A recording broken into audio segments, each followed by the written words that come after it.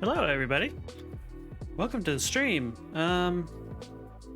We have a new chatting layout that I'm trying today, and new mic settings. I think this is the first stream with the boom arm that I bought, so I hope it sounds wonderful. As always, please let me know if there are any issues with the sound and or video. It is super snowy out here for Oregon, and specifically for the Portland area. We're out in the suburbs, so we, I think, got hit less than north and east of Portland, but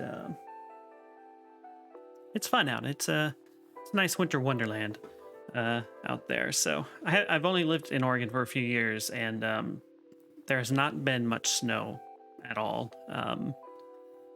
We have maybe a couple inches, if that, and I want to say that's the most I've seen out here to this point. It's entirely possible I'm forgetting because I'm very forgetful. But yeah, it's also like super icy, so I'm glad I'm not driving anywhere ever. So yeah, let's see, what do we got going on today? We're playing Tyranny. We are continuing with the Bastard's Wound expansion. We are in the midst of 2 quests for 2 faction leaders running the town of Bastard's Wound, and the quests seem to basically give you a chance to learn more about these faction leaders and their motivations and their peculiarities. We kind of finished one of them. We learned that the leader of the I don't know what you'd call the name of the faction, but basically the guy who forges stuff for Bastard's Wound, he is a very friendly, talkative guy, but we've kind of learned that he has a darker side to him, unsurprisingly.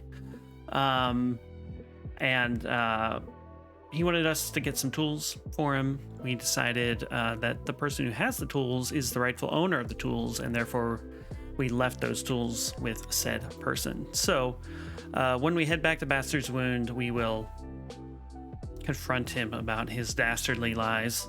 The other person we are doing a quest for is the Tidecaster Wagstaff, who just sent us to murder a person.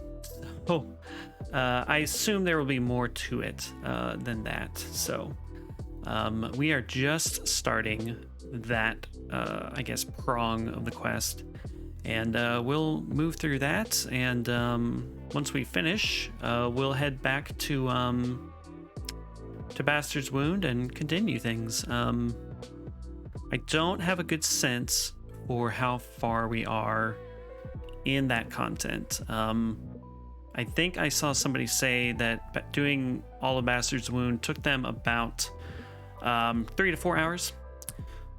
So obviously, while streaming it and reading the vast majority of text, that is taking longer, or is going to take us longer. So I don't know. We've probably played 3 or 4 hours at this point. So we'll see. We'll see how it goes.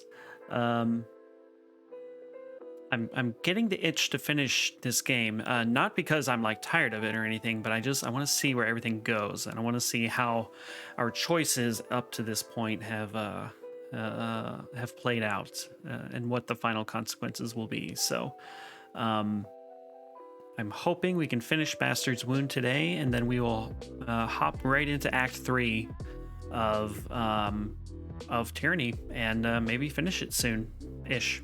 I mean, it might still be a couple weeks, with the frequency that I stream, but who knows?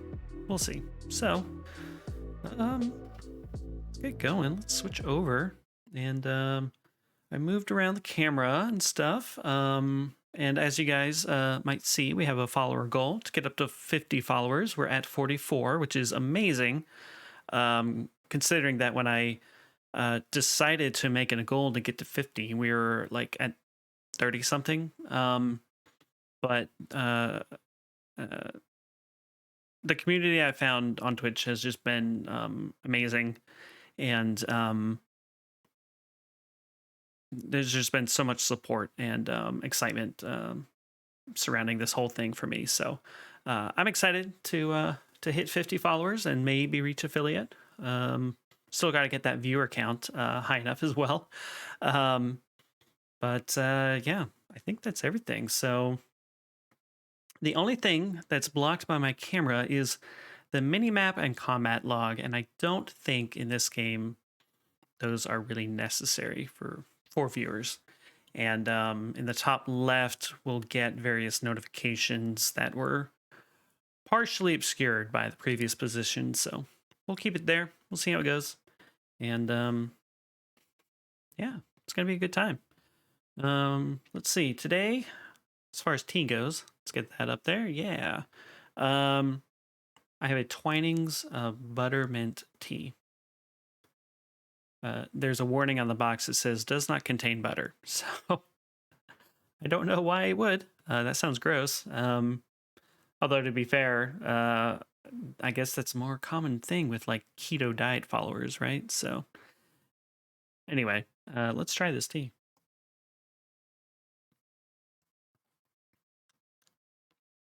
That's not bad. Very light flavor. I feel like that's like just what I needed right now. So, all right, cool. Let's play a goddamn video game, right? That's why we're all here. All right. So let's see. Let's review our journal here. Tie together. Den, hey man, welcome. We are just getting started, so you have not missed anything. So we are looking for Phoebe in the village of Phlogiston. Phoebe is the woman we've been sent to kill. So we're going to see how this all plays out. Dan, I don't know what you saw last time, but we were sent to get those tools for Jaspos, and we decided not to get them because it sounds like he's a damn dirty liar. And the person who had the tools, they are her tools. So we're going to see what Jaspos says when we return eventually and confront him about his lies. So that's how that leg of the quest turned out. So now we're looking for Phoebe, and I assume there will be a whole series of twists and turns to that quest. So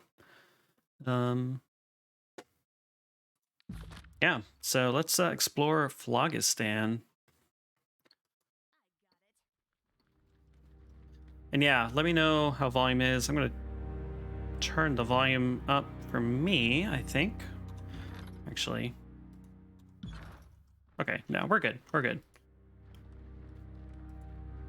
So Phlogiston, or Phlogiston, does not look like a pleasant place, I gotta say.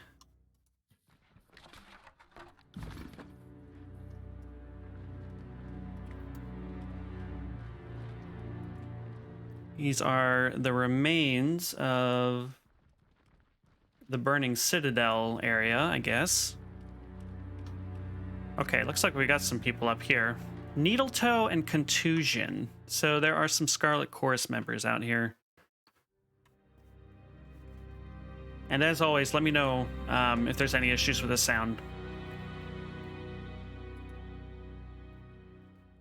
A short, shifty-eyed man puffs up his chest as you approach. Didn't expect to see many visitors out here. What do you need? He scratches a hairy mole on his neck. Know anything about the captured sages? I only know we're under orders to nab them and interrogate them. Crass Kalia is the only one who could tell you for sure why. Okay, so we're looking for someone named Crass Kalia. What's your role in the gang? Me? I'm the eyes and ears. Been pulling scout duty since we lost Shrill Tantrum to the Disfavored. I love these names. When I'm not watching over the gang, I'm watching over this one. He points to the woman standing near him. Contusion here is mine, so hands off. She's been a little odd since the injury, but she's still in there, mostly. I must be going, sir. You're making me uncomfortable. Speak to Contusion. A tall, wiry woman peers intently at a scrap of parchment in her hand, tracing the contours of an elaborate drawing with her finger. Like tree, but prettier. She giggles approvingly at its contents, scratching the area around a noticeable dent in her forehead. As you approach, she crumples up the drawing and stuffs it in her shirt. Are you friend? Yes, I'm an ally of the chorus. She grins and nods. Good, good. No need to kill you then. Not in mood for killing right now. What do you want? Well, what happened to your forehead?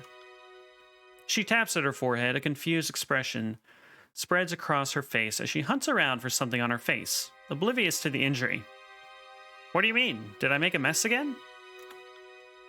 She hasn't any memory of the incident. I'm just lucky to still have her. What do you do in this gang, Contusion? Warrior, toughest of the crew.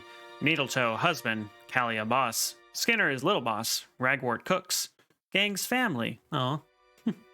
How long have you and Needletoe been together? What do you mean? Needle is mate for life. Is that long? Says we're together forever. Maybe someday we'll scrape, he says. Is that a sex thing? It sounds like a sex thing.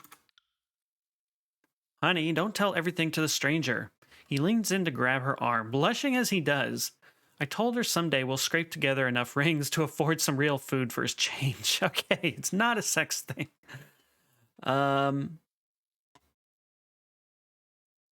Oh, scrape? Did you mean escape? Yeah, that's what he said. Oh, interesting. Very interesting. She's been off since the injury. I'm lucky I still have contusion, strangers and all.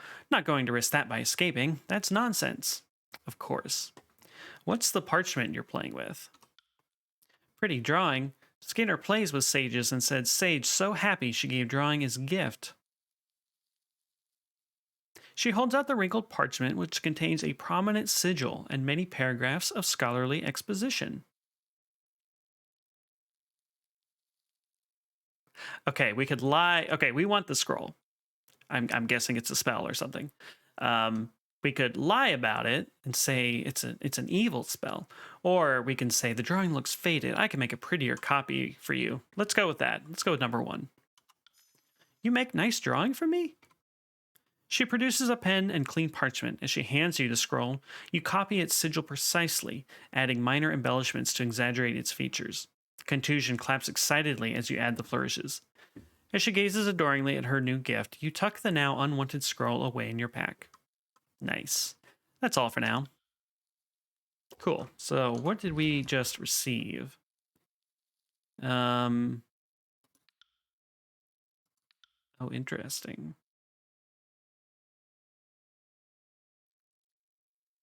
Did we actually receive something? Maybe it's this. Maybe it's this item here. Sigil of piercing accent. All right, let's it appears we need to do a little bit of inventory management here. Let's move this. Let's move this here. Okay. What's going on? There we go. Okay. Let's also move this here.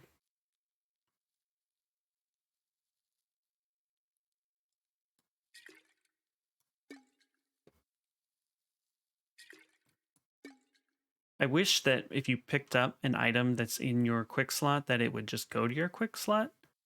But anyway. Okay, so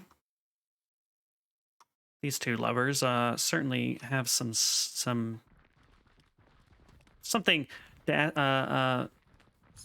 tricky going on. I can't think of words today, apparently.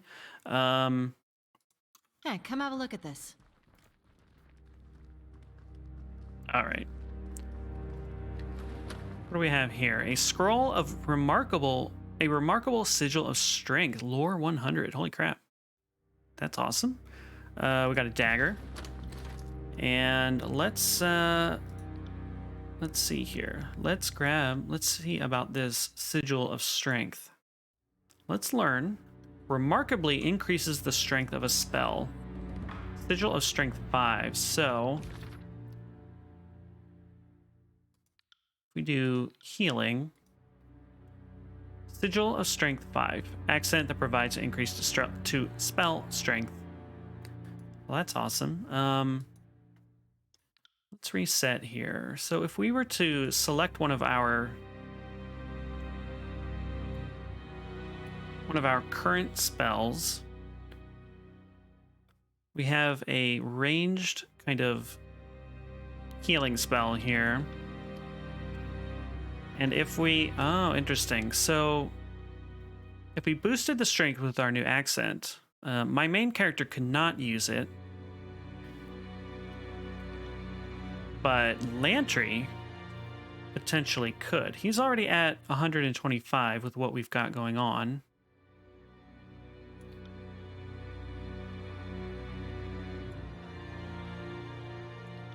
Let's maybe get rid of this one.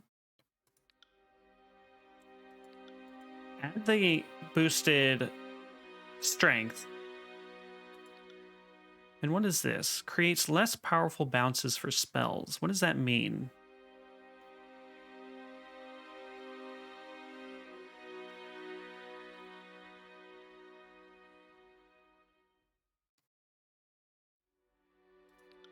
What did that do? That allied jump targets plus 10% health. Holy smokes. Man, if we could get Lantry up to 150 lore, this would be an insanely powerful spell for us. And this one would just be even more crazy. All right, we're going to reset that. We need to boost Lantry's lore, unfortunately, before we can do anything with that. But good to know we have that. Let's see about this one.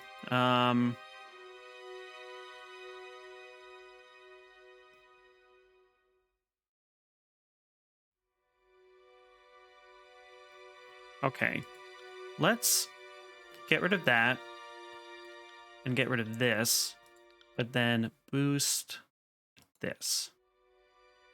And then we'll update that. And then for Lantry, let's see, it's at 90. So we'll just boost that to 130 and update that. Cool. Cool. I really like the magic system in this game. It's simple, but there's a lot of depth, and you can combine these effects in really interesting ways. And I've not delved into this as much as I probably would if I weren't on stream. But it's still really satisfying to unlock new spell effects and accents and stuff, and then see what you can put together with those new abilities. So yeah, I'm a big fan of this game's magic. I'm a big fan of this game in general. But all right, let's keep exploring and talking to people. Let's talk to Skinner over here. See what he has. Okay, I guess Ebb doesn't want to walk with the whole party. Come closer, chum. The soldier twirls his axe as he calls out to you. Let's have a good look at you. Well, fuck me sideways. It's the Fatebinder. We heard all about how you helped the chorus at Vendrian's Well. Narat will remember his allies when this is all over. So what brings you to this shit stain of a village? Who's in charge here? That would be Crass Callia. She's the one always looking like she's having a shittier time than everyone else. Look for the blood chanter on the rooftop north of here. No doubt she's contemplating whether or not our problems can be solved with, oh, I don't know, fire? Well, I'm here for a sage named Phoebe. You could be in luck. We've captured a few that were lurking in the area, but I didn't pay attention to their names. When you're trying to interrogate them, details like that feel so secondary. You should talk to the boss about them. Yeah. Move this a little bit so I'm not like hunched over. All right. Did you learn anything from the sages? Oh, plenty, but nothing in the slightest way believable. Press a blade to a disfavored neck and he'll stare at you like he was dropped as a baby. Do the same to a sage and she'll fucking talk for minutes before you realize it's all ballast hole spew. Nice. Anyway, the boss is being careful about this one. She's got her methods. He pats a row of short, sharp-edged knives along his belt. And I've got mine. She'll have need of them eventually. Okay. What's your role in the gang? Me? I'm the fun one. Kalia makes the decisions, but I get to enforce them. When things are quiet, I'm the hunt master, since none of these jolly idiots can discern deer spoor from dog shit. Nice. We could attack and say, this was only ever going to end one way. But we're going to leave peacefully. I'll be going now. I had this... So, I've tended to press the number button to select dialogue. One of these days, I'm going to select the wrong one and, accidentally attack and murder somebody, but not today. Let's quick save. So we need to speak with Crass Kalia about Phoebe, which we could have guessed.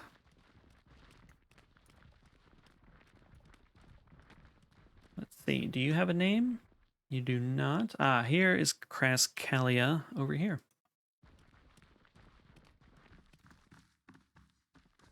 Looks like we have a few different prisoners. A sage apprentice. Phoebe. All right, well, we found her. And another sage apprentice. Got some loot over here, which we'll get to eventually. And Ragwort.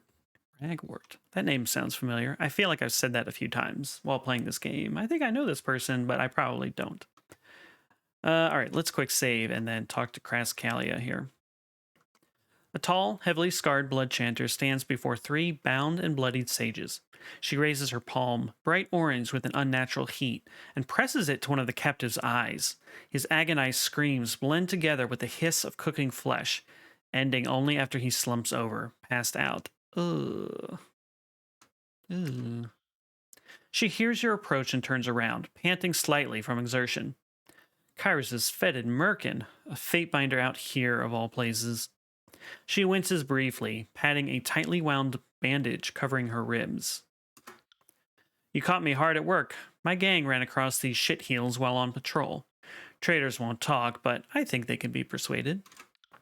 So what do you want? Well, how did you get that wound?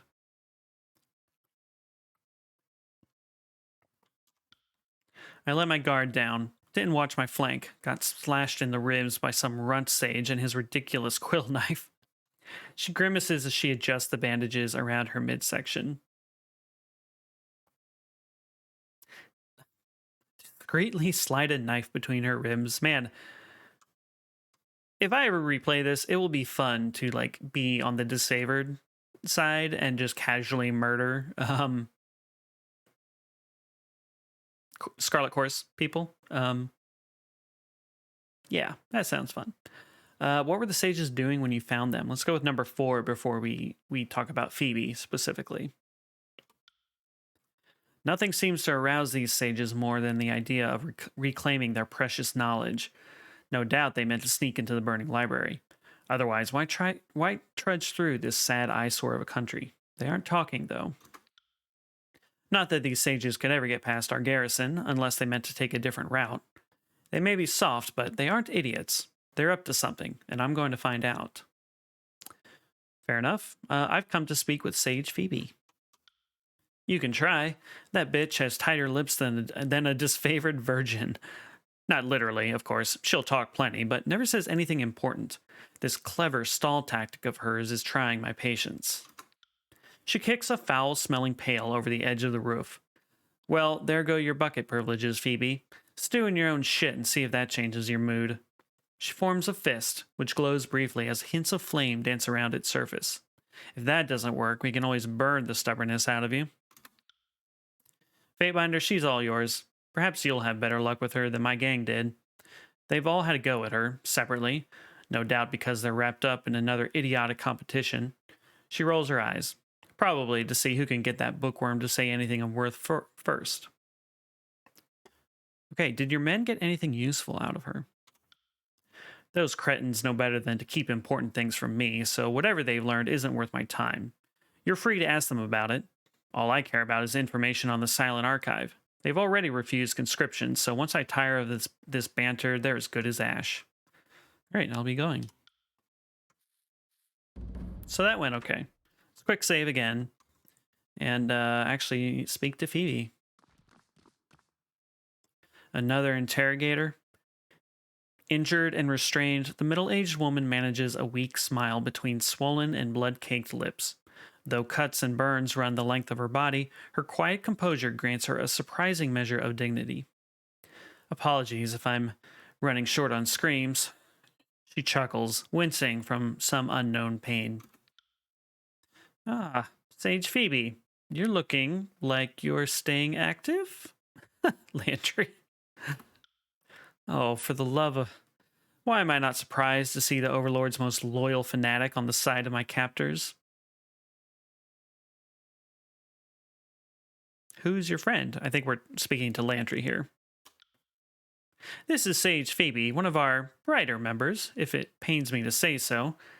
She's an expert in concealment magic, or at least should be an expert enough to not have been caught.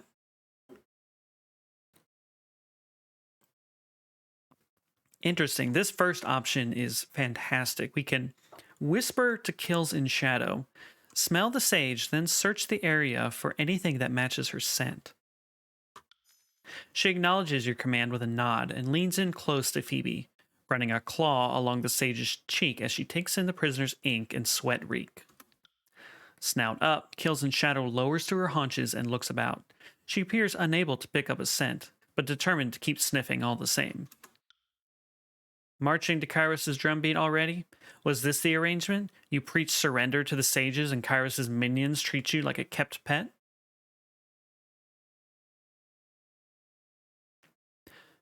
Okay. We can hit her. We can remain silent. We can focus on the task at hand, whatever that means. And reminder, we have been sent to kill her, although I would love to find a reason not to. And I guess number 4 is, again, speaking to Landry, saying, do you want to tell her Wagstaff wants her dead, or shall I? Let's go with number 4. If Wagstaff sent you... A bloody cough halts her attempt to speak firmly. Then there is little to discuss. Well, what's the story with you and Wagstaff? I figured even you Northerners know how the School of Ink and Quill and the Tidecasters hate each other. Wagstaff was the enemy. Then Kairos' minions showed up. Well, I want the details. Enlighten me, please. We were friends and rivals. Then just rivals. Did you come all this way to interrogate me about such gossip?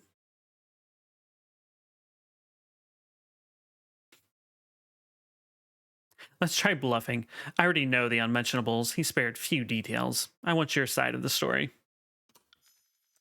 That loose-lipped, beast-running pig. Fucker couldn't hop on the flotilla with the rest of those briny cowards. Nice. Okay, I think that got a rise out of her. Yes, we had a relationship, as physically stimulating as it was mentally exhausting. It was a tryst that spanned decades. Our schools forbade any such pairing, and common sense did so as well, but the danger only made it more intoxicating. So what did you gain from your collaboration with Wagstaff? A plethora of volatile emotions and coitus-driven reconciliation, if you'll pardon my candor. She shakes her head, wincing in pain. It is a bit strange to recall such things while festooned with bruises. Again, pardon the candor.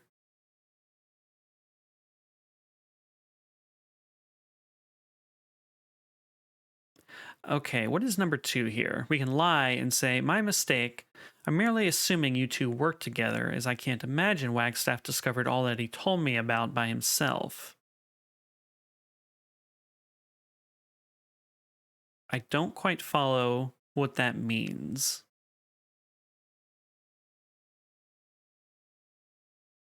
Are we referring to the magic that Wagstaff used to purify the water in Bastard's Wound? I'm not 100% sure.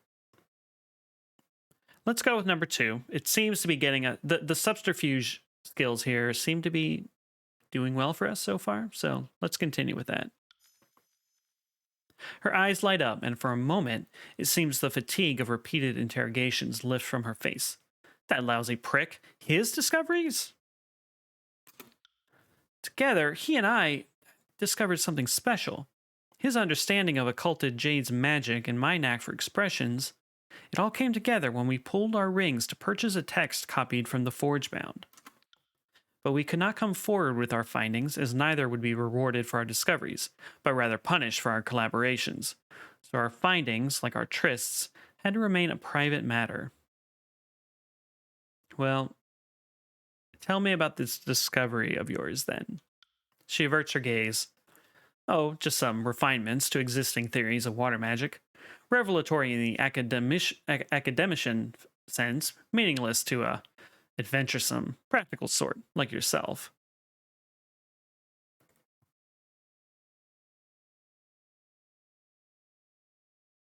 Okay, I feel like I'm ignoring the strike her options here. If I continued with the subterfuge option, number 3, it says Wagstaff already spoke of your research, so there's no point in lying about your findings. That feels like a stretch, because she's gonna test us. This is my guess, but she'll test us somehow to determine if we actually know what we're talking about. We certainly don't. So I'm gonna go with number 2. So did you stumble upon some undiscovered accent or some new arcane power? I assure you, such matters are not beneath me.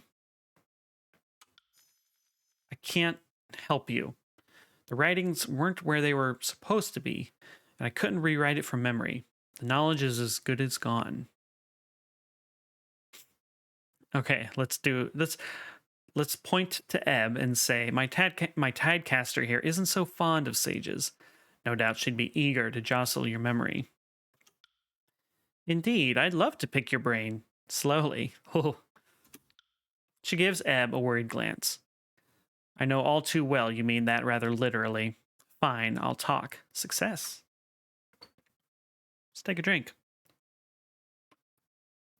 I wish there was more music or background, something in this conversation.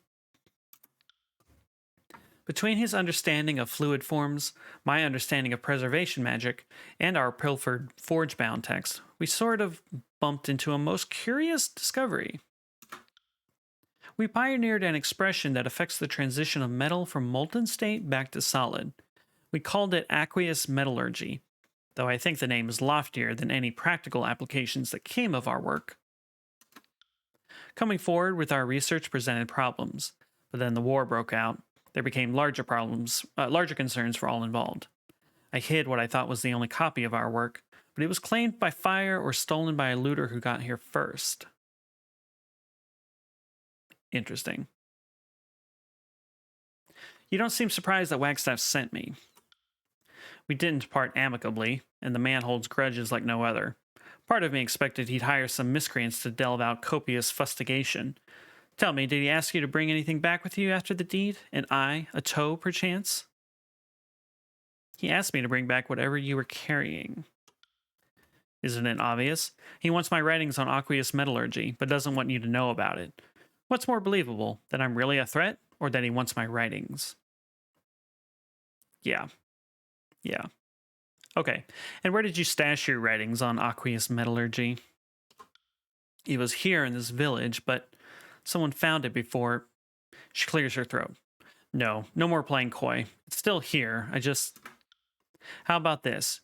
If you kill my captors and swear by Kairos that I walk out of here alive, I'll tell you where it's hidden.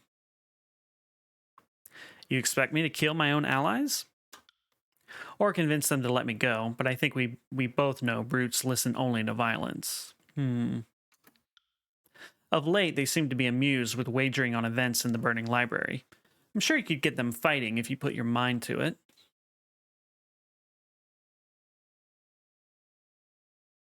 I don't want to kill the Scarlet Chorus people. They're my faction, for better or worse. Okay. I'll see if I can sow some discord. Swear by Kairos that I shall leave this place alive, or you will have naught but silence from me. Yeah, we're going to go with number 2 here. You're in no position to make demands. I'll help you. You help me. End of story. Then we are done. She lowers her head and falls silent. All right, well, I don't know if we screwed ourselves over there, but we'll go with I'll come back later. I might be a corpse by the time you get back, but I'll be here. Okay, so we spoke with Phoebe, and I'm assuming... Maybe not. I was assuming we'd have a new quest objective here.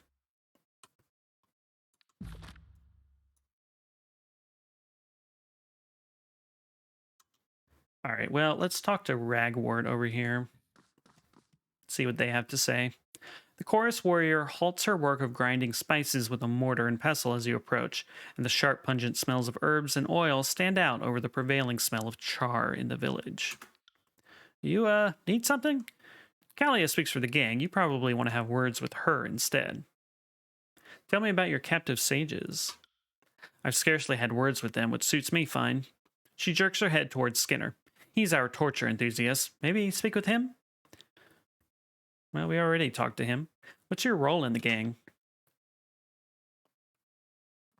Me? I just do what Kalia says and try not to get in the way. Since most of these louts can't smell over their own stink, the honor of cooking falls to me. She wipes her nose across her arm before returning to the work of grinding her mortar and pestle. I can't complain. It insulates me from abuse. Even Skinner knows better than to mistreat the person who's preparing her food. Alright, I must be going. Alright, let's grab some stuff. Light leather boots. Is this an upgrade for you? Not in the slightest. Alright, Crass Kalia, what do you have to say now? She stifles her usual grimace as you approach. Fatebinder.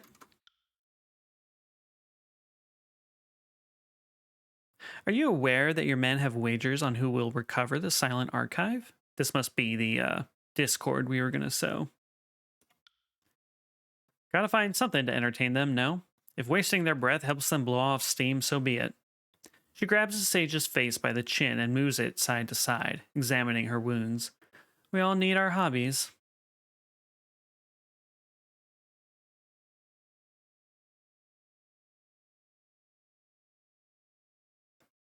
Okay, we can lie, or we can bluff. You're fortunate. I'll overlook the infraction this time. Don't expect a second reprieve. Alright, yeah, let's go with that one.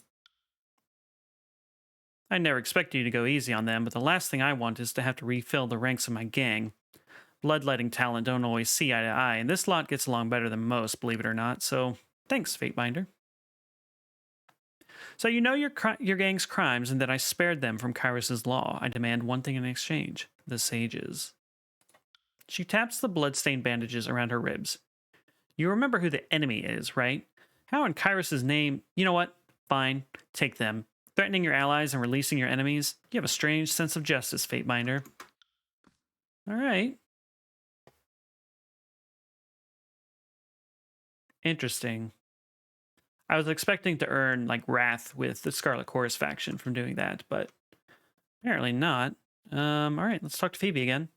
The prisoner's face turns pale as you approach. You again. I've decided not to kill you. Then you're going to help me? She visibly relaxes, loosening her rigid posture.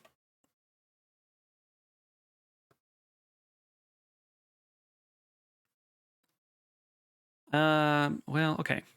What are our options here? I didn't say that, just that I won't kill you. I'll free you if you give me your writings.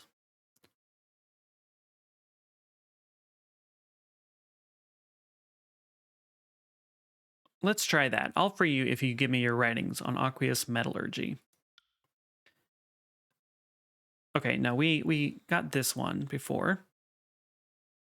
You expect me to kill my own allies or convince them to let me go? I'll see if I can sow some discord. We did that. Let's try number 2 again. We might just go through this entire conversation again if it doesn't work, but then we're done. So we have to swear. We have to swear for her to help us. All right, I've decided not to kill you. I'll free you. You expect me to kill my own allies? I'll see if I can sow some discord. I swear by Kairos, you will leave this place alive. Thank you for seeing reason. I'll be here when you're done. Okay. We confronted the chorus about the gambling, and now let's get back to her. Let's see. I need to ask you some questions first.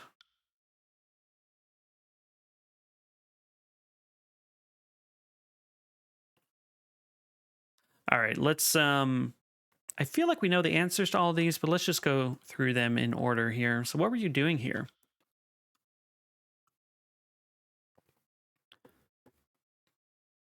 Foraging, trying to find food to survive. Ever since the Edict of Fire, I've been homeless and nomadic, yet I can't bring myself to wander too far from the burning library. It still feels like the center of Terratus to me. But why did you come to this ruined village specifically? I mean, we know why, but... When you warned us of the Edict of Fire, many of my peers grabbed whatever they could carry and fled the Vellum Citadel.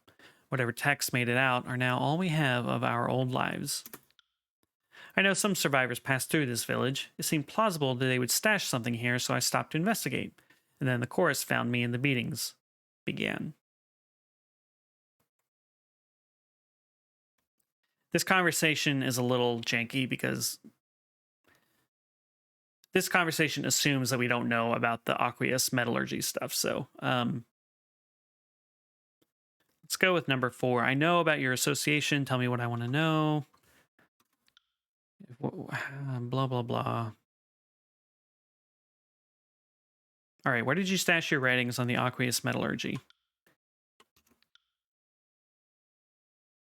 Uh-oh, I think I might have...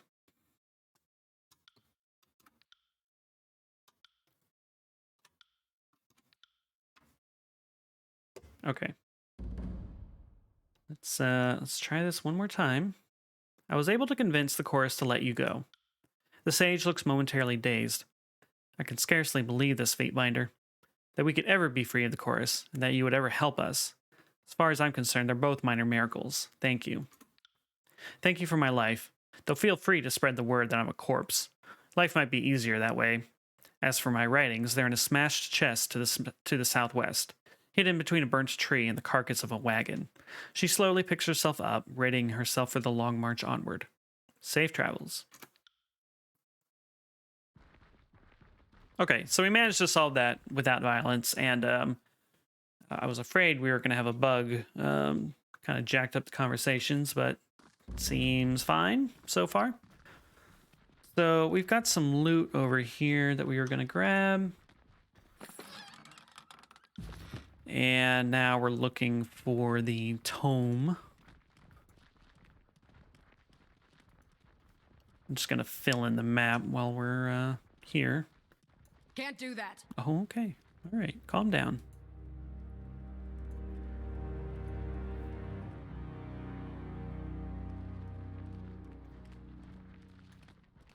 Here we go. I think that looks promising. Tome of Aqueous Metallurgy. This book contains an extensive amount of information regarding how to mix Forgebound and Tidecaster magic together in beneficial ways. All right. We did it. All right, we're heading back to Bastard's Wound. This quest was shorter than the previous one. No complaints here. So, back to Bastard's Wound, and specifically, let's see here. Just the wound. Just the wound. And I think we can tell from this map that we've got 3 more zones to find of Bastard's Wound. We found 3. So far, Bastard's Wound itself is the largest, but see how it goes. It'll take you 3 days, 14 hours to complete your journey from Phlogiston to Bastard's Wound. I think I would like to rest and get the buffs from that. So let's do that.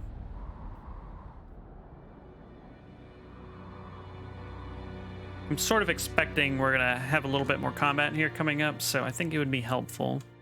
And we can probably grab any items we researched along the way.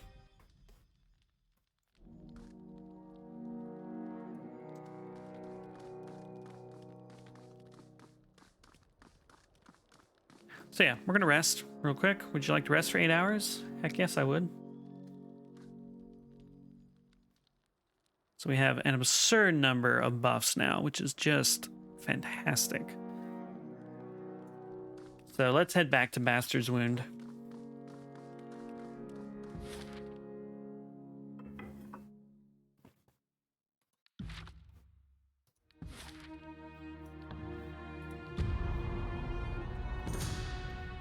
Okay. Clouds hang low over the tiers, disgorging a deluge of rain, thunder shaking your bones as lightning arcs across the sky. You press on with your journey with the awareness that weather like this often complicates travel. The road ahead terminates at the next river, which runs fat with rainwater. You see a few wooden posts leaning in the mud, the remnants of the bridge that once spanned this gully. The bulk of the bridge is nowhere to be seen. We can try to ford the water. We can try to fire a rope across the water. We can try to swim across. We can attempt to freeze the water, or we can find another route.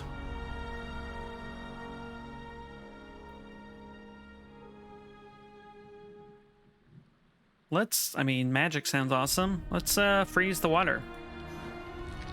The droplets on your hands harden into tiny crystals as your fingers twist into the mystic gestures of frost. The bluish glow of arcane energy builds around you, and you weave it with sweeping movements into the sigil of a long-dead archon. With an open palm, you channel the magic before you and into the flood, and the water immediately rewards you by slowing and solidifying into a span of solid ice that arches to the far shore. Though the path is slick, you take it carefully and cross without difficulty, the mystic forces you called upon easing the way and clinging to your being. Sweet. Arcane Infused. Plus 30 magic defense. Launches an AoE ability when the target is crit. Launches an AoE ability when the target is crit. That sentence does not make sense to me, but it sounds like a good thing, so it's fine. It's all fine.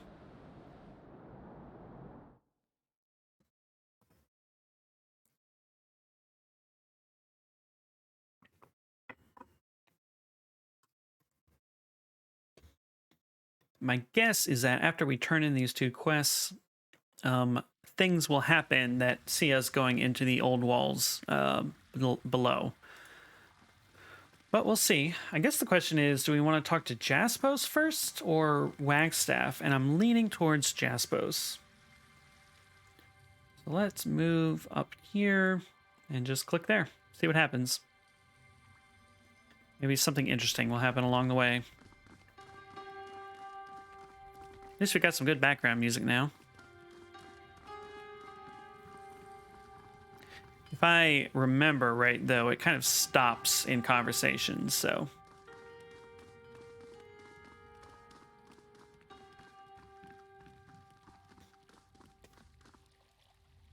All right, let's quick save before this, because this is going to be a tense conversation, I think. Ah, Fatebinder, you've returned. Okay, so we were here to talk about the tools, but we can actually give him this tome instead of giving it to Wagstaff, which is fun. I'm not going to do that, but all right. I've decided not to take back your tools. His smile vanishes and is quickly replaced with a mask of carefully suppressed rage. Fatebinder, that news is beyond displeasing to me. I thought the tools made for a modest request. I don't see a way for us to forge on ahead. He slams his sledgehammer into a nearby rock, pulverizing it beyond any use. If you'll excuse me, Fatebinder, the settlers have needs I must attend to. Interesting. Not happy. I was hoping we could confront him about kind of the lies he told us, but I guess not. All right, well, let's walk all the way down here. Let me move back up to the party. I forget I can actually click on the mini map to fast forward.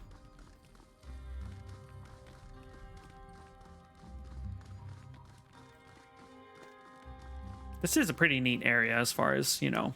Oh, Fatebinder, a moment, if you will. Okay. Fatebinder. The former nobleman hops on his good leg to face you. If you have a moment, I'd like to discuss a potential problem in the wound. Oh, right. More quests. What did you want to speak with me about? Seeing as you're already helping our leaders with their petty disputes. Did I say disputes? I meant their concerns for the wound. He clears his throat. There's little to do to stave off boredom when you're trapped in this crack in the world. Tensions run high, and unless you blow off steam by betting or beating your neighbors, you need alternatives. He hesitates, cringing as he continues. So, it shouldn't come as a surprise that many of our own will wager their rings for fun. You're gambling? Yes, not that I want a chance of Fatebinder's ire for my troubles. He flinches a little. One wager has grown into a kind of tradition for us. Betting on which of our beastmen might fall to the bane while on patrol. Our woundkin send hunting parties into the old walls to lure the bane away from the settlement. They're good, but death wins every wager in the end. Scribe Mel manages the bets and tells everyone the odds, but I think he's cheating. The results haven't made much sense lately, and people are starting to grumble. How do you cheat at that kind of thing?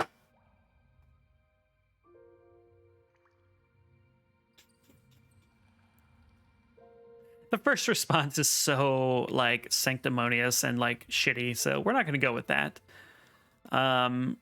Let's just ask a question. How do you know Mel is cheating? Too much good fortune is how. We place our safest bets on the strongest beastmen, and of late they've been falling more often than the weak. Only Mel stands to profit from that. It would be unbelievably shitty if the method of cheating is, I don't know, poison certain beastmen? Ugh. The odds Mel sets look right enough, but maybe that sage is being crafty in a way I can't understand. Something just doesn't feel right. Are other settlers complaining about this? Some of us have talked about it, yes. I suppose you can say I'm one of the devoted. His cheeks flush a mottled crimson, but Rostrum banishes his shame away with a shrug. And why not? There aren't many thrills to be had for me otherwise. I'm putting the remnants of the Rostrum fortune to use. I mentioned my suspicions to both Jaspos and Wagstaff, but they're too fixated on one another to pay this any mind. So I've no one else to grumble to other than myself. Does Mel set the odds himself? No, not Mel. Have you seen our disfavored guest, Telesophia? She's the one strung up like a decoration in the middle of the settlement. I don't know what that means. He begins a hearty chuckle, but grimaces in pain from the exertion. Not exactly tolerant for beastmen, that one, but she knows how to size them up. Mel got the idea to use her insight, so she more or less sets the odds. You'd have to get the details from her, though. Okay, we will. I'll talk to Mel about this. My thanks, Fatebinder. I just wanted to bring this to your attention. Maybe this is all nothing, but my gut says otherwise. Kind of an interesting quest. Before we do that, though, let's go talk to Wagstaff over here. Wagstaff is such a funny name. Dumb fantasy stuff. And when I say dumb fantasy stuff, I mean that in a positive manner, to be clear. The old man regards you as you approach. Fatebinder, what else do you want of me? I have news regarding Phoebe. You have? Well, out with it then. What happened? Here's the tome of aqueous metallurgy you were really after. You found it. Excellent. Wagstaff snatches the tome with eager hands. I feared this knowledge was lost for all time. Thank you. I assume that the deed is done. I trust Phoebe is no more. So you don't deny it's the research notes you wanted all along. Come on, Wagstaff. You don't have to falsify pretenses to get me on board with killing sages. The Tidecaster averts his gaze with a huff. Considering you spared us trespassers, there were decent odds you'd spare Phoebe. I figured she'd hand you her writings to purchase her freedom, so if you did get all merciful on me, I'd at least end up with the lore I need to protect my fellows. Don't want to get rid of that lore. So, just what did you do with Phoebe? She's dead, as requested. Let's go with that. The old man nods slowly, closing his eyes in thought as he lets out a long sigh. Then it is done. Thank you. Fatebinder, I thought your arrival would lead us to ruin, but instead you have blessed us with your service. You have my thanks. The bastard's wound presents all sorts of threats. The bane, sparse vegetation, the toxic water. Perhaps the oddest threat came from within. Reef Talon, former alpha of sorts to our tribe, became wild and uncontrolled. She started to exhibit healing powers, so it seemed. We know all this, but this is the first time we're hearing about it again on this stream, so it's good to get a reminder. She could heal the outward symptoms of injuries, but those she treated became sleepless, doomed to waste away. Reef Talon is gone. She fled into the old walls, but in her lies an answer to our woes. Her mystically charged blood will allow me to make purifying reagents for decades, probably longer. Putting her down would also prevent her healing others and making more sleepless. To put it bluntly, kill her, bring back her corpse, and you'll have solved our water and sleepless problems in one slice. This guy is ruthless. What are our options here? Just, I'll take care of it. We can ask, is it necessary to kill her? You want to use her blood for a purifying agent, but you mentioned her healing power corrupted people. Are you sure this will work? That is kind of my question. If you want me to hunt your strongest beastmen, you need to offer me something. Why can't you just make more of the agent you've always been making? Let's go with, number 3. Are you sure this will work? Confident, but not certain. You raise a valid concern, but I have used Reef Talon's blood in the earliest iterations of my purification agent. If her blood was problematic, we'd have found that out already the hard way. Is killing her really necessary? No, but I doubt nasty words and harsh glares will browbeat her into surrender. Ooh. Why can't you just make more of the purifying agent you've always been making? A losing proposition. The beastmen that guard us would need to be bled, eventually slaughtered. This can be solved by harming one life now instead of many later. Yikes. Yikes. I'll think about it.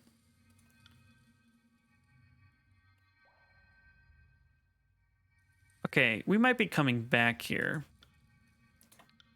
But let's do this gambling side quest.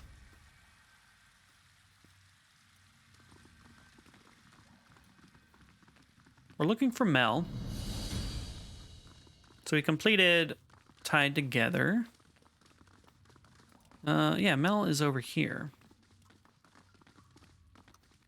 All right, let's quick save again and talk to Mel about these suspicious gambling outcomes. Fatebinder, you've returned. It seems Jaspos is rather furious with you at the moment. Not sure exactly what you did to enrage him, but be advised. Is there anything I can help you with? I want to know about the gambling ring you're running. Excuse me. I see nothing escapes your notice, Fatebinder. I'd characterize my participation more as facilitating than running, but the distinction may be irrelevant in Kairos' eyes. He clears his throat. Gambling is more of a public service. We have little enough to occupy our time here. He smooths the plume of a quill and watches you expectantly. So, we have another option to lie about the fact that Kairos' law expressly forbids gambling. It's really a little odd to me that they give this option. Like, I don't know. It seems like such a preachy, religious kind of path to go down. I don't know if I'm reading too much into that, but it just stands out to me. I guess I know there are still people out in the world today who actually think gambling is immoral, but I don't know very many of those people. So I don't know. It's kind of a weird invisible thing to me. Anyway, how did you get to be the bookmaker? I was sharing drinks with some of the woundkin handlers, those who prepare hunting parties before departure and see to the beastman's needs and injuries upon return. Our conversation took a grim turn towards which of the beastmen would survive and which would fall to the bane. Idle chatter quickly devolved into wagers. Before I knew it, everyone was thrusting rings into my hands. I had no desire to flaunt Kyrus's laws, but most of us have placed bets at one point or another. Rings aren't worth nearly as much here as they are on the surface. Betting with them is just a step beyond using polished stones. Well, FYI, buddy, Rostrum Lenk seems convinced that you're cheating everyone of their rings. Rostrum? I had a string of bad luck, so it could be his angst manifested as suspicion. He pauses to think, brow furrowed. Telesofia apprises the woundkin, and I translate those impressions into the odds. Most of her expertise mirrors common sense. Bigger beast women are, after all, actually stronger and more resilient than smaller hunters. Ask her about it if you'd like.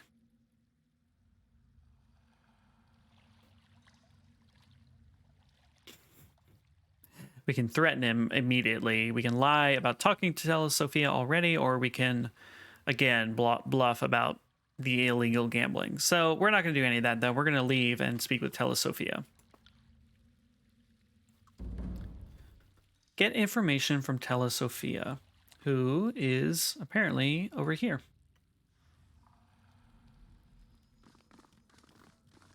Let's follow the party, see how things are going. I guess we know how things are going, but...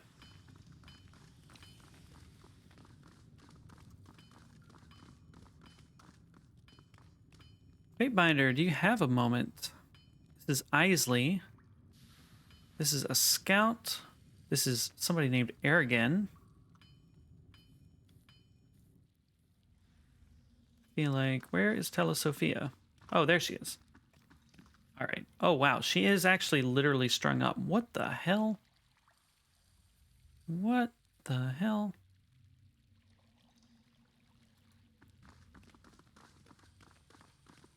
Okay.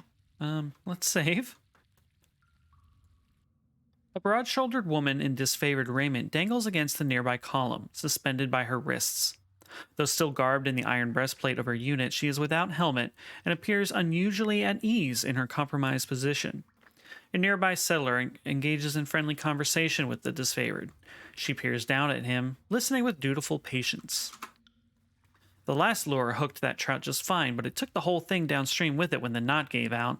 I wrapped the line several times, just like you said. You aren't fibbing me, are you, Sophia? Okay, let's remain silent.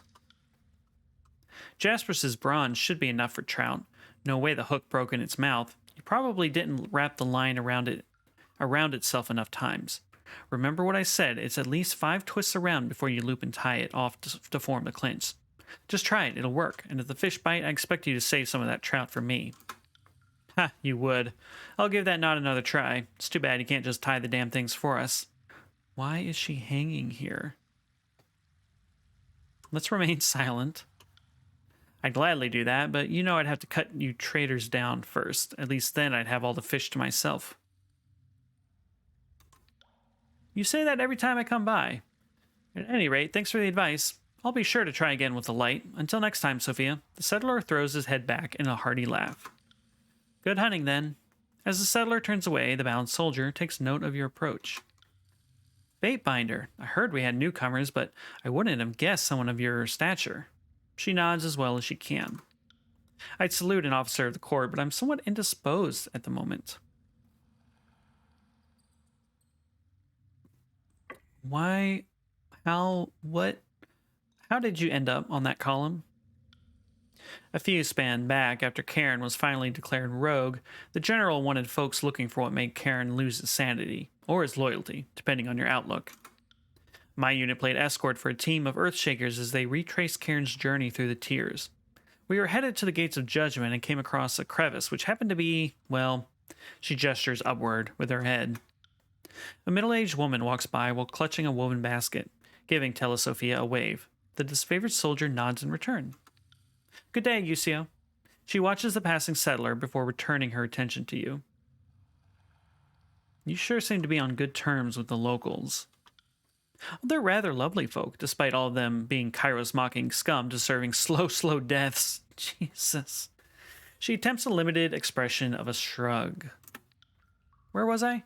We paused to investigate, only to find this nest, this hive. Trespassers living with beasts as equals, all of it an abomination. There was no choice but to put them to the sword. We fought well, but our advance fell apart when that coward Argan threw up his arms and surrendered. He broke ranks and left us exposed. If I hadn't been knocked senseless, I would have executed him myself. Woke up, hoisted up on this wall, and I've been here ever since. How are you still alive? Graven Ash protects. The General's Aegis can sustain us through far more trying circumstances. She maneuvers her shoulders in a dim approximation of a salute. My wrists are mangled, and I've been tired and hungry for longer than I can remember, but I'm far from death's door. Settlers feed me just enough to keep going. She glances down at her dirt-encrusted armor. I'm sure I smell worse than a beastman dung heap, though. So why don't the settlers just execute you? They have, in a sense. The beast woman leader of the local pack ordered that I be strung up until dead. Guess she didn't understand Ash's Aegis, so who's laughing now? Nobody wants to anger the resident Bane hunters, so the beasts must have their way. I've had plenty of time to get acquainted with the locals while I perish. It's almost a pity they're all doomed under Kairos. So just as a reminder, the leader of the disfavored faction, his whole magic deal is that he can just keep his soldiers alive from seemingly any distance, I guess. And so this woman is being sustained by that magic, and is why she hasn't died. This is a very interesting examination of, this somewhat random world building here, and giving you a sort of practical example of it, which I like. This is well done. This is well done. I'm looking for information you may have. She glances downward and contemplates quietly before speaking up. Information is the one thing I can offer while trapped here. I'm sure you're looking for something important. I'm looking to do something important. If you can help me right an injustice, I'll tell you whatever you want to know. And what injustice is that? You might have noticed an Earthshaker wandering about this place. That's Argan, and he betrayed my unit the same way Cairn turned from his allies. The coward surrendered the moment blades were drawn. Now he spends his day cavorting with Jaspos, lost in mystic foreplay with that fool who ought to be forging proper war iron, not polishing rocks. Cairn's rogue disciples were to be destroyed, yet I've no way to satisfy that order, short of strangling him with my legs. So I'm asking you for help. Give him the justice he deserves. Then I'll tell you whatever you want to know. How do I know you actually have what I'm seeking? I might as well be an ornament atop this column. People either ignore me and whisper their secrets right under my nose, or share them with me when they're missing a friendly ear. You'd be surprised how normal my presence here is considered. I know everything going on down here, whether I like it or not. I'll think about it. I've got all the time and the tears, Fatebinder. Think about it as long as you want. Her lips curl upward to form a crooked smile. All right, well, I must be going. Let's talk to Argan before we decide anything. And I think we have another side quest we can pick up here as well. A man clad in the frayed remnants of his Earthshaker uniform focuses intently upon dark stones held in cupped hands. His eyes move from one piece to the next. He hears your footsteps and shifts his gaze to meet yours.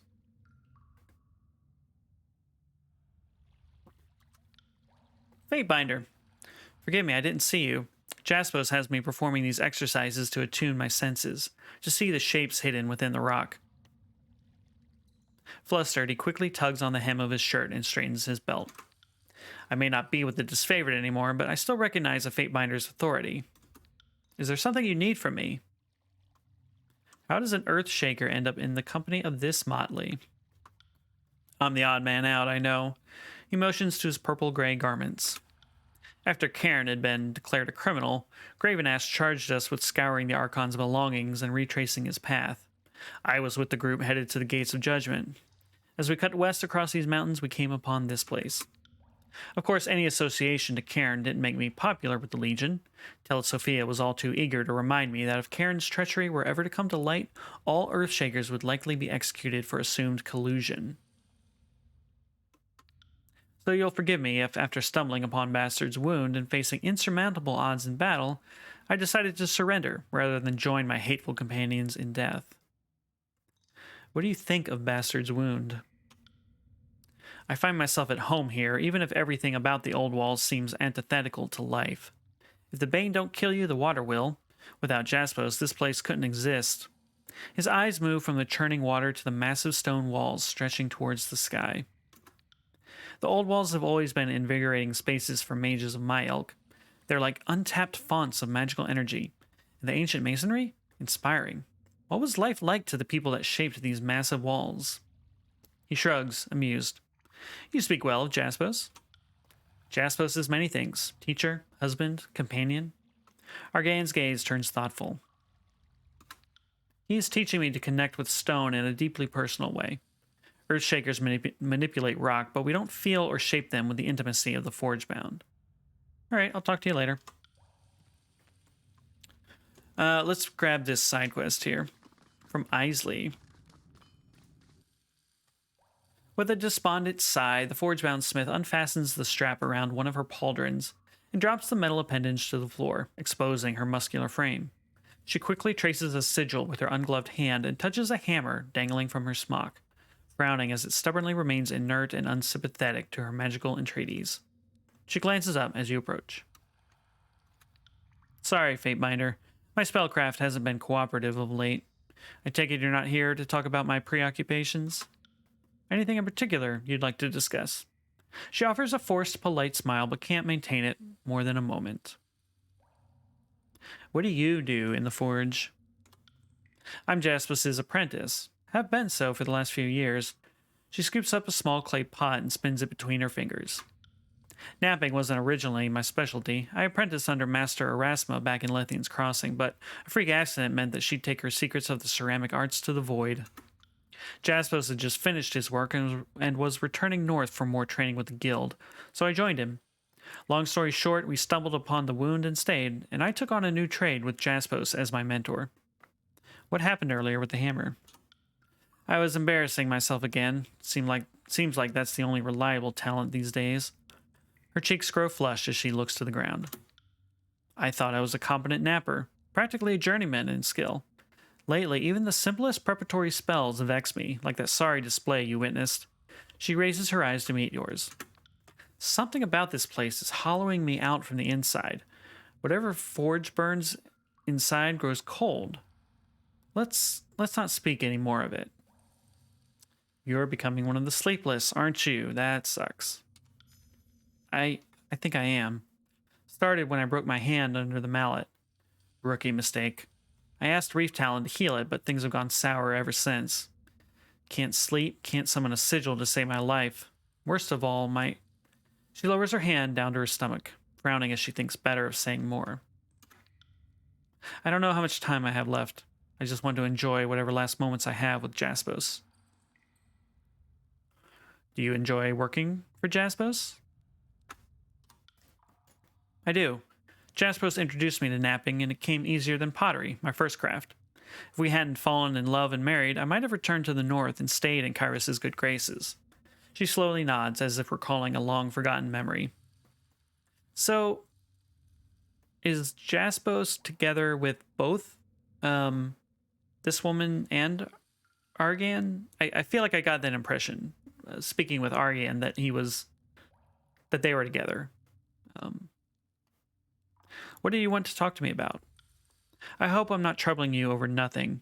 Insipid moniker is Wagstaff's prime lackey, or apprentice, depending on your perspective. She's been heading into the old walls in the dead of night. Every night. I would have dismissed it if not for the fact that she's taken woundkin with her on occasion, none of which have returned. That's interesting. How did you discover this? I've been really into my work lately, lost in the chisel, I guess, and finding myself up when most of the wound is asleep. Not every task needs a workbench, so I take my chert, I take my grit, I go for a stroll. I see insipid moniker. If it were just one night I see her do this, but alright, I'll look into it. I realize how nosy this makes me sound, but I notice she's pretty habitual about her jaunts. Maybe wait until the proper hour, or she'll see you and you'll scare her away. Assuming she has something to hide. Alright.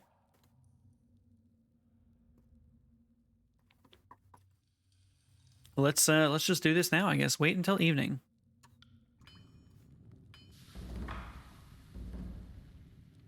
So we need to follow insipid moniker,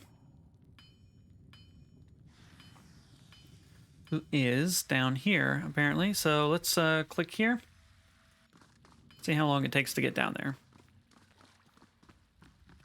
Again, we've been told that there's sunlight shining down in this area, but it's apparently night and I haven't noticed any difference in the lighting. All right, let's quick save. Okay, cutscene.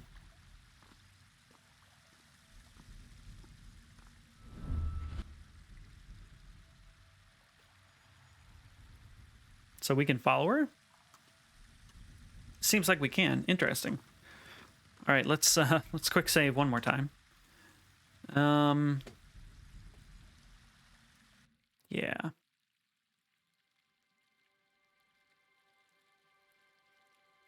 We haven't had much combat lately, so this could be interesting.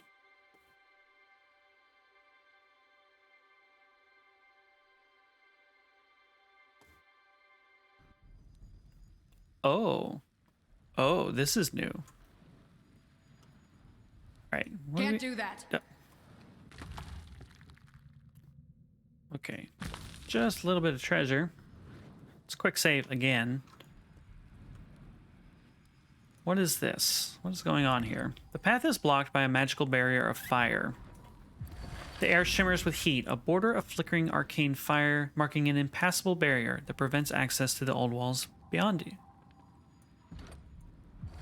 Yeah, to the old walls beyond. Okay, so all we can do is return to Isley, which is anticlimactic, I suppose.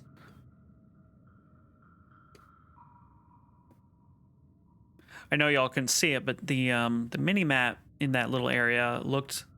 It seemed to imply that that was quite a large zone that we were just... that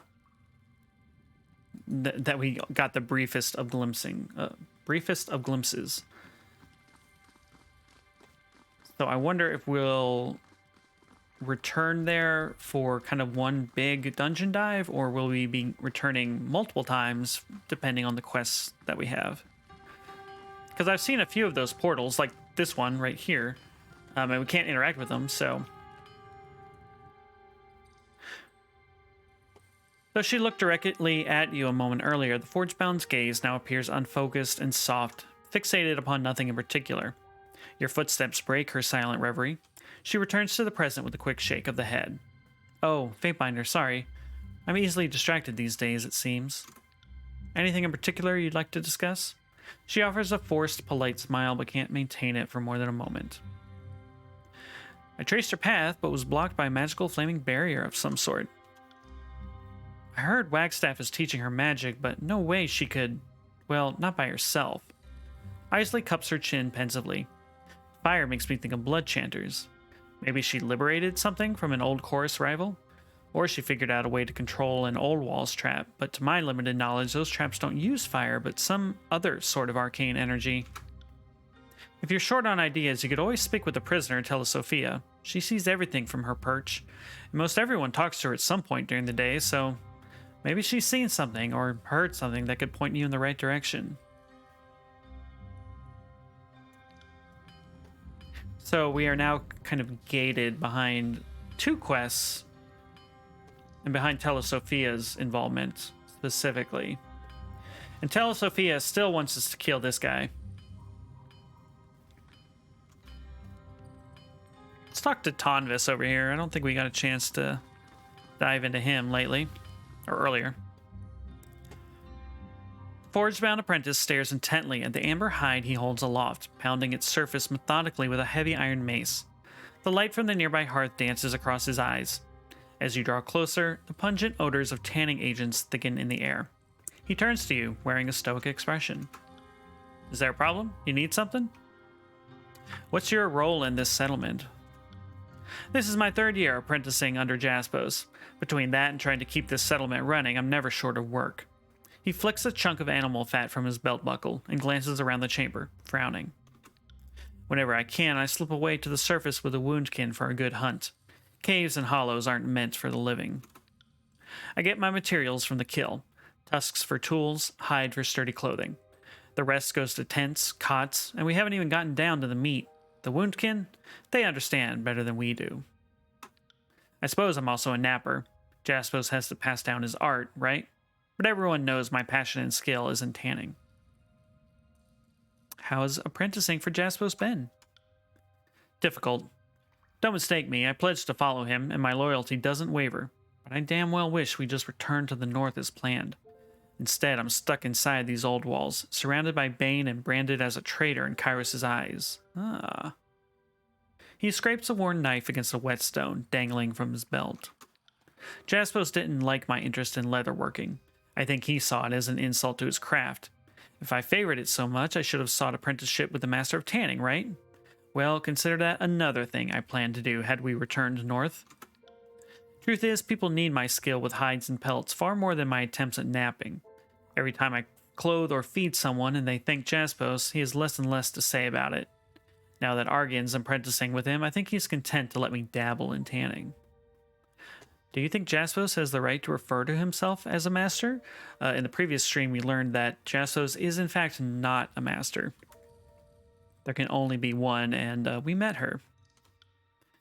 That's none of my business. Titles aren't worth a damn. Real forge-bound let their hands and their creations speak for them. I learn a lot from Jaspos, and that only makes me a better napper and tanner. If that means I'm doing my part to keep this settlement standing, I'll be satisfied. Alright, I'll talk to you later.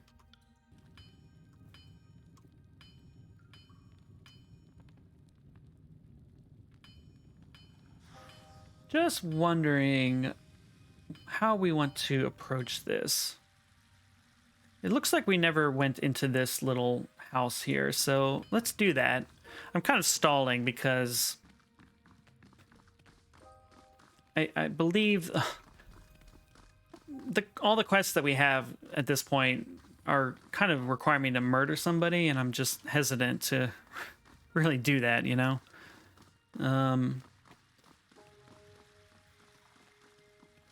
Like, oh, interesting. Okay. What is this? Drowsy drop.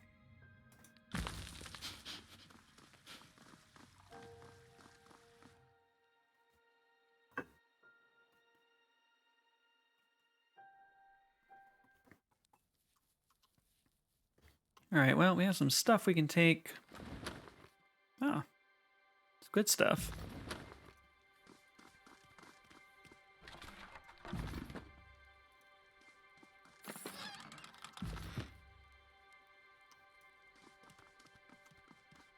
Is there anybody we can talk to? Just denizens, I guess. Okay, they don't actually have anything to say at the moment.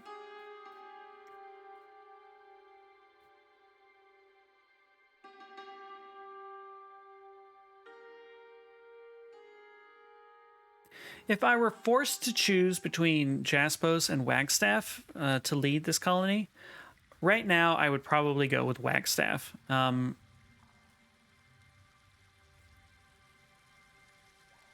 They both lied to us.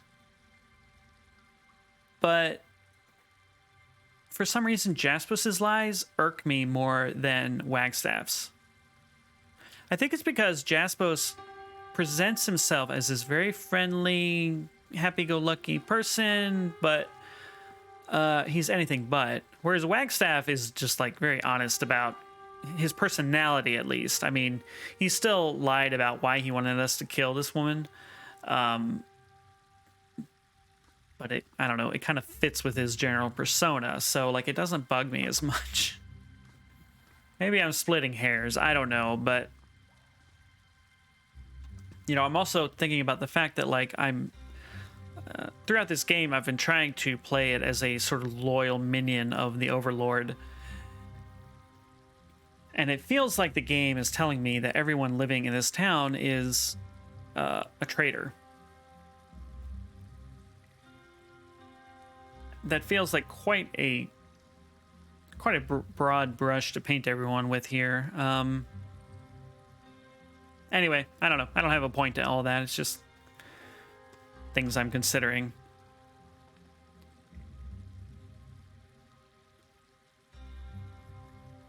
What did Wagstaff want us to do?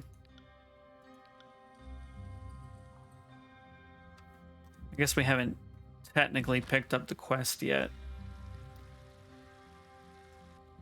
All right, let's head back over here. What I'm gonna do is quick save, talk to Mel, and bluff that we talked to Sophia and got the information we need. And depending on the result of that, we'll either continue or I'll just load the quick save and try something else. So, quick save is complete, and let's talk to Mel. Okay. Oh.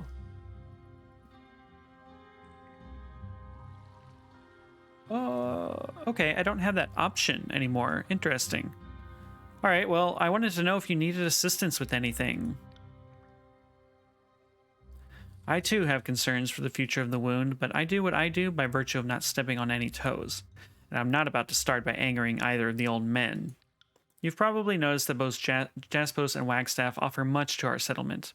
And you've likely noticed, while they both want the bastard's wound to prosper, they're long past working together toward that prosperity. There's another way the wound could succeed, if you're interested. What do you have in mind? Nobody likes to admit it, but this place ran best when Reef Talon was in charge. I know, you're probably thinking this place needs a leader, not a prima. But Jaspos and Wagstaff are going to get most or all of us killed eventually.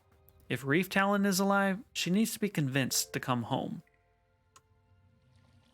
Reef Talon created the Sleepless, right? Why would you want her back?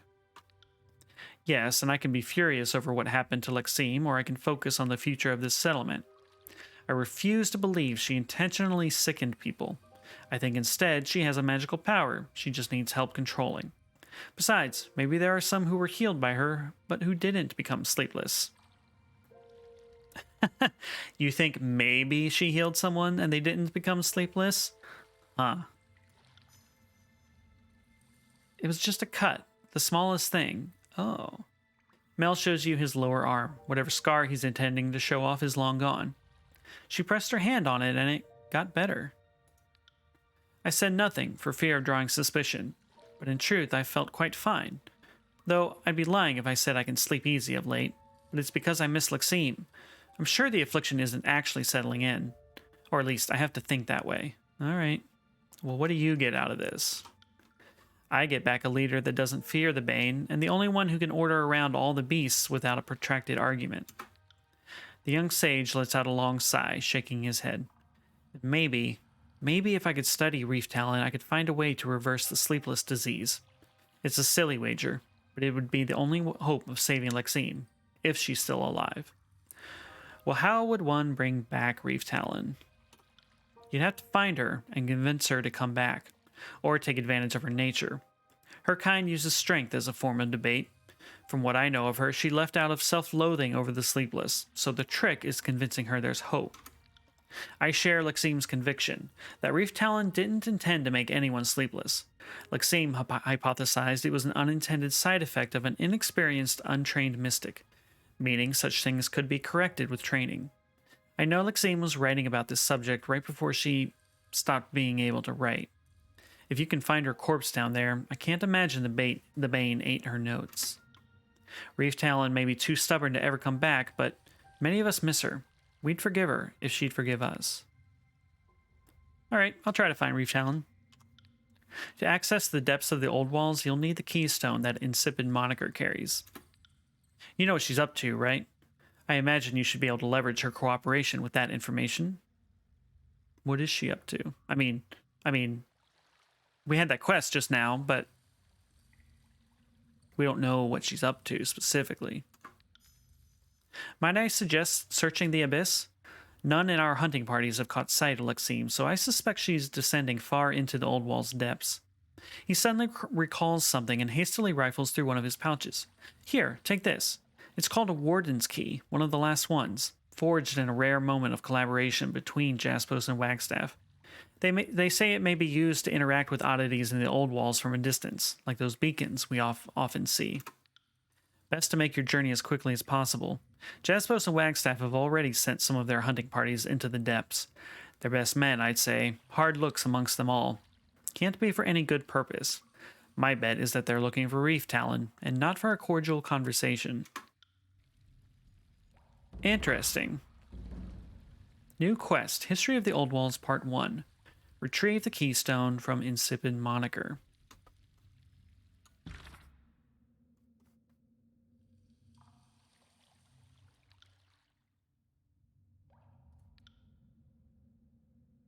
Okay.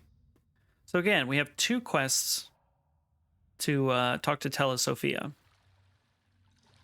Telesofia wants us to kill Argaean, or whatever his name was, which we are continuing to delay if possible. And Wagstaff wanted us to kill somebody, and I've forgotten who, but we were hesitant to do that as well. So let's...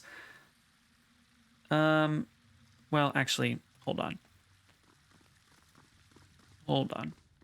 We got a key, right? Warden's keys are used by the denizens and beastmen of Bastard's Wound to make traveling through the old walls easier. They allow the holder to use beacons and switches from a distance. Okay. I mean, maybe we can go through that portal again and do something that we missed before. Let's try it, I guess. Let's quick save one more time. And head on down.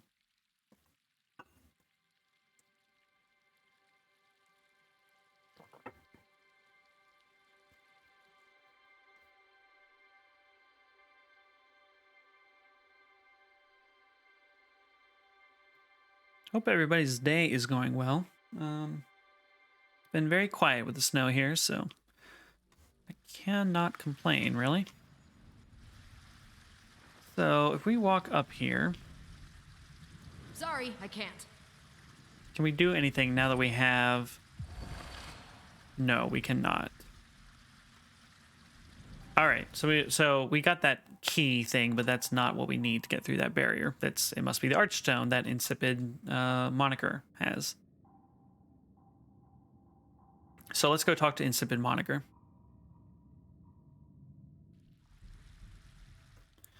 Let's see, she would be right around here, if I remember right.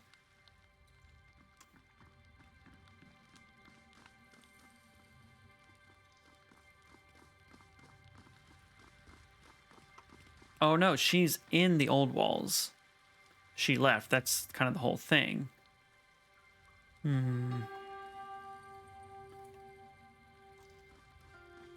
Yeah, unless she pops out over here, I guess, but I'm not expecting that, but we'll walk over just in case, just to see. Yeah, nothing. Nothing. Alright, let's go talk to Wagstaff again and see... Remind ourselves what it was he wanted. Beyond somebody's murder, of course.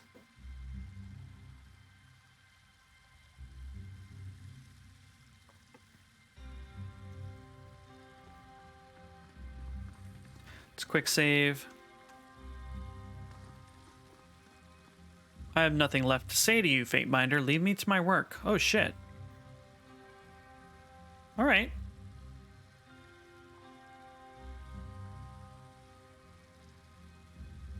Damn, I wish I could remember. What he wanted to do. What he wanted us to do.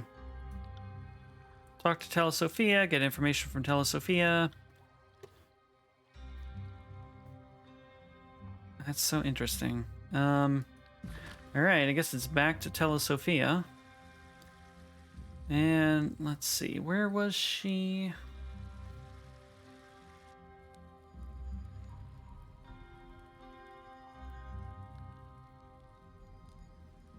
She was here.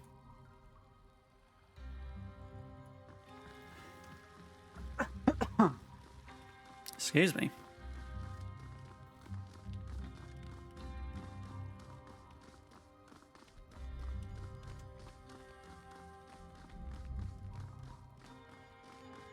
This takes us to the farm, I think. Wolf ET plays with the raid. Hello, hello, welcome. Welcome, everybody. We are stuck in some tough decisions, my friend. How was your stream, Wolf? You were doing some art, I believe, right? Fish, welcome in, welcome in. Thanks for coming by, everybody. I appreciate it. We've been talking to a lot of people today, and there has been, let's see, we're 2 hours into the stream almost, and there has been no combat whatsoever, which I don't mind, but it's certainly interesting for an RPG. Went well. New emote done and 2 older ones updated. Awesome. Awesome.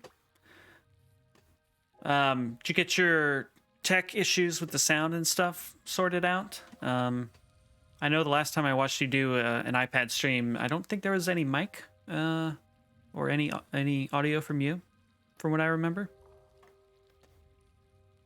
Also, in this stream, I have the mic arm set up, so I'm hoping my sound is sounding excellent. Got it all sorted. Excellent. Excellent. Yes, new mic arm. You can see the very top of the pop filter there. So, yeah. Excellent. Good. I'm glad to hear. So, we need to get information from this woman who's just casually chained up, but magic is keeping her alive. But she says she won't give us the information unless we murder a man standing right over here who you can't see at the moment. So we're going to see if we can get around that first. But otherwise, we might be murdering a man here in a few minutes. So let's see what happens. See what happens. How's the day treating you, Fatebinder? I've come to a decision about Argan. What are you going to do, Fatebinder?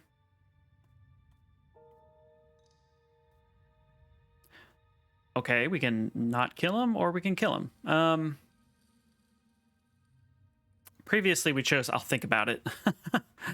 And we chatted him up, and he didn't really have anything interesting to say other than, you know, his group of people came down here, he surrendered, and he feels bad that he's branded as a traitor, but he wanted to live.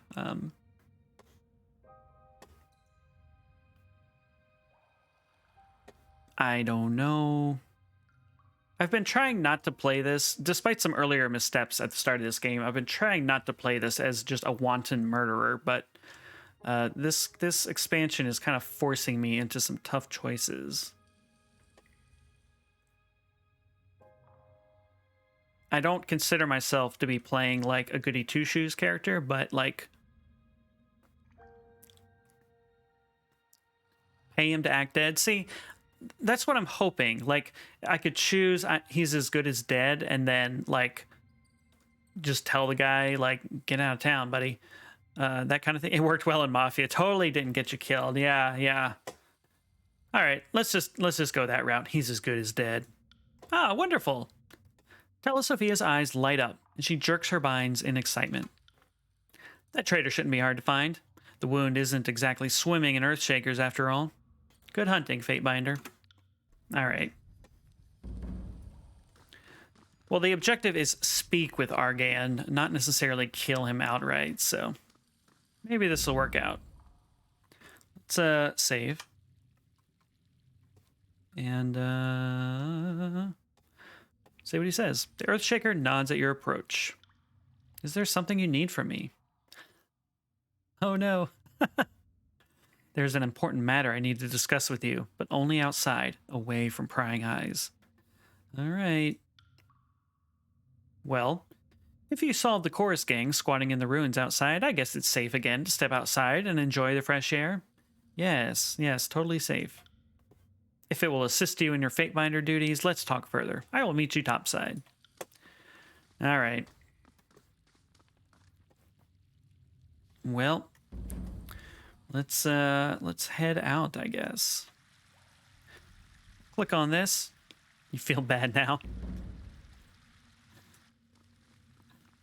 I don't know. I'm still trying to remain optimistic. The objectives continue to to say speak with him, not kill him. We'll see. We'll see. Let's see. Can we... Yeah, I think we just want to go directly here.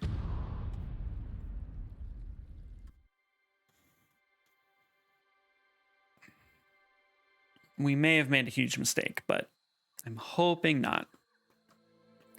Let's see. Okay, we somehow ended up on the outside down here, whereas the entrance is like way up here. I wanted to come out here.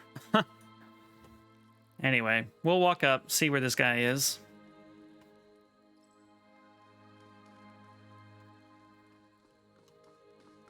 Got lost and dug your way out. The Fate Binder cannot bind her own fate, it has to be said.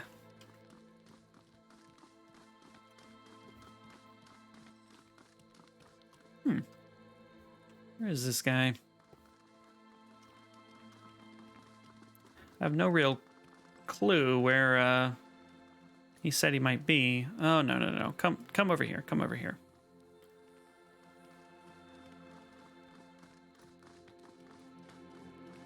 All right, did I mess something up? He said he'd meet you on a cliff on the west side of the Shattered Bastion. He said no such thing, but the journal does not lie, I guess.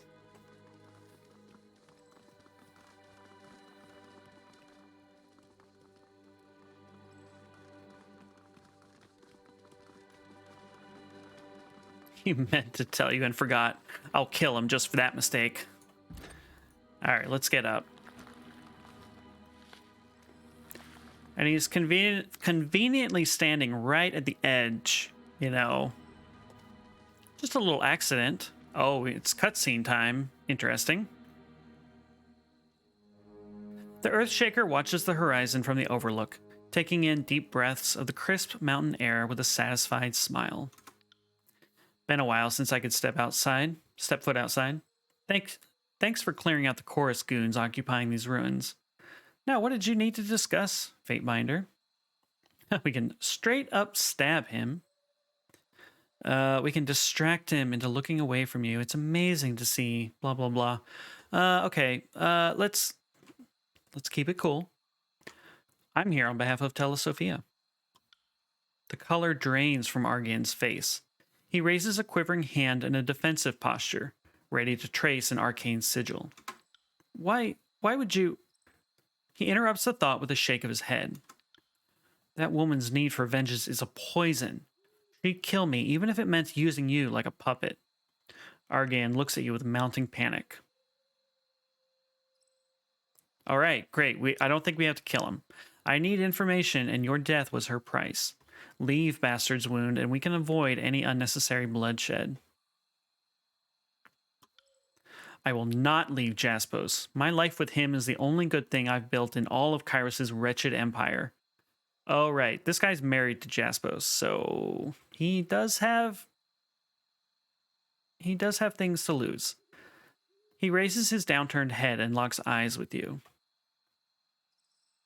So your life is in your hands. Walk away and you may live. We can threaten him. You will comply or Jaspos will die by my hand. You're a fool for not seeing the obvious. Jaspos wants you dead too. He's gotten what he needs. Oh, that's such a shitty thing to say.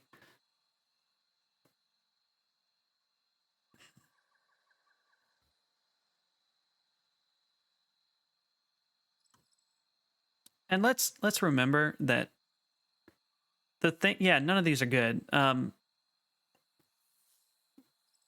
We're just trying to learn about like a betting ring. Like that's the information we're trying to get. Like pretty small potatoes, you know. I don't know why murder is suddenly become the objective here.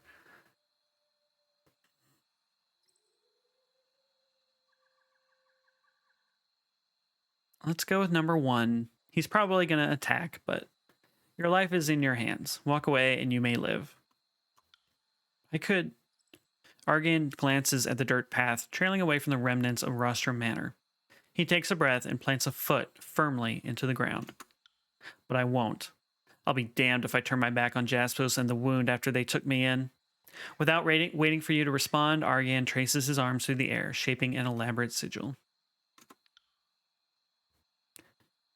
All right. Zoom in a bit. I mean, we could totally just, Sparta kick him off the edge, but I'm guessing that won't work. Stab. Another demonstration of our Can we knock him off this? power seems in order. Well, we silenced him. Can't knock him off the edge, though. So much for peaceful resolution. Yeah, Jaspos, I would love to kind of kill him. He's kind of a shithead. Nothing. All right, well, rest in peace, buddy. All right, let's return to Telesoph. No, guys, come on. I was really hoping for things not to go south, but this game does like to kind of force you into tough calls like that. So let's return.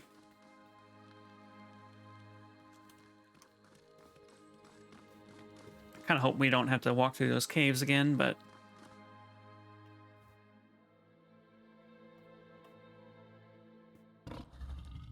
it looks like we will. To be fair, though, I really like this little level here. Glowing mushrooms are an aesthetic that I can always get behind.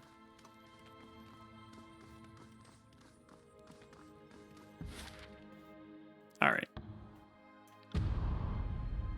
Yeah, I thought they were gems too when I first entered in, but they are in fact mushrooms, and the people living in this little settlement are growing mushrooms to eat. There's a farm that you can go to, and you can see them growing them. All right, Sophia. If I can remember where you are. Why is this? Oh, here we go. Here we go.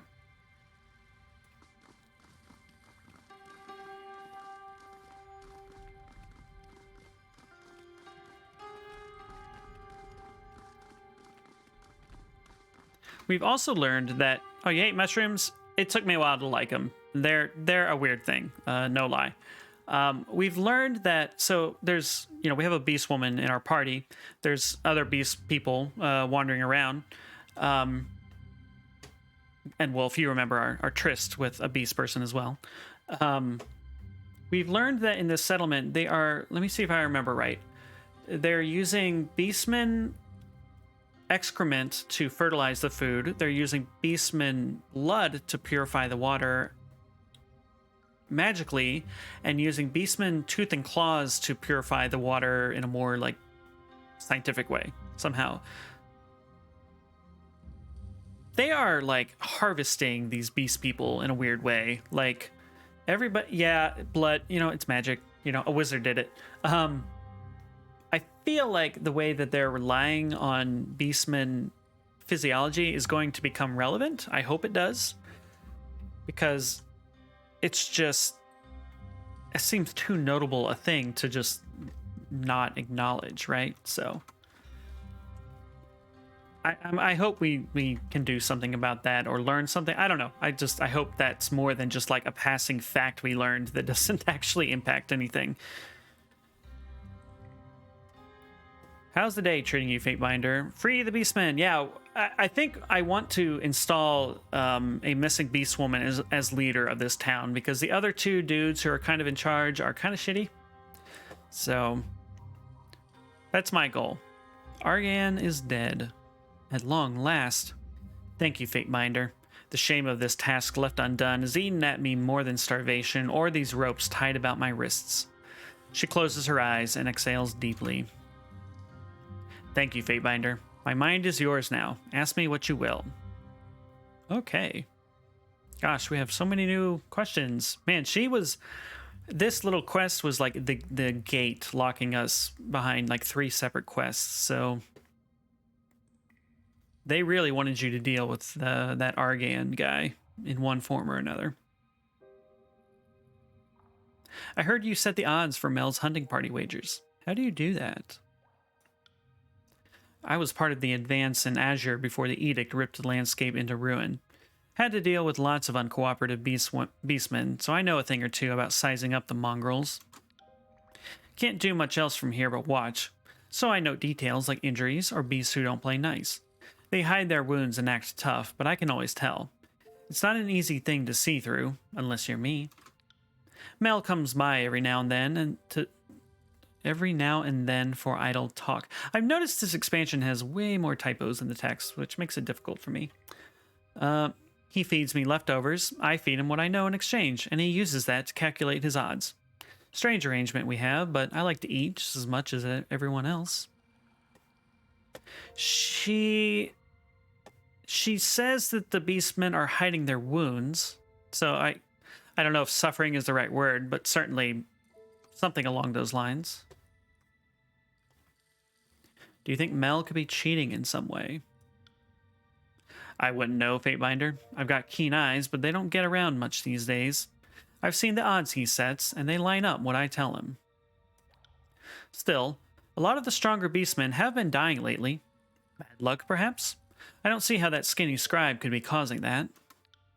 One beast claimed to see humans in the old walls during a hunt. Could be Sleepless wandering the depths, of course. She set off to investigate and never returned. Shouldn't have gone without the pack. Telesophius shrugs.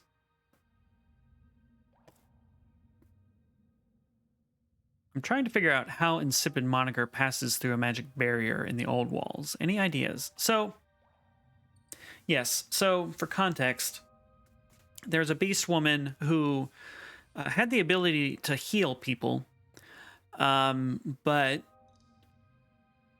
it was discovered that just about everyone she healed lost the ability to sleep.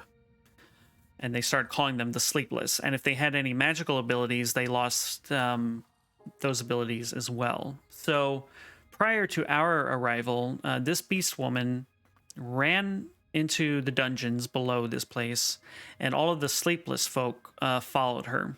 So they're missing. They're gone. I'm currently of the belief that she didn't mean to cause this sleeplessness, that she's just kind of like an untrained mage who, whoops, side effects, that kind of deal. So that's some of the context here.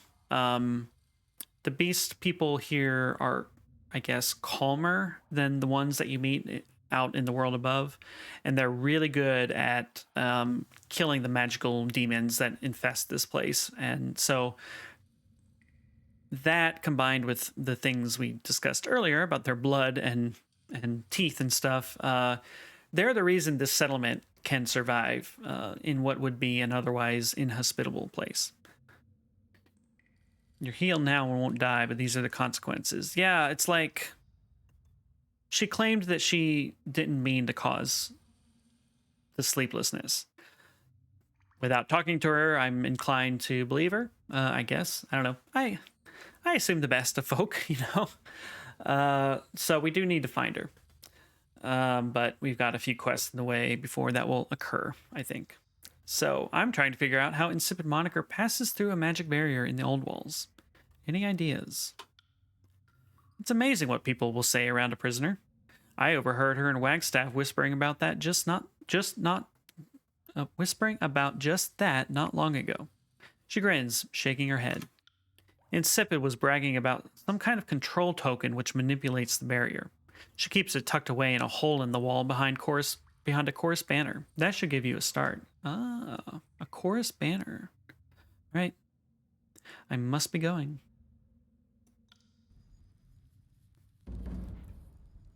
Okay, so as far as the gambling ring goes, we need to return to Mel. And as far as finding Insipid Moniker, we need to find a chorus banner. This looks like a chorus banner. Let's run down here. See if that's the one. And we'll keep environmental objects highlighted in case it just pops up randomly. Ah, it does, in fact, pop up randomly. Okay. Insipid Moniker's Talisman. This small stone is covered with blood chanter markings. Okay. So we're going to head down below, but before we do that, let's head back to Mel over here. Yeah, over here, in fact. All right, let's save and see what it has to say. Fatebinder, you've returned.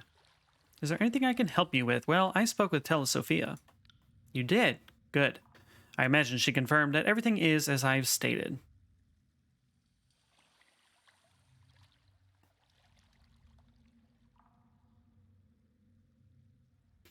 Okay. So Mel here was accused of rigging. So, okay. The beastmen are going down into the old walls, and some of them die when they do that because they're getting into fights. They're trying to kill the demons or whatever. And people up above bet on which beastmen will survive and which will die. Somebody accused Mel here of rigging the bets somehow. So that's what the background is on this. I'm inclined to believe that he is not rigging it, but that in fact maybe something more nefarious is going on. We can also just assume that he is in fact rigging it and murder him or something. But let's see. Let's go with our lore option. Yeah, the beastmen are not having a good time down here. Telesophia can't explain why the strongest beastmen have been dying. The only explanation is that they have been deliberately hunted by someone from the wound. That's preposterous. Mel begins a stammer-filled reply before catching himself with a sigh. No, evasion at this point would be preposterous. You have a keen mind for sniffing out connections between events. Well suited for sagely endeavors, actually. You're right. Someone is killing beastmen, and it's Tonvis. You should know, this whole killing business wasn't my idea. What? Okay, startling revelations here. He nurses his brow. I saw him returning from the old walls late one night with beastman blood staining his smock and weapons. He was careful to avoid the handlers, but didn't catch me observing him. The next day, word arrived that one of the hunters had fallen to the bane. When I saw Tonvis later with a fresh hide for tanning, it became all too obvious. We spoke with Tonvis. He seemed like a perfectly normal, nice person. I confronted him, and he suggested that I use my advantage to profit from it. He'd even defy the gambling odds so that I could keep a greater share of rings. I agreed more out of fright than anything else. Tonvis is a skilled hunter, after all. If he could take down beastmen, he could easily silence me. I do know of his most recent plans. Kill him. Yeah, I'm not happy about this. He produces pen and parchment and hastily draws a map to a specific location in the old wall's depths. There. That's where Tonvis lures his victims, and where he doubtlessly killed another beastman recently. If you go and inspect any bodies, I'm sure you'll find proof of his involvement. You should hurry before the other beastmen find it and remove all evidence in their cleansing ritual. What do you mean by cleansing ritual? Oh, you're not aware? Beastmen have a curious burial rite for their fallen. Mel grimaces, unable to hide his distaste. They eat the dead. Many tribes see this as a way of keeping their pack mates close. Quite literally, it seems. Beastmen also tend to believe that some measure of another's strength can be captured upon consumption. At any rate, once the Woundkin hunters discover they're dead, they'll perform the ritual. You had best hurry. Very well, I'll see if I can find anything there. Take this keystone. It'll grant you access to the southernmost portal in this settlement. From there, you'll find the spot where Tonvis lures his victims. Mel unfastens a pouch and hands it to you. Shaking his head, he turns away with a heavy sigh. Okay. Okay. I'm just curious about the order of events I want to kind of go through. Because I could go speak to Tonvis now. The journal says go find proof first. We're still looking for Insipid Moniker, and we have her talisman, so we can follow her.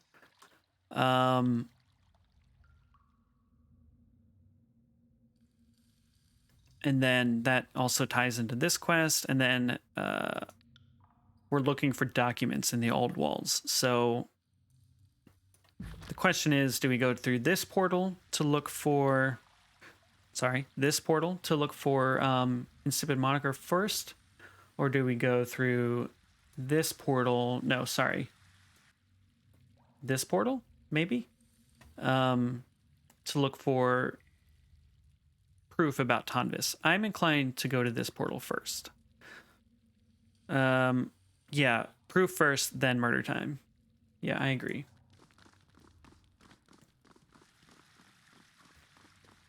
Hopefully this is the right portal, but... Oh, I can't interact with it. Okay, well, so much for that. Then I think the only other portal I have access to is this one.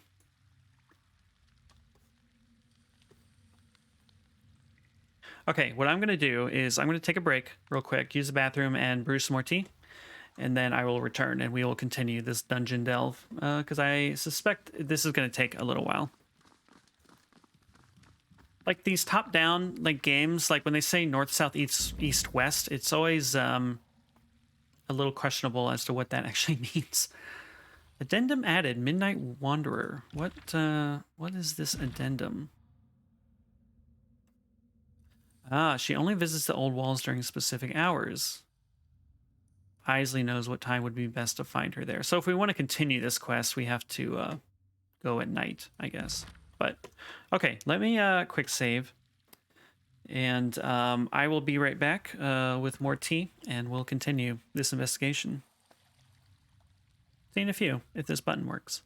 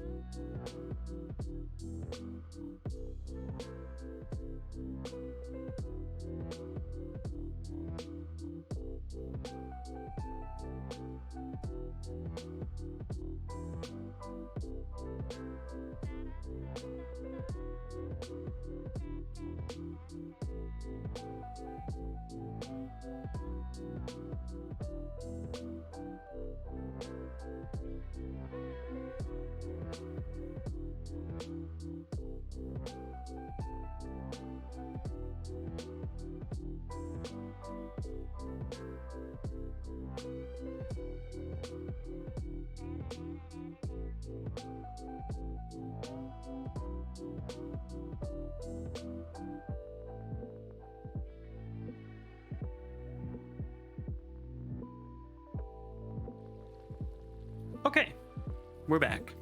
I think we're back. We have tea acquired. I took or I grabbed a quick bite to eat because, you know, you ever get up from stream to use the bathroom and realize that you're actually starving as well? I have. So, we took care of that problem. I realized that I forgot to give you a shout out, Wolfie, when you came in. I'm still getting in the habit of these things, but everybody should be following Wolfie. He is one of my favorite streamers. I really enjoy your outlook and just your whole attitude when you're playing, whenever I can catch your streams. There's a real sense of fun listening to you kind of narrate events and your thoughts on things, and I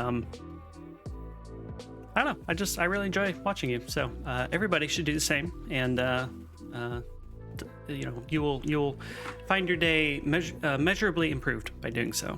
So anyway, having said all that, tea has been acquired. So hopefully no frogs in my throat as we continue.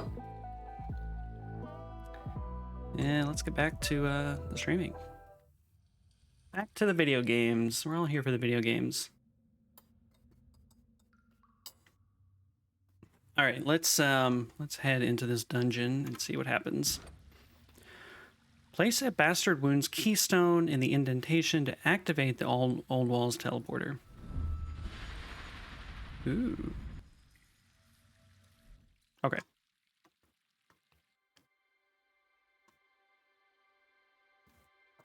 So last time we were down here, there was a barrier of fire blocking our way, so we should be able to get past it now.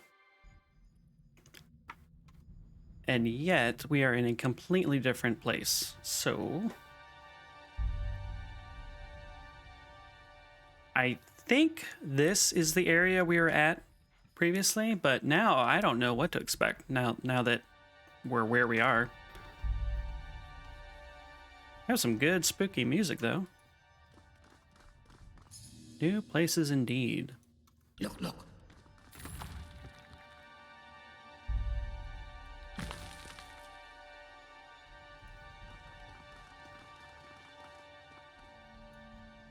All right. Let's just open the creaking door. What could go wrong? Oh. Okay, we have a beastman corpse. So let's take a look at that first. This woundkin appears to have died recently. Examine the dead woundkin. The corpse of a woundkin lays in a heap at your feet. While the corpse is cold, the lack of decay suggests the beast recently met its end. Let's examine injuries to the corpse. Broken bones distend the woundkin's heavily bruised flesh. The injuries appear to have been caused by a large blunt object. So demons don't fight with blunt objects. They fight with their demonic hands. So that's interesting.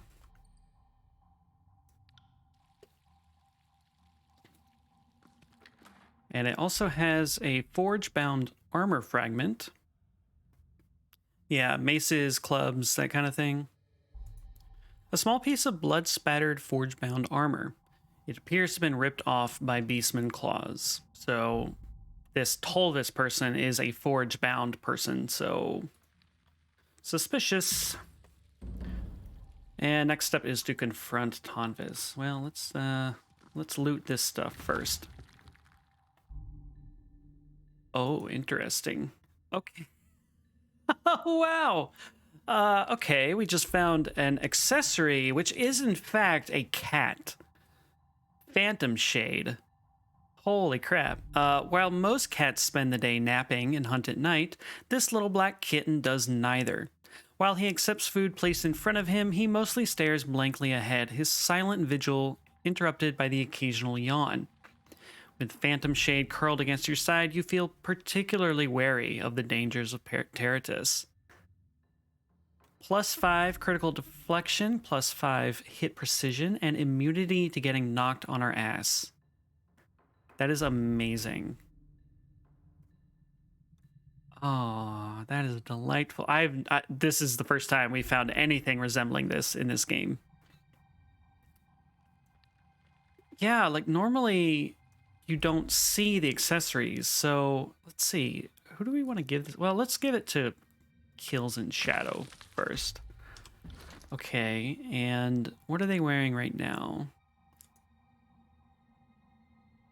This thing, which is pretty good, but I don't know. And then this thing, all damage increased 20% at night. We do want to keep that, I think. So, all right, what about Ebb here?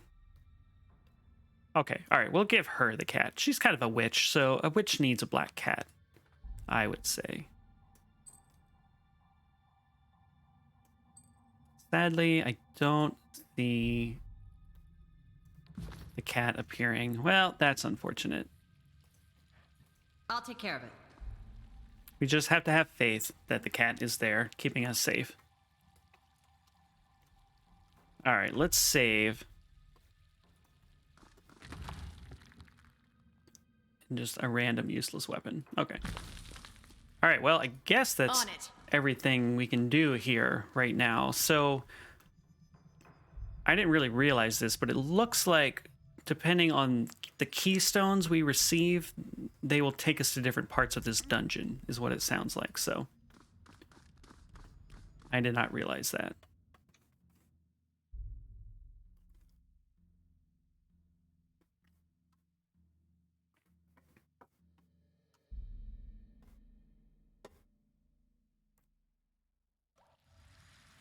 All right, let's go talk to Torvis and say, yo, what the fuck? You're murdering the beast people. He is, I believe, right over here. Let's take a little trip.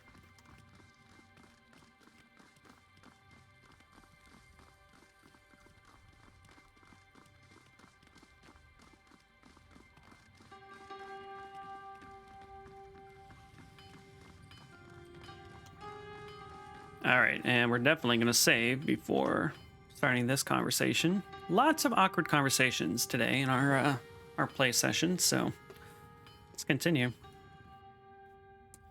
The tanner tucks a small animal pelt into one of the many pockets adorning his smock before turning to face you. Is there a problem? You need something? I found a dead beast woman in the old walls. Know anything about that? Why are you asking me about it? Woundkin risk their hides every day to keep the bane out. It's only a matter of time before one of them dies. He looks away, fumbling aimlessly with a pair of tongs dangling from his belt. Hold up the missing piece of armor. Recognize this? Confess. Fuck. He snatches the missing piece of his vambrace and throws it to the floor. I had to do it for Jaspos. That's as plain as I can say. I respect our woundkin. They're good warriors and neighbors. It pained me to do them harm. Why would Jaspos make you kill beastmen? Jaspos is... He started out as my favorite dude here. He is now at the very top of my shit list. Why would Jaspos make you kill the beastman? He needs beastman bone for his sieves. Without it, we'd all catch withering rot from the water. We were told that Jaspos told us that the beastmen give their claws and teeth for these sieves for filtering the water, and that they regrow, so it's a renewable resource. Pulls out death book, yeah. All right, more startling revelations. When Reef Talon was still here, Woundkin could donate teeth and talon, and she'd use her magic to make sure they regrew. Ah, that's how they regrow. I thought this was like... They just... I don't know. They just regrow these things. So this is new information. Between that and beastmen sometimes dying on the hunt, we had enough bone to keep the sieves flowing all day long. RDM Havoc with the raid. Holy shit, guys. Welcome in. 8 of you. Thank you so much. Oh gosh. Hello. Everybody, absolutely give RDM a follow. Please. Without Havoc, I would not be streaming, I gotta say. So you can both thank and or blame him for that. You were last seen playing Sniper Elite. Awesome. Oh yeah, you were playing with Bearded Bogle, right? How did that go? Did you kill all of the guys who deserved it or didn't? Sans, welcome in, buddy. How you guys doing? We're drinking tea and solving mysteries of why the beastmen are being killed. They were all Nazis, so fuck them, yeah. Fuck them with your sniper rifle. Welcome in, everybody. Let's see here. We are investigating the death of beastmen in the dungeon. The person who was my favorite is an image I didn't expect. Well, you know, happy Saturday. The person who we thought was the friendliest person here has turned out to be the shittiest person here. And we're going to go confront him about that. Welcome in, everybody. I lately have been streaming a lot of Tyranny, this game. And I occasionally stream some Final Fantasy XIV as well. But yeah, I mostly stream single-player games and whatever strikes me, basically. So if you enjoy what you're seeing, welcome. Thank you. Thank you so much. So let's, as we all know, noise people are actually shit people in a mystery thing.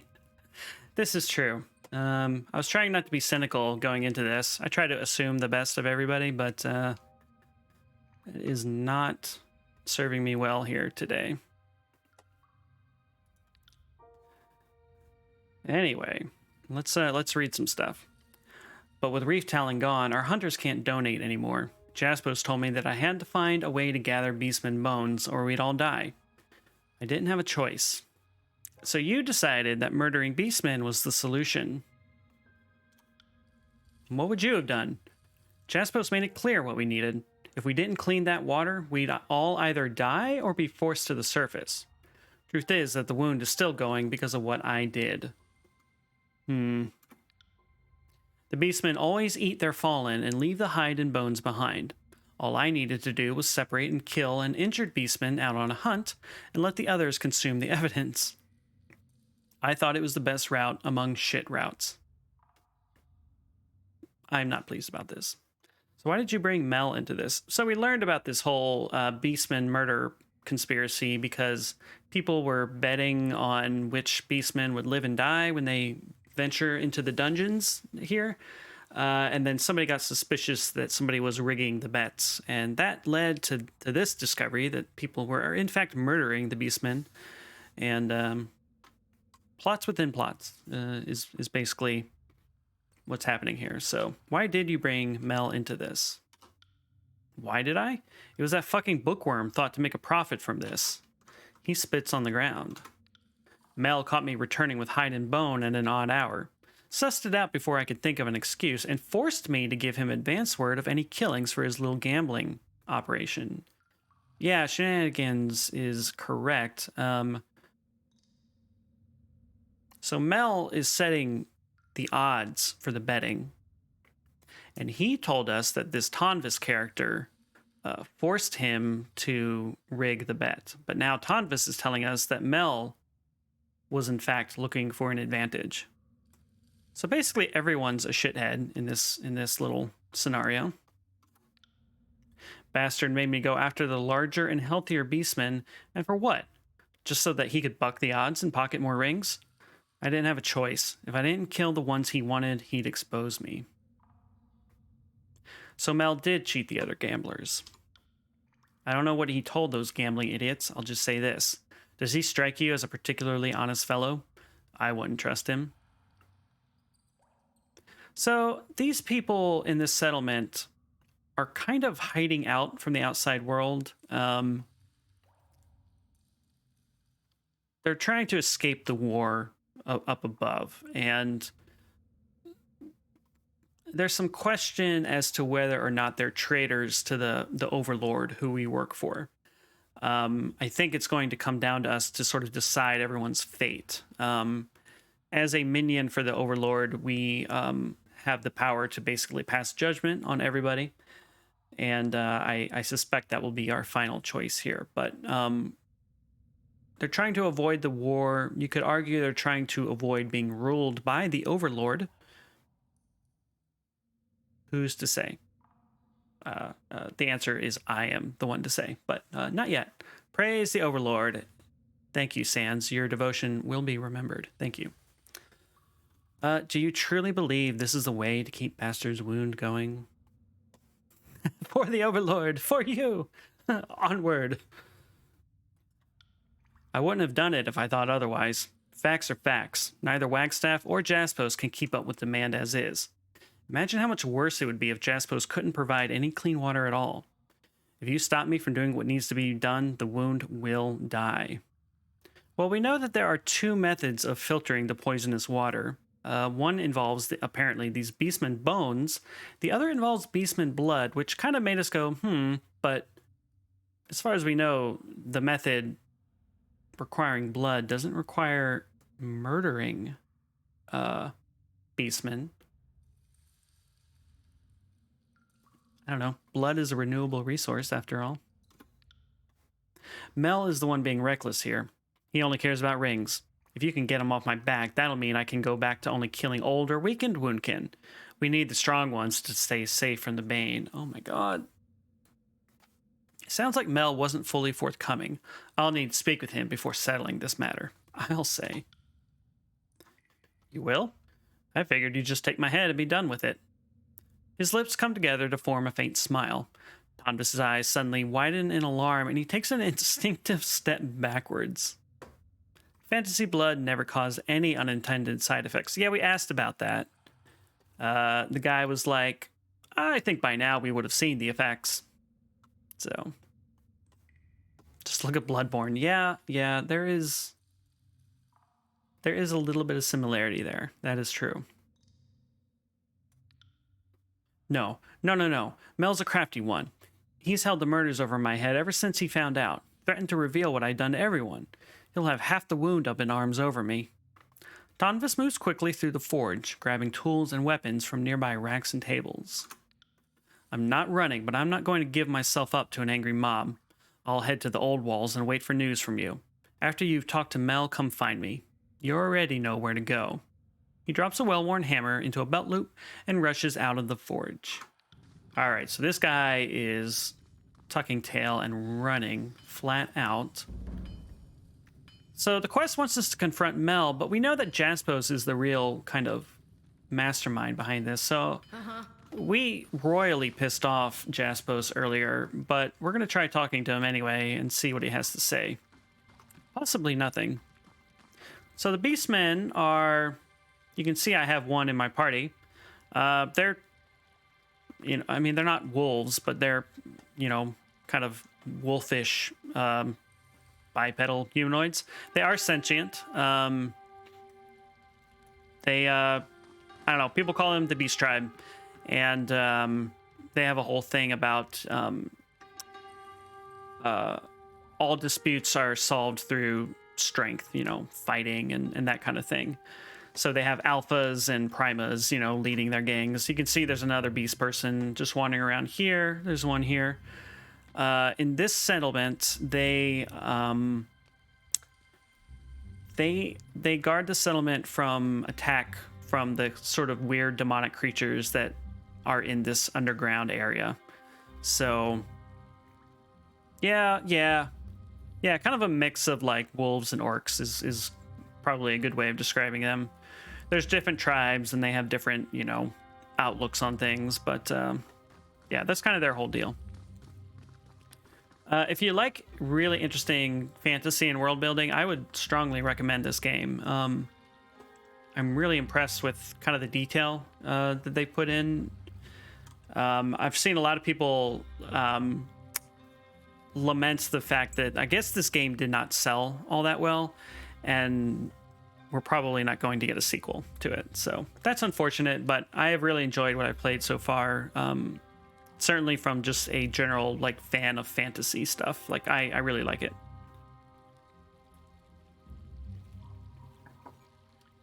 All right, let's save here. I don't know what's gonna happen. Leave me be, Fatebinder. I have far too much to do and nothing left to say to you. All right, well, so much for that. All right, let's head back to Mel and confront him about his scheming ways. As long as there's no cliffhangers or sequel bait, no sequel is fine. I agree. Just kill him and leave. Yeah.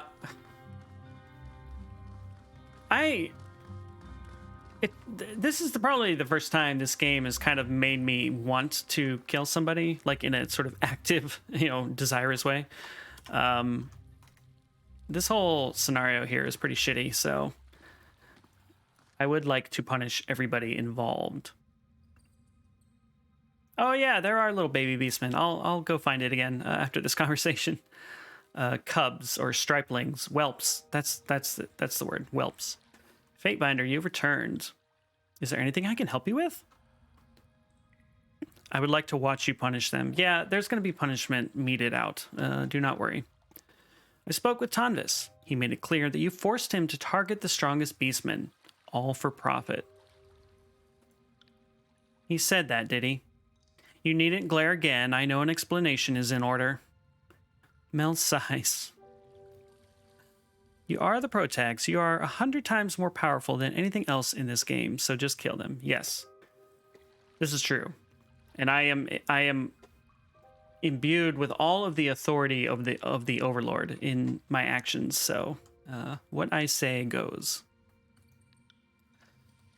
Tonvis never knew my true motivation, which was decidedly not in service of rings. When I confronted him about the killings, I saw an opportunity to turn his crimes into something that would help us all. Jesus Christ. He leans forward and lowers his voice. The wound's well-being is also my well-being, and I've seen what others have been happy to ignore. Not all of the beastmen care for our current arrangement. When Reef Talon was with us, she stamped down dissent within the beastmen. This place may look like a miraculous experiment between our races, but its success rests upon a shaky foundation. Ever since she left, I've seen more of the dominant beastmen voice concerns, even suggest that they leave us humans to fend for ourselves. That, of course, would be unmitigated disaster.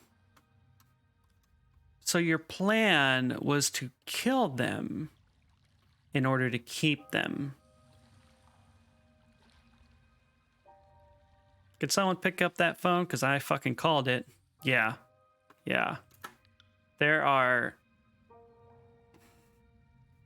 This is so shitty. I told Tonvis that I'd keep his secret, so long as I dictated which beastmen he could kill. Not surprisingly, the noisiest woundkin were often the toughest, but that was purely a coincidence. These killings have kept this settlement going. I took no pleasure in it. That I gained a few rings in the process was entirely incidental. Okay. What are our choices here? You and Tonvis have been involved in highly illegal activities, including wasting my fucking time. I expect suitable payment in return. Well, that seems letting him off easily. Tonvis's acts are needed to secure the water supply. Yours, however, have caused harm. You and Tonvis are both helping the wound. Regardless of your intent, all this scheming stops now. Tonvis's murders are wrong and must be put to an end. Or your explanation is unsatisfactory in the eyes of the court. The law is clear and you will cease all gambling on pain of death. These are all kind of unsatisfying to me. I'm leaning toward option 4.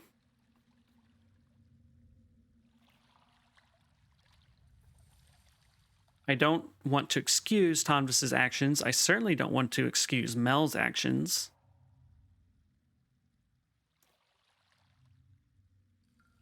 Regardless of your intent, all this scheming stops now. Tonvis's murders are wrong and must be put to an end. We're going to go with that.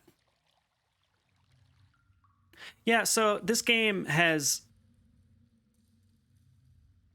given me several options to lie about the fact that gambling is illegal, which I think is kind of weird. I know there are people in this world that believe gambling is wrong, but it just seems odd that the game gives me several options to sort of lie about it when talking to people. So 4 or 5, option 4 might keep them getting killed, just that Mel won't gain any money. Well, true. But we can stop Tonvis, and then ideally, when this whole plot line wraps up, hopefully we can kill Jaspos too, because I'm not happy about any of this. So we're gonna go with number 4. He presses his lips together tightly, a restrained expression of consternation. Yes, of course you're correct. Murder is a crime. But what stability is not built upon an unsavory foundation? That's cynical. He raises his arms in a placating gesture. But you are the Fatebinder. If Tonvis must stop his work, then we'll just have to find another way to keep the present arrangement agreeable to our beastmen brothers and sisters. If there's nothing else, I'm afraid I have some manifests that require my attention. There is no Sparta kicks available, unfortunately. But we are to meet Tonvis in the old walls, and hopefully we can ruin his day, because dude deserves it. I think we can go here again, but we'll see.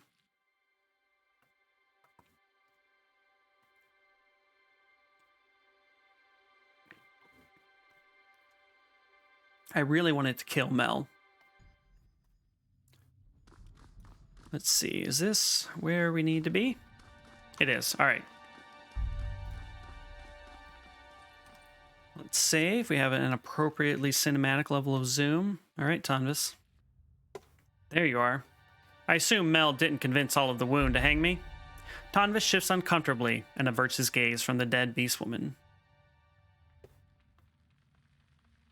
Okay, so number 4, we can kill him. We're going to choose number 4 eventually. But we're going to ask, how exactly do you lure beastmen to this location? The wound can trust me. I hunt and bleed with them, so asking one to follow me is a simple matter. His eyes flick down to the corpse for a moment. Thomas's face flushes a deep crimson.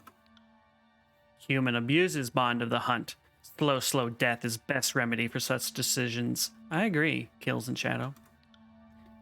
Any excuse will do. I just had to approach beastmen that were separated from their hunting parties and stay out of sight from the rest.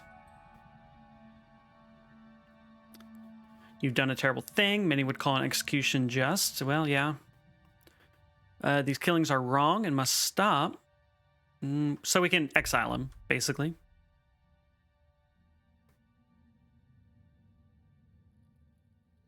So what the game seems to be leading us towards is that the beastmen in this settlement had a leader and seemingly had their best interests at heart. She had an unexplained magic power where she could heal people's injuries, but then they would lose the ability to sleep.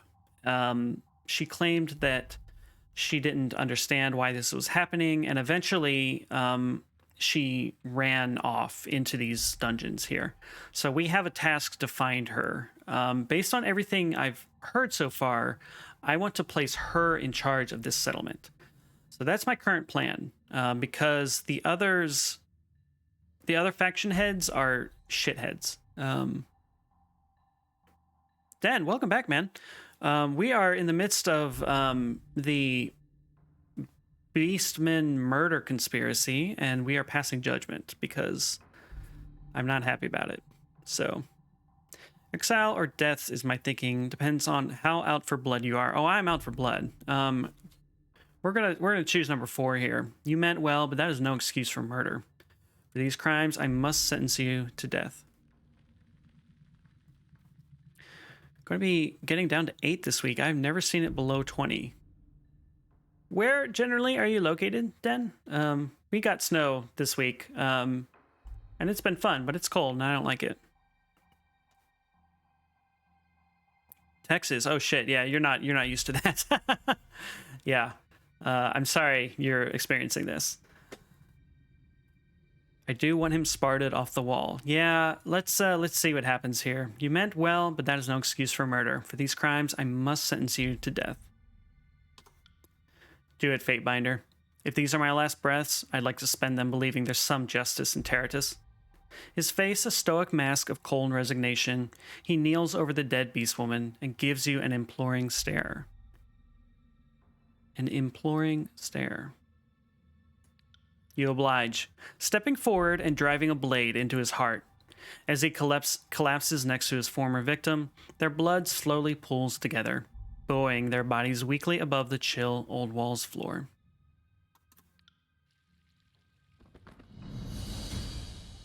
So there is no Sparta involved, sadly. But at least he took it. He didn't, like, fight back or anything.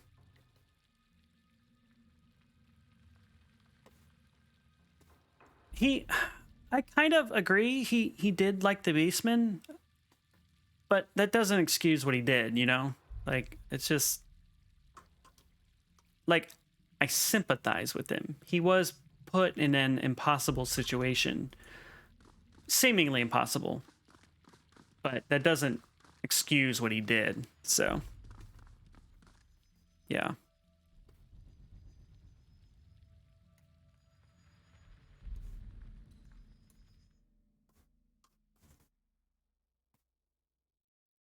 Dan, I hope you weren't near that big pileup in Texas the other day. And I hope nobody you knew was near it either.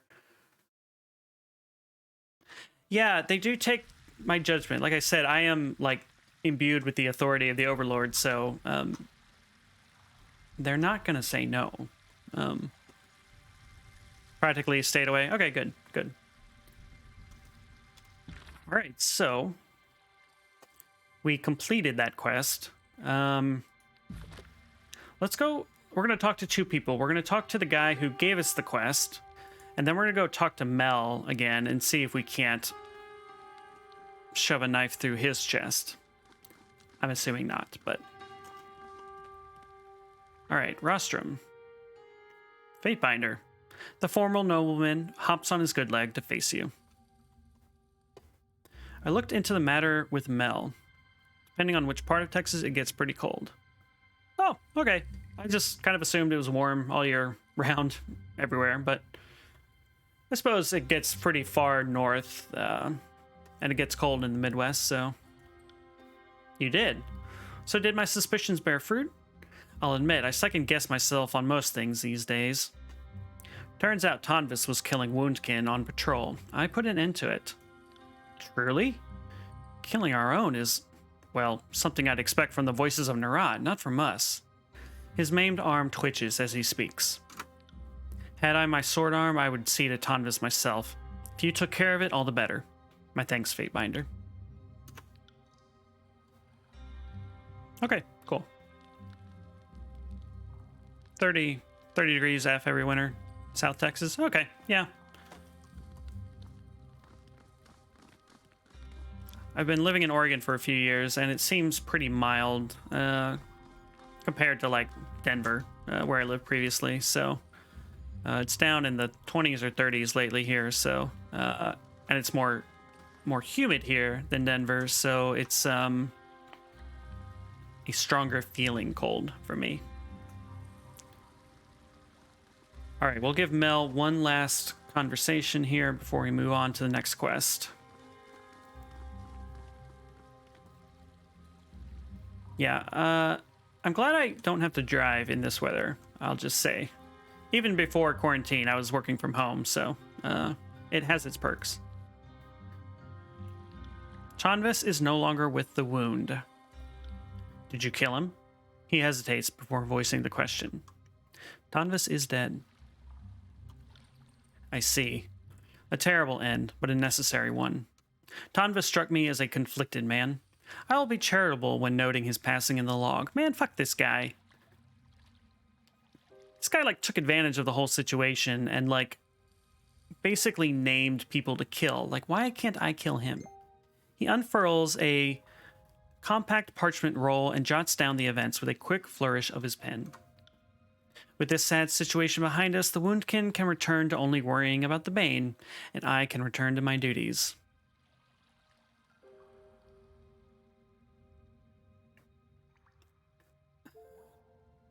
Since I've taken care of this problem for you, I'll expect some of your profits and payment.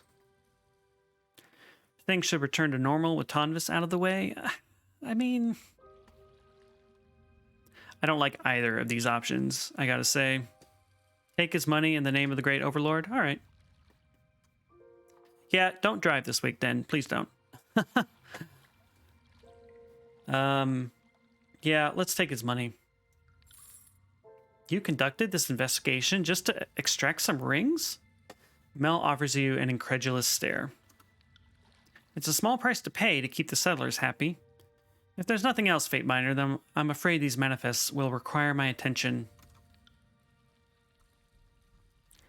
I hope we can give him what's coming to him. All right. Let's save. What do we have next? We need to find the woman named Insipid Moniker. And I believe we need to wait till dark, which requires going up here and talking up to the dude up here.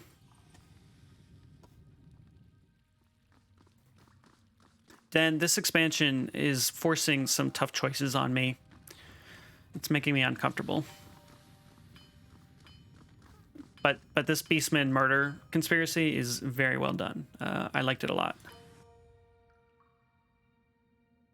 Fatebinder, have you seen Argan recently? His duties normally keep him near the forge, and he's been gone for a while. She toys nervously with her chisel.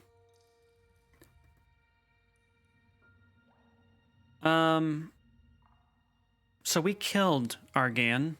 We tried to avoid it, but he gave us no choice. He was married to Jaspos, and Jaspos is also apparently sleeping with this woman too. I assume everybody knew about this situation, so it's fine, but it is an awkward situation now that we've killed him. I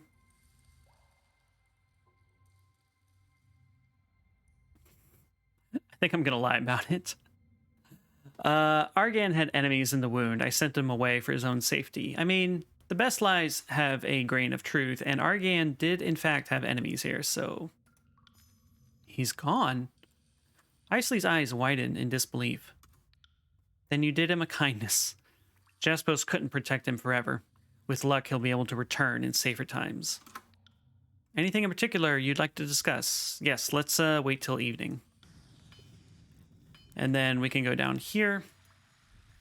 And we will be able to look for this person. This person we are looking for.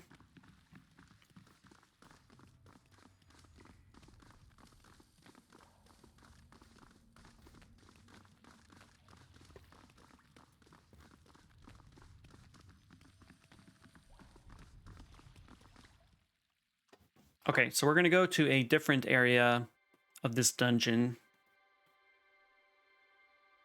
And we should be able to remove the fire barrier that was blocking our path previously.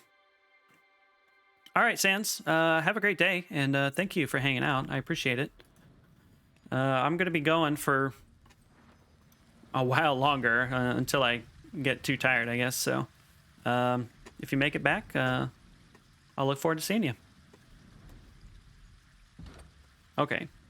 Path is blocked by a magical barrier of fire. Use the talisman to bring down the barrier of fire.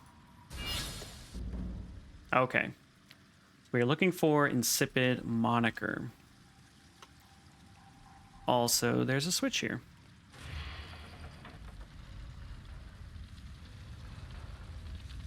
We are going to save one more time.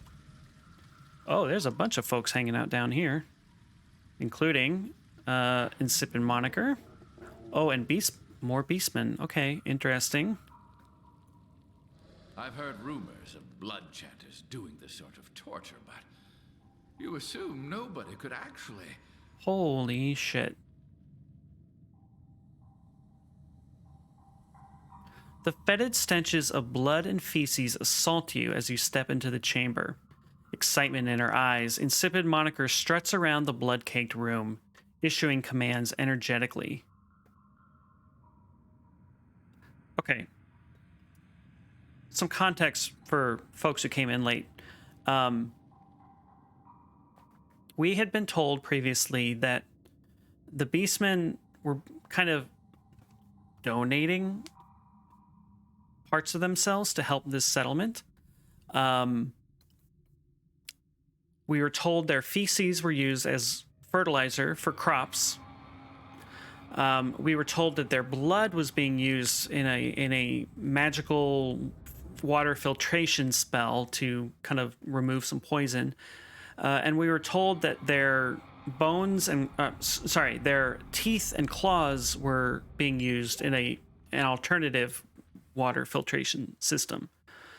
And all of that was presented to us as a sort of voluntary, out of the goodness of their heart kind of thing. We have learned now that they were being murdered for their bones for the one water filtration method, and now it looks like the blood and feces is also being forcibly extracted. So this is dark as hell. I now want to kill everybody here, basically. No, don't keep cutting that mongrel at the same spot. The scars will get knotted and tough and we'll lose a bleeding site. Put the bucket by his ribs and slice horizontally. Yeah, kill them all, no kidding. She turns to you with momentary disbelief. Fuck, and this had been such a good day, too. Her hands move quickly to rest upon the weapons hanging from her belt. Enough of this, your life is forfeit. Yeah, fuck this. Just like the old times, boys. Whoever kills the Fatebinder gets a week of my water rations. Drawing a blade from her belt, Insipid Moniker rushes at you with a feral cry. All right. What do we got here? Just some standard mooks, I guess. All right, I don't really have any strategy in mind at the moment. We'll just, excuse me. We'll just see how this goes. I got it.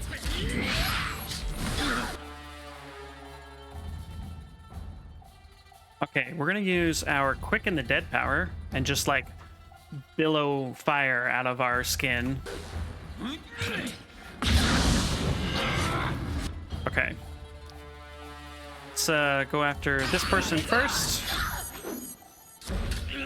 Lantry, what can you do? What can you do for us? Why don't you put some blur on the main character so she doesn't get hit as often? Sea beast miss.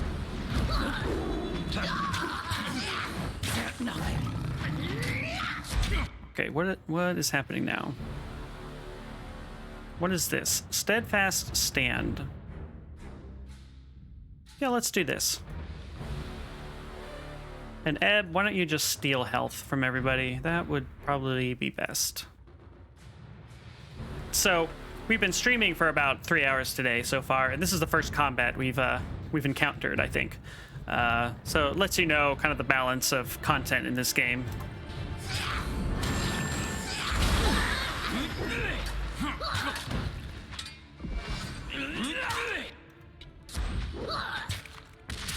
Okay, we're doing pretty good. Lantry is bringing down the lightning, which is just what we need.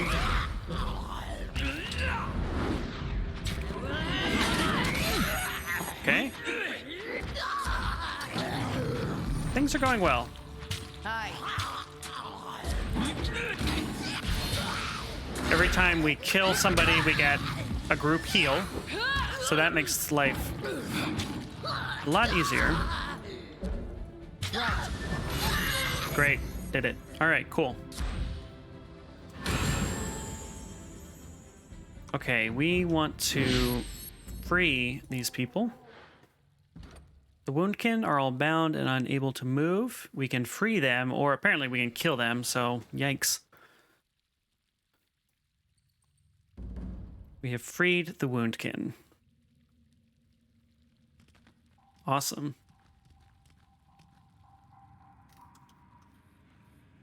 The other thing that's interesting about all this is when we first got to this zone, we were told that the Beastkin were like calmer and more civilized, I guess, and that this place was a beacon of like harmony between the races and stuff. So obviously that is not true. Now we have some keystones that will let us visit other areas of this dungeon, though, so that will be interesting. Use the eastern teleporter. Okay, I know where that is. We'll get there in a little bit. We also have some items to loot, it looks like. Potions are good.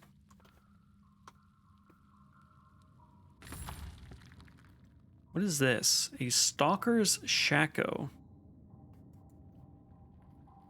After reaching under 25% health, grants invisibility for 5 seconds. That's cool. I don't really have a character. Well, I do have a character who can use this, but I don't have them with me at the moment, so we won't do anything with that. All right, let's make sure there's nothing else hidden here. Yeah, fuck all these guys. Just straight up murdering and torturing these beast people.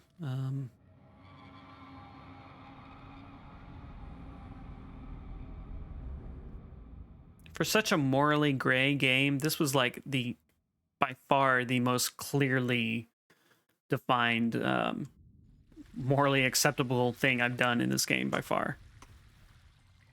And all right, let's walk all the way back up here again.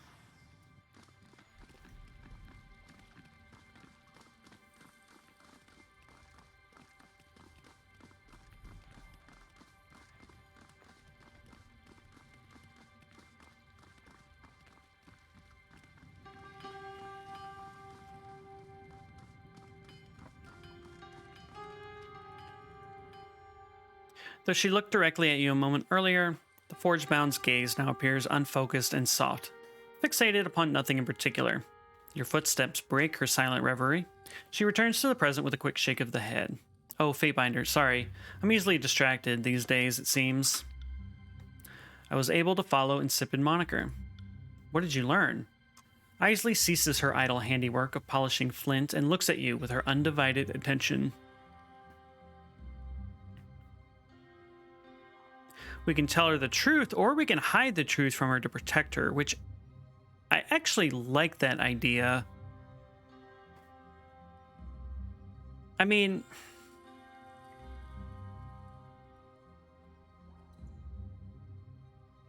yeah, I think I'm going to go with number 2. I can't tell you knowledge of it would put you in danger. Just know that whatever Insipid was up to won't be a problem anymore. She speaks hesitatingly, uncomfortable with your reticence. What could warrant such secrecy? Is anyone in danger? Surely it would be better if... Isley cuts herself off with a sigh. I'm sorry for my excessive curiosity. I do not mean to question what you think is best. Thank you for whatever had to be done.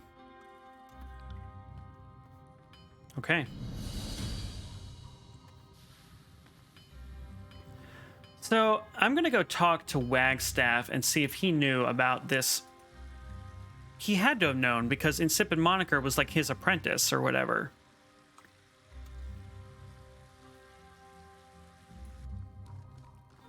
And they were drawing blood from these beastmen, and Wagstaff was using the blood to filter the water.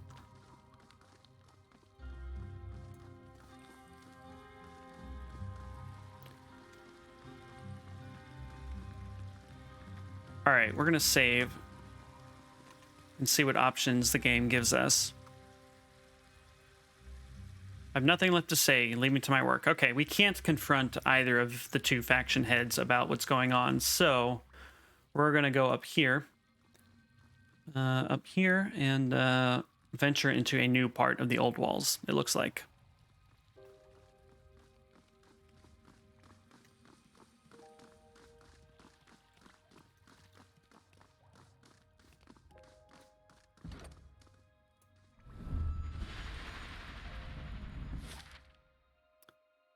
Oh, now we can go to the Abyss.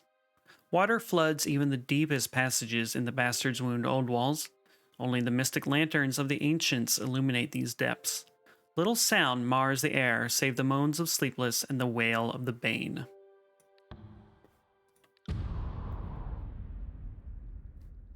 So we're finally going to meet the Sleepless, who kind of escaped. Ran off? I don't know. I don't know what the right word is to use, but they left.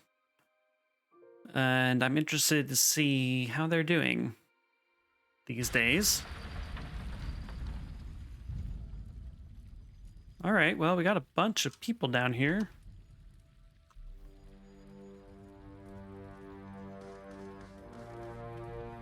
Cutscene time.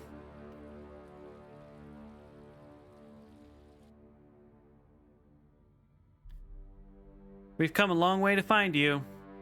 Shouting at the beast lurking in the alcove above, the man beckons to her with a wicked smile. Why don't you save us all the trouble and come down here? His companions shift nervously, hands upon the hilts of their weapons. Ah, this is Reef Talon. This is the one who was healing people, but causing them to not be able to sleep. The massive beast woman rises from her haunches, revealing an intricate array of painted symbols that race busily across her entire body. Can smell desire for blood on human's breath, can see intent in deceitful eyes. Scamper, run, flee now, before Reef Talon separates flesh from bone. We only want what's best for the wound. Jaspos has a plan to help everyone, but he needs your help. Come, let us talk this over like civilized folk. There's no need. Yeah, she does have the right idea. Leave now while hunters have legs. See Sleepless in old walls? Husked ones step and stumble, hearts beating without purpose. Go now, avoid same dreamless fate. Return to... She cuts herself off, sniffing the air intently. She drops down upon all fours, eyes snapping in your direction. We have arrived. The Fate Binder. Reef Talon can wait. Oh. Oh, okay, we're just fighting. And we have to fight a beast woman as well. Well, that's unfortunate. And because the beast woman is a mage, we have to take her out first, so... That's too bad. We're going to save and attack. I got it.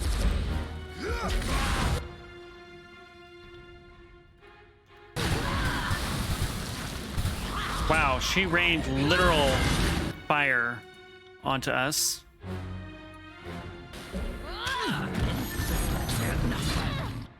Okay. Let's we're going to root and terrify these enemies if we can. Okay, I think that worked. Let's drop a health regen down as well.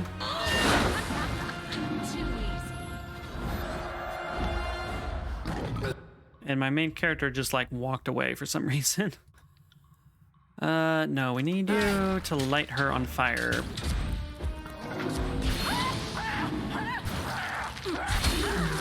Oh, I feel bad about that. Let's see here. All right, let's go after this person here.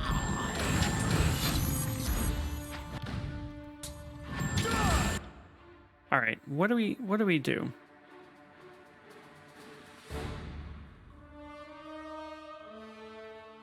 Wait, Wolfie, what? I'm not following what you're saying. All right, let's do a primal scream because that just kind of sounds awesome to be honest. Eb, you should probably, I don't know. Let's drown a dude. Let's drown him. Oh, you said your dude ran away for a second. It is a woman, actually. So, no, you were right the first time. I might have mixed that up earlier. Do you have a potion? Maybe you should drink a potion. Not a problem. Oh yeah, we're good. Okay.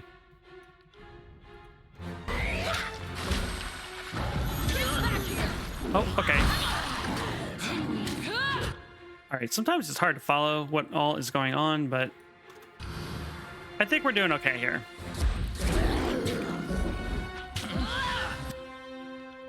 We're just gonna keep stabbing. Whoa, Lantry just got knocked the fuck out. Drink a potion, dude. And you, maybe, all right, let's try a cool combo ability. Let's, yeah, attack her.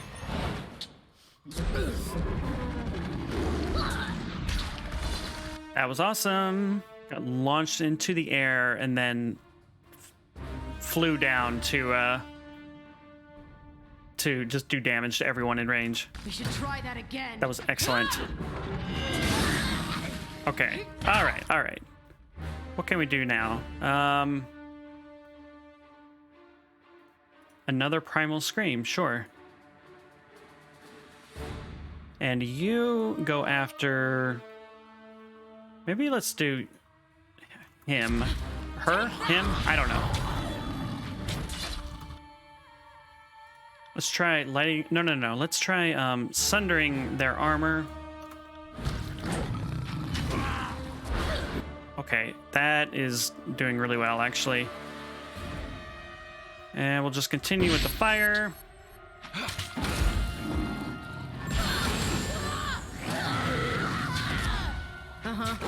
The magic in this game is impressive looking and also horrifying in the way that I imagine actual magic would be if it was cast in the real world. Like most fantasy games don't have enemies screaming in agony when you light them on fire, so this game does. All right, do we have any cool loot? A Lazu torch key. Okay. So can we walk up here to talk? I guess not. Oh, yes, okay. The beast woman races towards the edge of the platform. eyes fixated on the bleeding bodies at your feet. She digs her front claws into the stone, but instead of twisting her body to descend the wall, she rakes against the surface in frustration. No, no. Will not perform mending rites again. Hunter's lifeblood must flow, quick, quick, away from Reef Talon's touch. She doesn't want to cause anyone else to get the sleepless affliction. She snaps her head towards you, a low rumble emanating from the back of her throat. They called human Fatebinder. Well, what does Fatebinder want? I'm not with these people. I'm here to find a way to help the wound. Yet Fatebinder does not smell of nest, is outsider. Even newborn cub knows to be wary of strangers offering help. I just realized I forgot to look for those child beast people earlier. I'm sorry. She growls and leaps backwards, continuing to eye you with suspicion. Fatebinder smells of outside, can bring only danger. Yeah, like she feels bad about what she did, like I get it. She slashes the stone floor, sending chunks of the masonry tumbling down towards you. Go back to Wound, to safe lands above. Leave Reef Talon to the pit. Leave with Scourge and Sleepless. She paws along the floor and turns her back to you, bounding off into the darkness. Okay. So presumably we just gotta turn these on in the right way and we can continue onward. To fiddle with which to fiddle? Seriously, Lantry, sober up. Oh my god. I do love grammar jokes in my RPGs.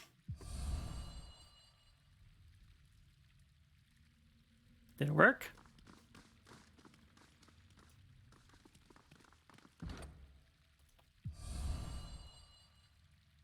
Oh,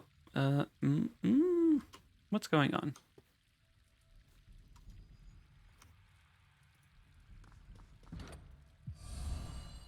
So, I was expecting this to light up, but nothing's happened.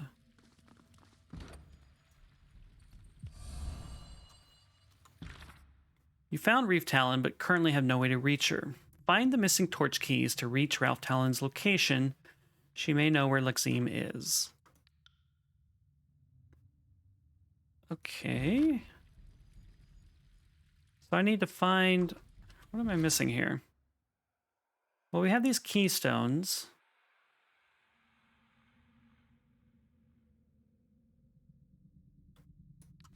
I'm not sure where to go from here.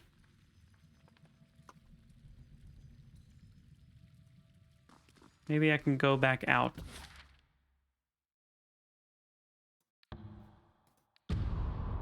Maybe somebody will have something to say. I don't know.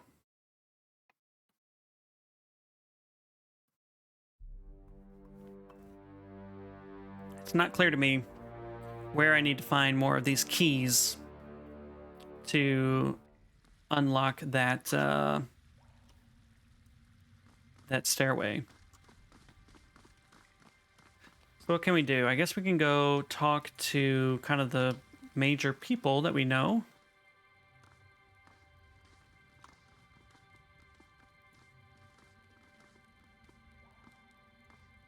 We can sell some stuff. Wait, what is happening here?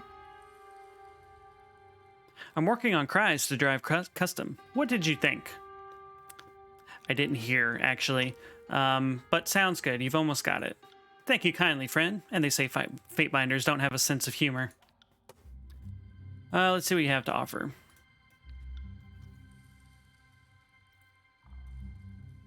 Okay, no keys. Not that I was expecting any, but, you know.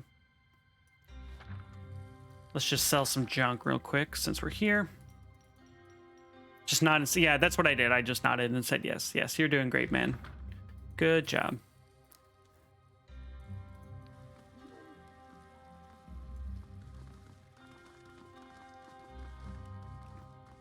Let's talk to... Oh, here are the children. The Beast Tribe children. These two are just sparring, I think. It's fine. Look at these cuties. They're not that cute, but they're a little scary, to be perfectly honest, but They're just hanging out. Why do humans have no fur? Well, I could use some right now, I gotta say. It's cold. All right, let's talk to Gloom of Dawn over here. Maybe she has something to say. The rippling wall of muscle and fur sniffs the air at your approach. Show some respect, whelp. Oh, voice acting. Kills and Shadows rears up at the beast. Unmoved by Kills and Shadows' display of aggression, the beast stares at you expectantly. Let's remain silent. Do not look Kills and Shadow in the eye. Bow, show respect. Or does lowly worm need discipline? Have no time for foolishness. Begone. Glaring at the beast with a low growl, Kills and Shadow begins to lurch forward but thinks better of it. With a quiet sigh, she shakes her head. I don't really know what happened there just now.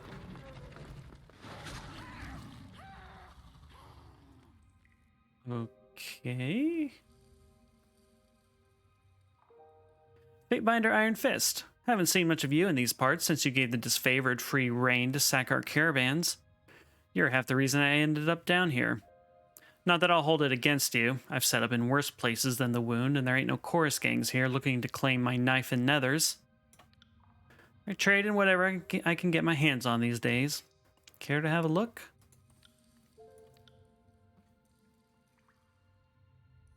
Okay. Nothing notable here.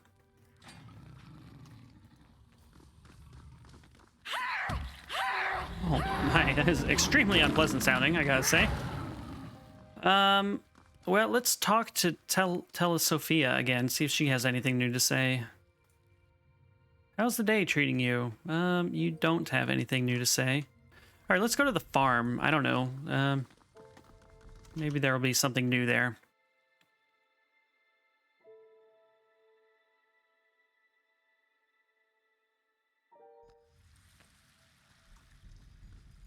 Oh, it's nighttime. Okay. So this is the farm. Oh, okay. This person has a quest for us. This is the farm where they were fertilizing the food with beastman manure. So, and down, well, I guess you guys can't see it, but there's a mushroom farm down here that I mentioned earlier. Welcome back, Fatebinder. You look like you've got some questions in need of answers. Well, is something the matter? She sighs, then leans forward, lowering her voice. You being a Fatebinder, I thought you might be able to get to the heart of a little trouble we're having up here. The crops aren't doing too swift, veggies or mushrooms, and at the rate they're withering, well, if the farm dies, the wound starves. All right, I'm listening. Strange enough, this ain't the first time something like this has occurred. A while back, one of the greener farmhands got it into his hollow head that any water is good water, and was paying no mind to which he watered with what. An honest mistake, but caused us no end of grief. Luckily, it hadn't been happening long, and the plants bounced back a few weeks after I got things all rectified. Her voice quiets. Ain't the same this time. I've kept both eyes on the water being used, and I haven't seen a solitary mistake made. Each crop gets the right amount of the right kind of water at the right time. Ain't just that, the plants are going bad faster than last time, too. If I had to guess, somebody's sneaking the plants the wrong water when I'm not around. Okay, maybe this will get us a new key that we can use for that other quest. Are you certain that the water is being mixed up? How would a person know such a thing for sure without seeing it herself? All I know is that it's sure similar to what happened before. The water's got these real distinct colors to them, though, on account of the ways they're made, and I've told everyone here a dozen times which one's which. If I were to look into this, where would I begin? You're the Fatebinder, I figured you'd know. Her brow wrinkles as she considers. You could always ask the people who work the farm, see if they've seen anything out of the ordinary. Beastmen, too. People have a way of forgetting they're around, but they've got eyes and ears. Do you think one of the beastmen might be responsible? Why would Beastwoman kill prey food? Hungry prey grows grass thin, grows bark tough. Not good to hunt or eat. It's true. Tycho blinks up at Kills in shadow and takes a step back before turning back to you. Right. I doubt the beasts had much to do with it, not knowingly anyhow. Not sure they could if they wanted to. Alright, I'll see if I can't work out what's going on. Many thanks, Fatebinder. That's awfully kind of you. More than kind, it might just save the lives of everyone here in Bastard's Wound. I've loved having Ebb and Kills and Lantry in this party for most of this DLC. It's all been relevant and good, just good responses to everything. Okay, I guess we just need to talk to people. Back again, I see. Must be my lucky day. Siren might have stuff too. Yeah, it sounded like she had some kind of quest or something from when we entered the cave initially, so I'll bring her back at some point, but this has been a good group so far. Tycho mentioned that you've had problems with the crop. Smart odds it's that asshat Klados' fault. That pile of pork chops can't tell his head from a hole in the ground. If anyone's fucking up the water, it's probably him. So we talked to Klados earlier, and he did say that he fucked up the water earlier. So we'll be talking to him again.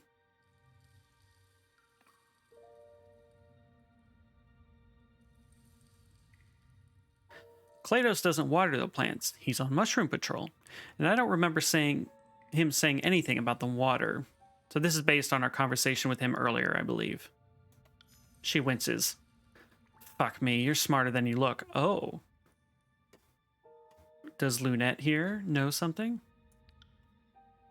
We can't all look as brilliant as we are. Thank you, Lantry. I agree. She lowers her voice. Look, the survival of the wound's my top priority.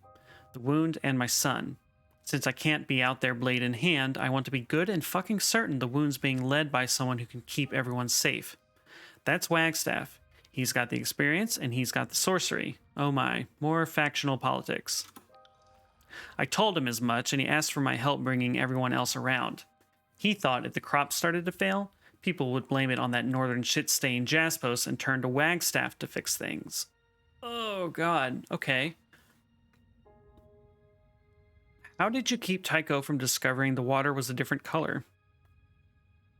I said earlier that if I was forced to choose between Jaspos and Wagstaff, that I would go with Wagstaff, but no, I want them both dead, and I want to put the Beast Woman in charge. That's now my goal in life here. Wagstaff's no idiot. He gave me something that makes the ensorcelled water look like that filthy forge-bound water. Doubt knowing that'll help you, though. No one will believe Wagstaff sabotaging the crop without proof, Fatebinder or no. All right, Den. Good luck with the floor, and stay warm as much as you can. Thanks for hanging out. You do realize that sabotaging the food supply doesn't just hurt you and the wound, but your kid too, right? Why do that? Because it's the only way, she hisses. People have to realize that Wagstaff is a better leader. If we rely on Jaspos, every fucking person here will die. And my son is just fine, thanks. Do you really fucking think I'd do this if I thought it hurt him? People will go to Wagstaff for help any day now, and everything at the farm will go right back to normal. Don't worry, the older and more annoying your kids get, the less you'll feel that need to do crazy things to protect them. Well, Lunette, I can't let you keep doing this. How exactly are you going to stop me? You don't know what I'm using or where to find it. You had no proof, and if you tried dispensing a little Fatebinder capital punishment without proof, I think you'll find the whole wound against you. Don't worry, I'll find something to incriminate you. Knock yourself out. Wow. She's confident. Okay. So we need to find proof. Oh, our next objective is to report to Tycho, apparently, so... Let's see here. Gather evidence. Oh, okay, report to Tycho. And gather evidence. You can tell Tycho what you've uncovered. Investigate by speaking to people around the farm. I suspect we're going to have to go back to Telesofia. She probably Sorry, I can't. she probably just has overheard somebody talking about something, right?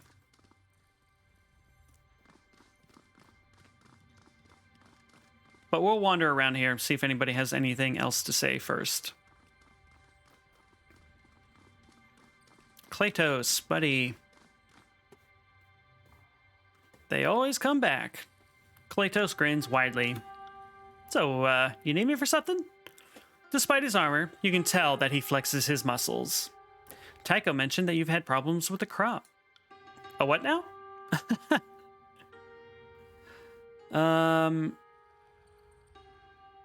I know someone is tampering with the water for the crops.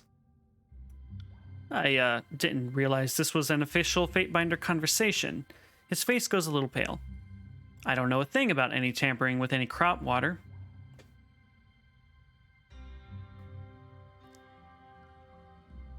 I mean, I think we know that it's not him. I don't think I'm going to choose any of these. I'm just going to say, you better hope I don't learn different. He watches you go. All right. We might come back to him if we can't find anything else, but... In fact, I believe there's a beast woman. Yeah, Ocean's Fury. She might know something. Human who smells of mystic blood prowls again the wound farm. For what does human disturb Ocean Fury's prowling vigil? Crops are sick. Have you seen anything unusual around the farm? She chuffs, scratching her heavily muscled torso with a webbed paw. Ocean's Fury prowls farm on hunt for Bane. Bane come from Old Walls, not farm. Still, Beast Woman does see things that pass. See small broodmother and slow human sneak the farm when human called Tycho looks elsewhere. So this is referring to Lunette. Can you tell me more about the small broodmother? Small broodmother waters green prey food. She lurks near tumble-down stones at entrance light. Hides a thing there when no others see. Ah, okay. The slow human, big and heavy, smells of hot metal. Hides a thing under rocks in dark corner near squishy glow fungus he whelps. Humans think no one watches, but Ocean's Fury sees without watching. Beast Woman hunts Bane, though not humans. What does Beast Woman care what humans do with stones? All right.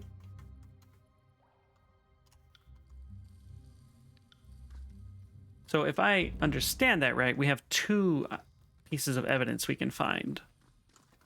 Yeah, the other dude we just talked to. So we're going to grab these items and then we will go speak with him again. Dehydrated moss. This moss has had all of the water magically removed from it. It quickly crumbles into a powdery substance when touched. Okay. Can't do that. Yeah, here's our new evidence here.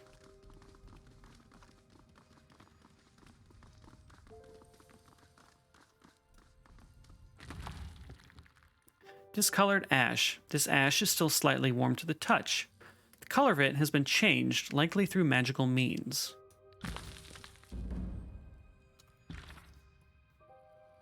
Okay. So, Lunette has admitted to helping Wagstaff by watering the normal crops with Tidecaster water.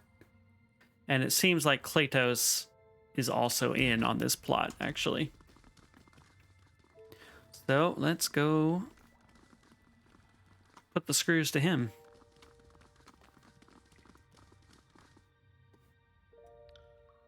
Tycho mentioned, yep. All right. You've unfettered access to the water and the crop, ample opportunity to perform the crime, and have harmed the crop in the past. I'm feeling pretty convinced you're the guilty one. When you put it that way, I suppose I do look like a likely suspect. He scowls. Bollocks, I should have thought of that first. Look, Fatebinder. He lowers his usually booming voice. This thing between the Tidecaster and the Forge Bound, it's tearing the wound apart. More than just the crack down the middle of it, I mean. It's getting to where neighbors cross the, well, not the road exactly, but what passes for a road down here, just to avoid talking to you. Master Jaspos is the man who knows how to be in charge. He designed the water filters, crafted us an armory, and raised bridges throughout the old walls. He's got his smithy and a whole host of Forge Bound behind him. When this whole thing finally goes tits up, anyone not backing Jaspos will be flipping nutter. So I figured the best way to keep things from getting too bloody is to sway the people to Jaspos's side quick and early. I asked him what I can do for him, and he has me wet the mushrooms with his stuff instead of Wagstaff's magic water. Way he sees it, if everyone thinks Wagstaff cooked up the one thing he's good for, then bam, Jaspos wins by default. These assholes. They're both sabotaging the crops. Yeah. Yeah, we're murdering both of them. If I have any say in the matter. Tycho said the different waters are different shades. It should have given you away. Now, you see, that's where Master Jaspos's brilliance shines. He gave me something to mix into the water to make it look different. Don't see how knowing that'll do you much good, though, seeing as there's none left. And without that, there's no proving anything. So you really think sabotaging your own food source is a good idea? I hadn't given it much thought. He frowns and falls into silence, apparently rectifying that oversight. Then he shakes his head roughly. No, Master Jaspos wouldn't do lasting harm to the wound. He knows what's best, so I trust his plan, even if I lack its every particular. Yeah, this stops now, buddy. Stopped already, actually. Used the last of what Master Jaspos gave me just this morning. Can hardly hurt the mushrooms without that, can I? He smirks. So this bag of forge dust you hid isn't what Jaspos provided. The color drains from his face. Didn't mean anything by it, Fatebinder. I just wanted to help Jaspos keep the wound safe. Better than safe. Great, even. I figured once enough people turned their backs on Wagstaff, he'd ask me to stop and everything shake out fine.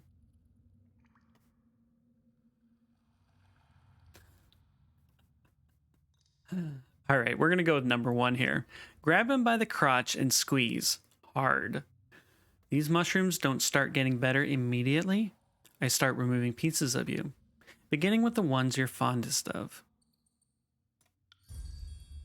He whimpers, squirming at the end of your grip.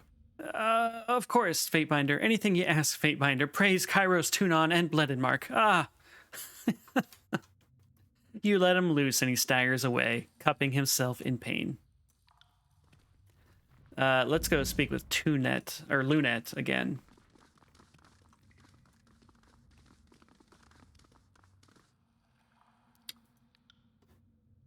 Oh, we don't have the option. Interesting. Well, that's too bad. All right.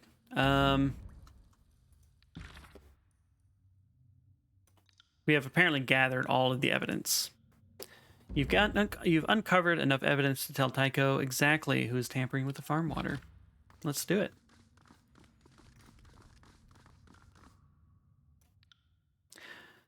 I have information for you regarding the water problem. That's some sorely needed news, Fatebinder. Well, spit it out. What'd you dig up? Jaspos and Wagstaff are both responsible for the failing crops, I'm sorry to say. Surely you kid. There's no way they're both wrapped up in this. Kletos was using this discolored ash obtained from Jaspos to change the color of the water for the mushrooms. Oh, so, okay, our choices here are whether or not we want to blame specifically Kletos and Lunette, or if we just want to lay the blame at Jaspos and Wagstaff by themselves. We're going to be a law-abiding Fatebinder and blame everybody involved. So Kletos was using this, obtained from Jaspos. Kletos. After all his mistakes, you'd think I'd have kept a closer eye on the musclehead. Jaspos, though, dealing with him will take a tenderer touch. Can't just punish him like I can most everyone else. For now, he'll have to wait. Kletos, though, I'll deal with that boy with the swiftness. But you're saying Wagstaff also had a hand in this. Lunette was using dehydrated moss to change the color of the water. Lunette? You'd think her little boy'd have more meaning to her than whatever Wagstaff offered to do his dirty work. No matter, she won't see this farm again. The Tidecaster will be a tougher nut to crack. I'll have to think long and hard on what to do about him. She frowns as she surveys the farm. It'll be a task convincing the others that Jaspos and Wagstaff aren't the leaders we've reckoned them to be. For now, it's enough that the farm's no longer a pawn in whatever they're playing at. She smiles at you. In clearing this up, you've helped the farm and saved a lot of folk from starvation. Thanks, Fatebinder. You've helped the wound more than I suspect you know. I'd like to give you this as thanks, a trophy from my rough and tumble years. Cleanest helm on the battlefield. Okay. So we got a sterile Celette, which is heavy armor, which means we actually can't do anything with it. But if we could, it would give us immunity to poisoned and degenerating.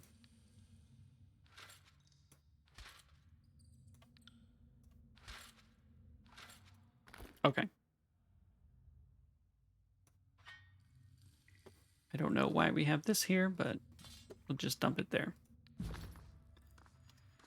All right, so that was an interesting quest, but we still don't have any more means for getting further into the old walls.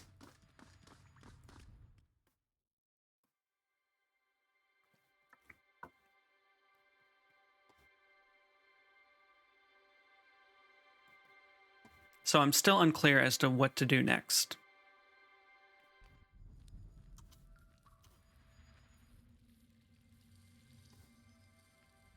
Maybe let's go talk to Wagstaff and see if he has anything new to say. I sort of suspect he will not, but you never know, I guess.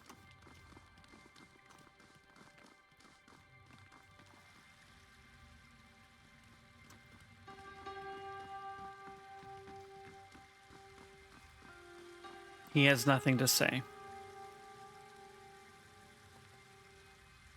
Okay, let's enter the portal again and see if there's something we missed earlier.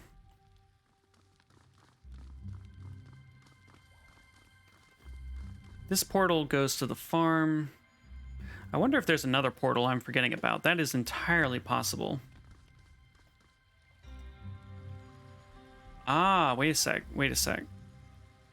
Okay. We can switch out what is here. So let's put the yellow one in. And let's take a look at where this lets us go now.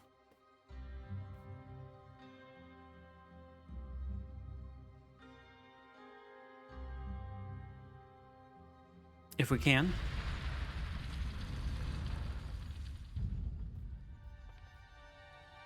So we can tell there is more stuff down here. We just can't currently seem to access it.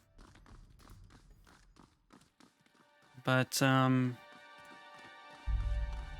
don't know. I can't move the camera up. I can zoom out, but I can't click on this. Like nothing happens. So let's exit. Let's try the red one again. See if we missed anything.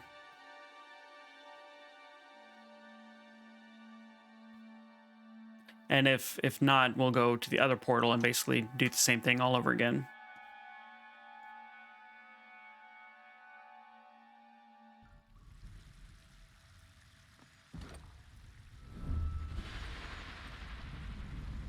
Okay, we put the red one in.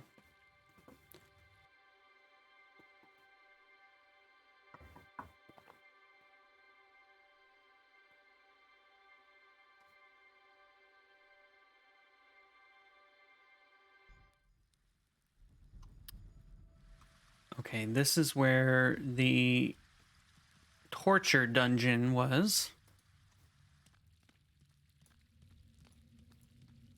Okay, there is nothing here. So we're going to go to that eastern portal and try switching out the keystones or whatever they're called.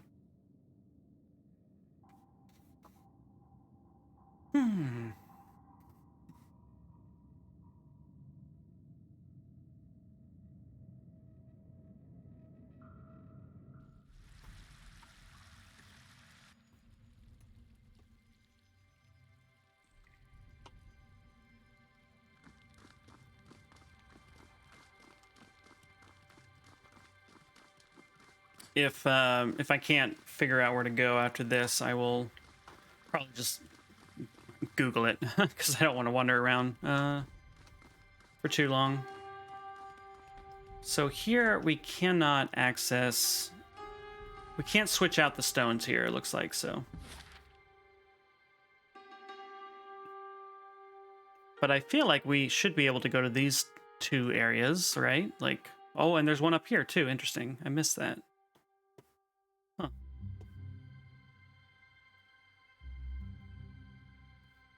Well, right. I think it is. But we only have one color of key, and in these types of dungeons, there's usually multiple colors of keys to find. And I have no idea where to get another one. We only have a blue key, so we probably need like 2 other colors. So, what? No, I know. As you consider the distance between you and the old wall's mechanism, you feel a slight warmth emanate from the warden's key. Okay. Apparently, we did not walk into the magic spot that triggered this cutscene, and we could have been making progress all this time. But no, that's fine though. We did that other quest, which I'm glad we did, so it's fine. So we run over here, we use this, and this opens. Yeah. Okay. Yeah. Yes, thank you, Wolfie. I got it.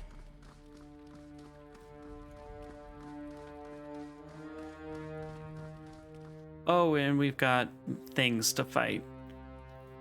We have a centurion, we have just another guy, and we have demons. Why are these people chilling out with the demons? This is new. All right. More bodies to pile in our way. Degenerating, that's a new status. All right, well. It'll be fine. I got it.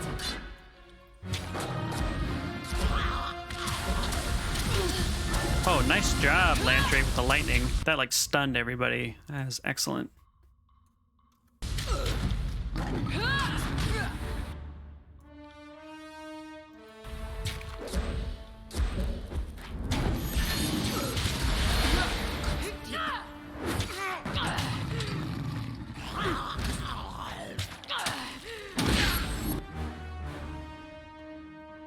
I think I'm gonna go after this guy because he's targeting kills in shadow and she is taking a lot of hits, so.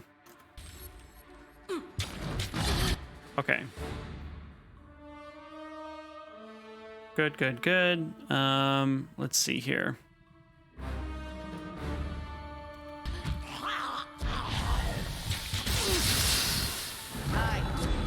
All right, we're just gonna punch this guy a bunch of times, I guess. Oh no, what? Why are you?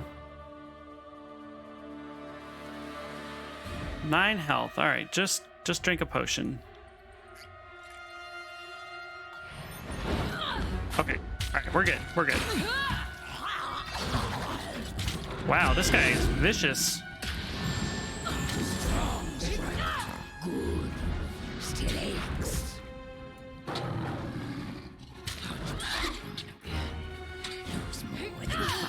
We can do this. We can do this. Okay, great. All right, we're just gonna focus this last one down. Okay.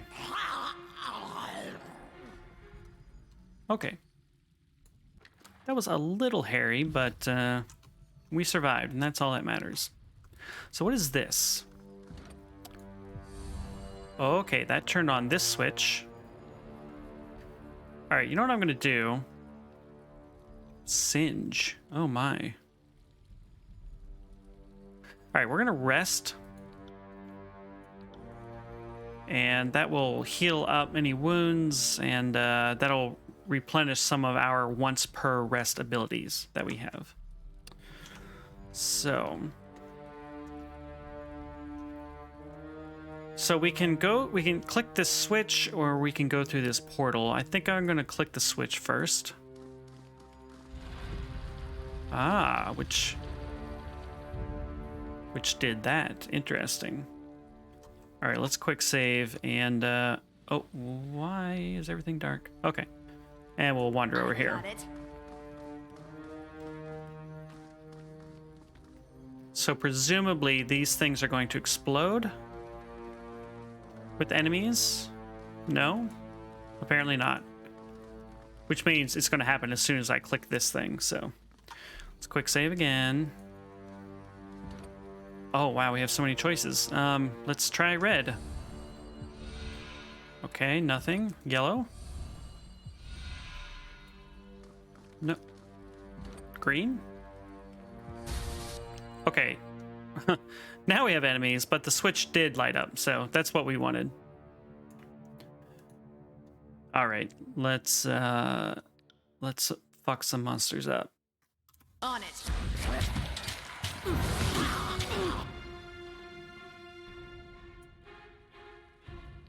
We're gonna put some healing down. Whoops.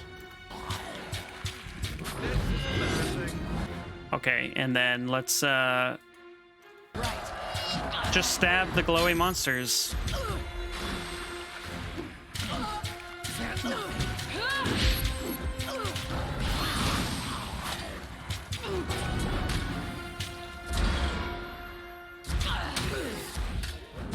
I'm enjoying this a little too much.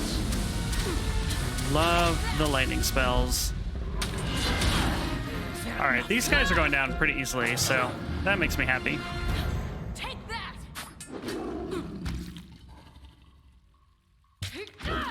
Weird pseudo turn-based nature of this game is kind of odd sometimes. All right, cool. We got a bunch of stuff, including a red moss poultice. You can sell this. Okay, this is just junk. Okay, cool. All right, let's click on this switch.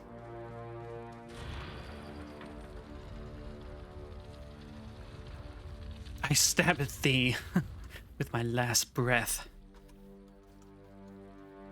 Right. Oh no, we want. Why aren't you all moving? Okay. Found something.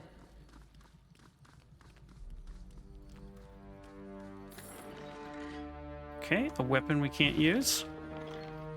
And a trap. This is a trap. It is, in fact, a trap. All right. Another demonstration on power seems in order.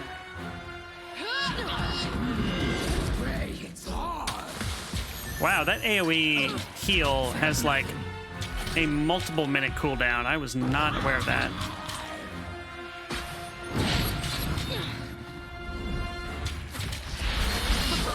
I'm enjoying this a bit too much.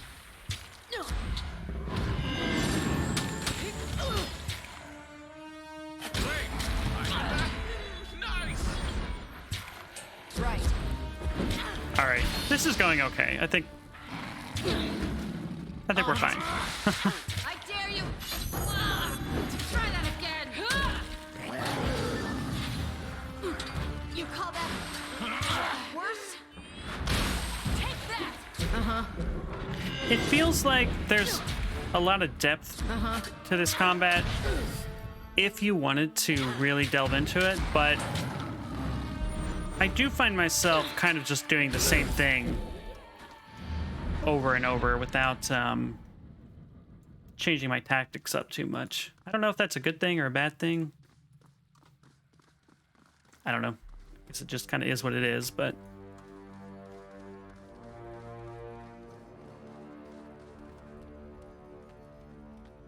yeah, whatever works. I'm not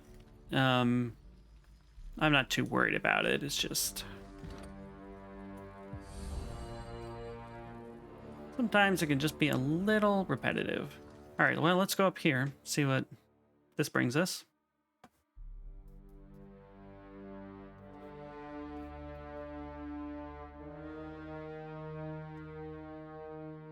And I'm sure, obviously, if you play on a harder difficulty, you have to have a lot more micromanagement, or at least be happy with a lot more micromanagement. Okay, so there are some bad guys down there, but they haven't seen us yet, which is interesting. Let's see what happens when we click on this. Oh, all right. Learned a new spell sigil. Let's save, and then I guess we'll just wander down here and... Oh, this is a sleepless. Oh, do we have to kill the sleepless?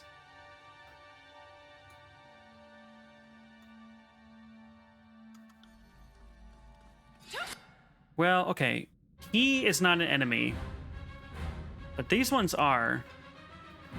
And there is a pretty nasty enemy down here, so this might be a challenging fight.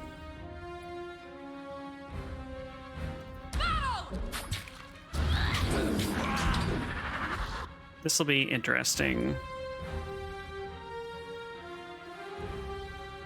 All right, Eb, why don't you... I don't know what I want you to do.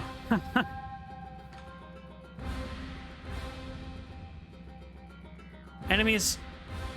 Party's attacks will transfer health from enemies. Let's do that. Let's do that. I think that will be useful. Okay, wonderful. Right.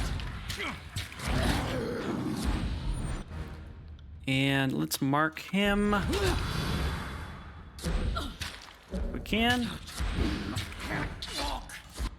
I don't know, this fucking mage here might be really ruining our day.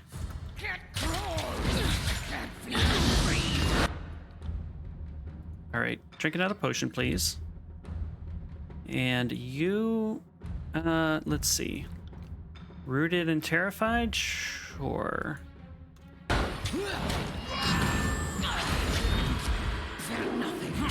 It is weird to see this game drop to like 20 frames a second. Like, this is new.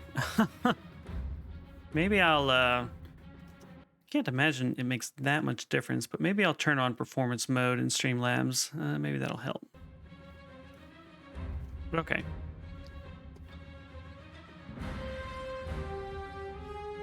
What's next? What's next? Let's maybe get some more buffs out. That might actually be useful.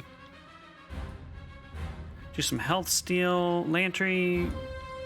Maybe put some buffs on her. Everybody's buffing. Maybe it's like Fallout schools where not all are bad. Yeah. That would be interesting. Yeah.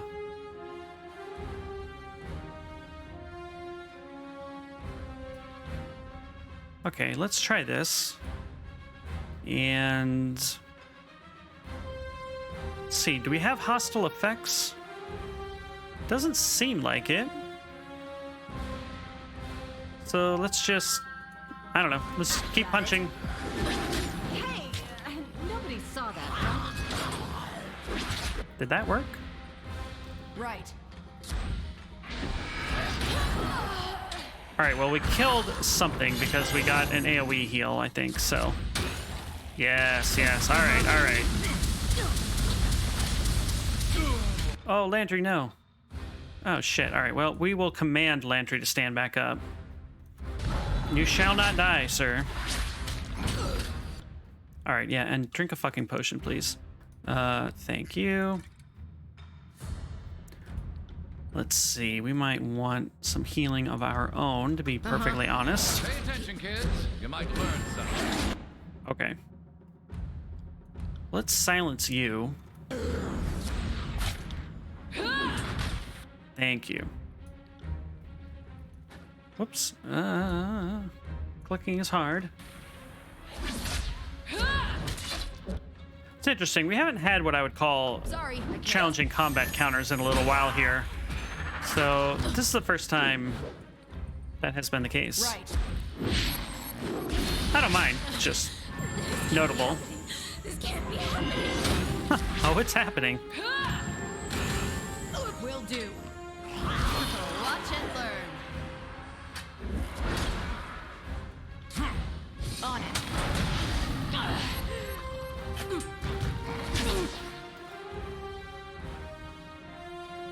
Let's see here. I think we might need a little bit of healing.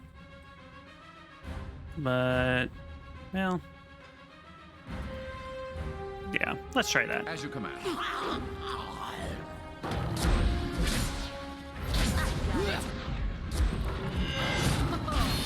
enjoying this a bit. Okay, we might need a potion for our main character. Too much. Get it. Alright, alright. It's not right. Human smells only half revolting. He's missing sense. Aye. I think Kills was referring to this guy, the Sleepless. I've lost it. Gone. Gone. Forever lost. A glassy-eyed man sways on his feet, his countenance sickly pale and ashen half-circles clinging to the undersides of his eyes. He stares forward, gaze unfocused, seemingly unaware of your presence. It must be in the water. I should have kept swimming, always upstream. As you step closer, he turns to face you and squints his eyes. You there, have you seen it? I don't know. What are you looking for? His brow furrows as he confronts your question. I knew just a moment ago. I lost something important. I did. I'm so tired. How long have I been... He trails off, unable to complete his thought. The Bane are everywhere. How do you survive down here? Bane? His irises wander to the corners of his eyes, as if doing so would reveal creatures hidden beside him. Oh, they don't pay us any mind. Not anymore. Lullaby tells them no. Lullaby protects. Who or what is Lullaby? She watches from the deep, deep dark. Her song is sweet and makes all the evil people go to sleep. Lullaby protects. Yikes. Yikes. Lullaby protects? Sounds like they have their own little grave in ash. How quaint. You don't seem well. He blinks at you without comprehension. I'm awake, aren't I? This isn't a dream? He reaches out and grasps your shoulder loosely, then firmly. My thoughts come and go, and sometimes I can't tell if I still live. He pats himself on the cheek several times, each with increasing intensity. I'm here. I'm here. I'm still here. I'm one of the afflicted, the sleepless, I think is what they call us. It was Reef Talon. Her touch healed me, stopped the blood from spilling out. He runs his hand along a vicious-looking scar bisecting his chest. She took something in exchange. I'm alive enough to know I'm hollow. He stops and scrutinizes his hands. Hollow. As he raises his head, his eyes show no signs of recognition. Have you seen it? I've lost something. Interesting. Interesting indeed. All right, well, let's look for some stuff. Right.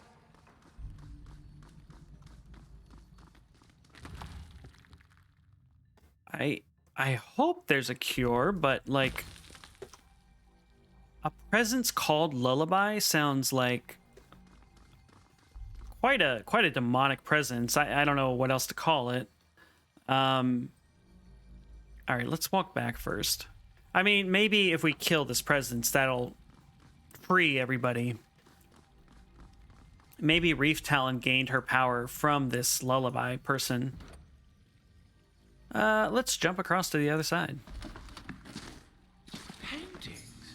In this Cairo's forsaken place? Either my eyes are deceiving me, or we've discovered a real piece of history. Nice. All right, let's save and disarm this trap. Kills disarms traps by punching them, which is delightful. Mind rot venom. Okay. An ancient mural is painted onto the wall. The mural before you depicts two beastmen-like figures rising from the floor, larger than life in stature and presence. They both carry upon their backs massive rectangular tower-like structures. Between the columns are what look like corridors of the old walls, twisting and turning at right angles. Strewn throughout the corridors are dashes of colors, blues, whites, and purples, twisting in spirals reminiscent of the Bane. Though crafted with primitive pigments, the mural is festooned with small details. Further examination will likely glean additional information. Let's examine the beastmen. The two figures depicted on either side of the structure are drawn in remarkable detail. Their proportions and anatomy seem nearly identical to beastmen. The two have expressive faces. The right-hand beast is anxious and worried. The left-hand beast appears salivating for a fight. Both forms appear to be bracing against the structure, and taken as a pair, their posture suggests they are holding up or supporting the structure between them. Humans say old kingdoms built old walls but are wrong. Beastmen built old walls. Proof is right here. Oh, wow. That would be quite a revelation, actually. You know, there's been a little bit of an ongoing mystery as to who built the old walls, who built the spires, and I just kind of expected we'd never learn, but we might have just learned. We did know that the beast tribes were around before the old walls, but other than that... All right, examine the old walls section in detail. Take a drink here.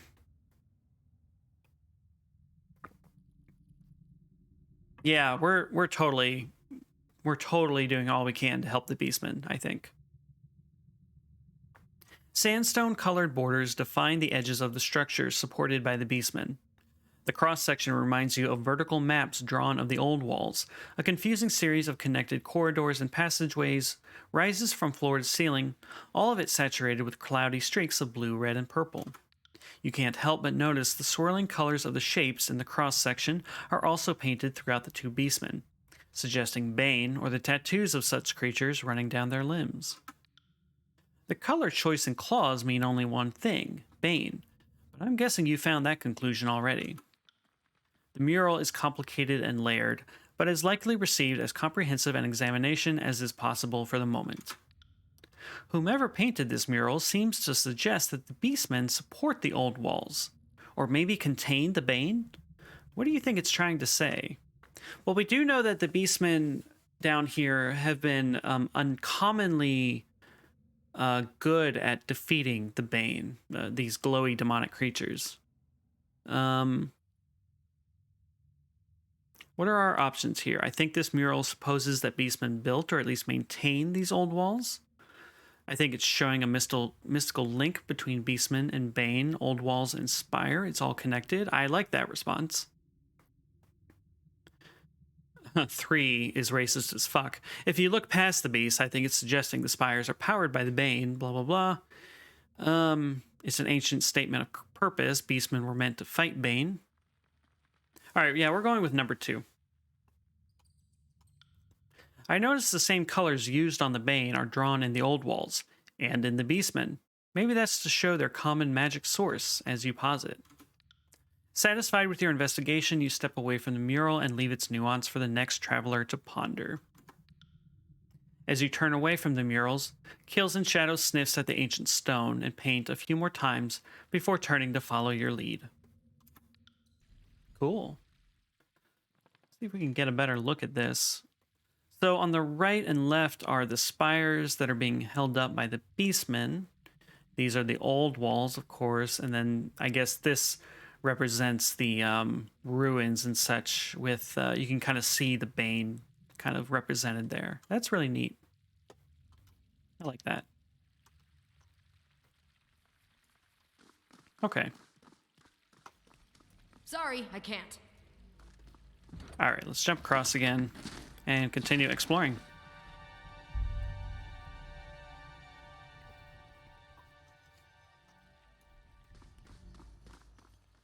Can't do that. Okay, I think we can trigger this from afar. Okay, I guess we need to run back up here to do it, though.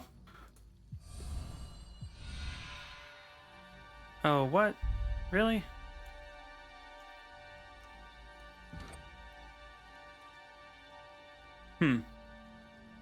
Okay, let's, I guess we need to go back.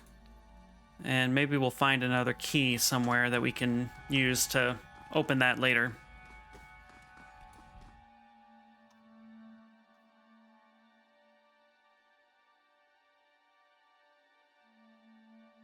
I'm curious if this dungeon delve is kind of the last major section of the game before things wrap up. Not the game, but the expansion content, I should say.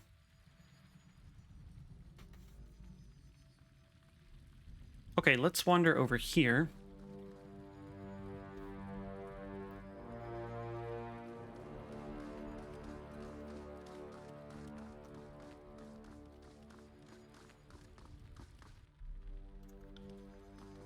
Okay, there are bad guys over here, but we should be able to trigger the bridge by clicking on this thing, so let's save.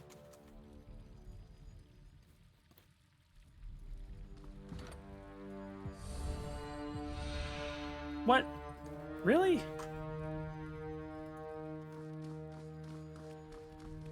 Man, where am I supposed to go then? Did I miss something over here?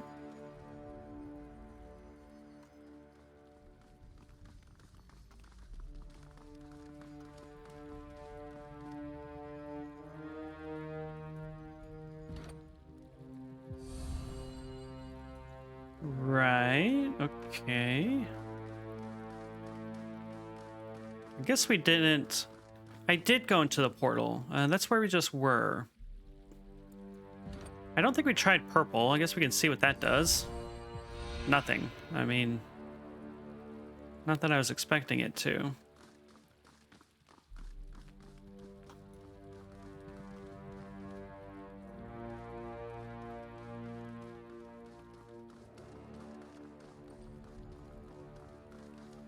Can I... No, I can't... Wait, why are you walking all the way over there? No? Okay, alright, that's just nothing.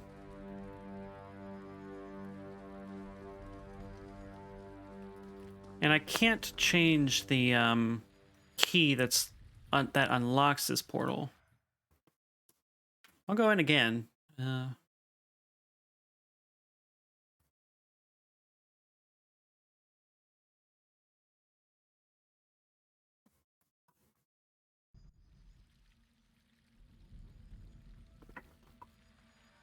It's like we jumped across here, and then we looked at the mural. Oh, you know what? Okay. I think I know what to do.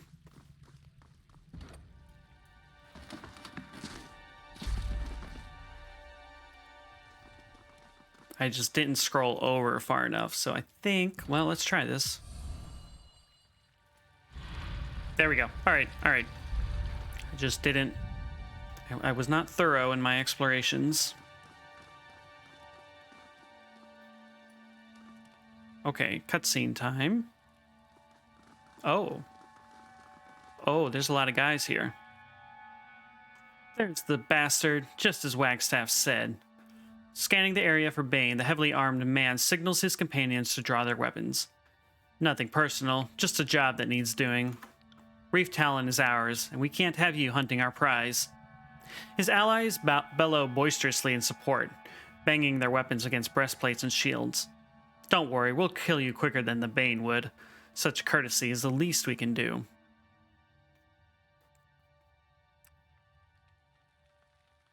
Yeah, I mean, everybody in this fucking town is on the shit list. Not everybody, but damn. Step aside. Is this really how you want to die? Your confidence is great. Nothing worse than killing someone who doesn't believe in their worth as a warrior. But our honor is on the line here. He looks back at his company with a grim nod. Let's earn our pay. Remember, kill the Fatebinder, but don't bloody the face. We'll need proof of the deed. That is unfortunate. All right, well, let's save here. We've got this ranged guy and this mage.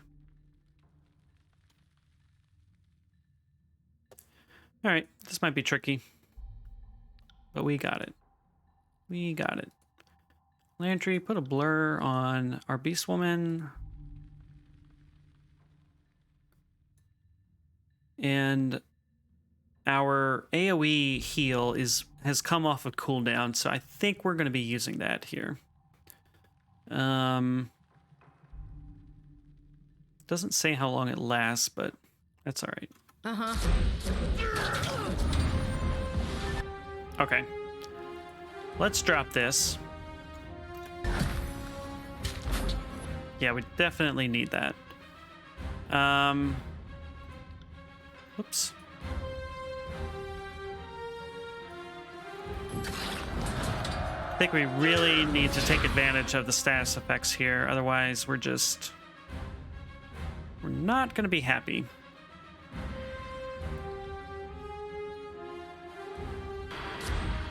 All right. Nice. Nice. Let's get his buffs going as well.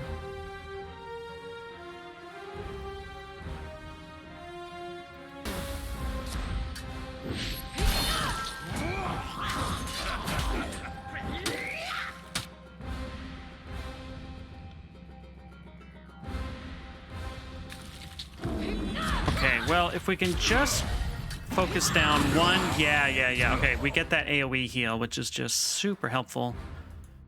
Go after this guy. Oh, and it looks like we got a level up, which is nice. All right, let's sunder his armor.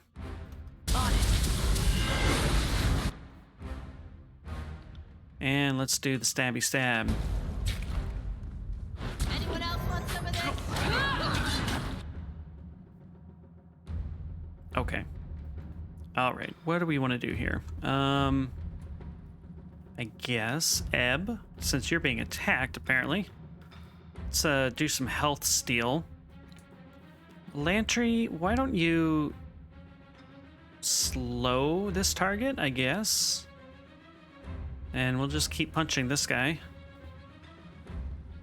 Actually, let's buff our As you command. other party member. Okay. Now let's continue with the punching.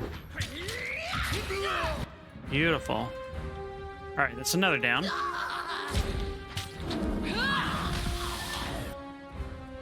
All right, we're getting knocked back, but we're not taking too much damage from it. All right, we are whittling them down. This is going pretty well.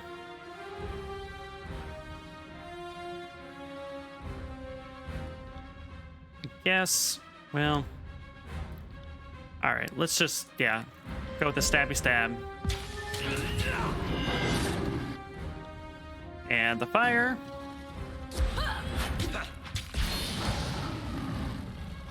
And the sundering.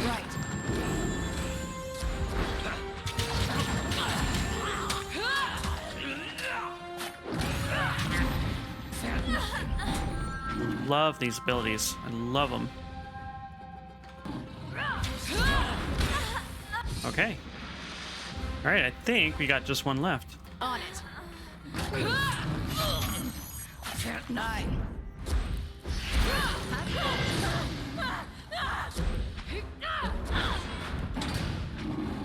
Okay, I think we got this. So, continue searching for the remaining torch keys. Before we do that, we're going to level up kills and shadow here. Let me see here. She's taking a lot of hits lately, so let's boost the defense. Yeah, okay. And, let's see, what do we want to... We maxed out her unarmed damage.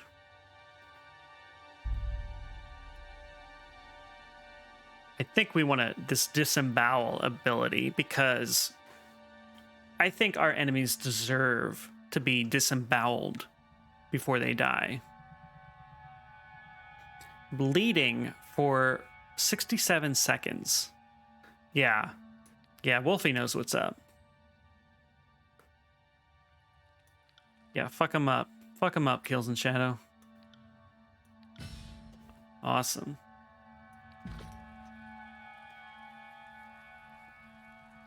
Okay. This is blue. It's been blue. Let's quick save. And I guess we'll just continue exploring. This looks like a big map, I gotta say. I suppose I can add swimming Bane to my nightmares. It's true.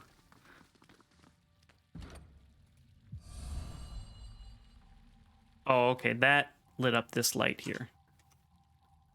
All right, let's grab this stuff. Some stairs that we can reconfigure, I hope.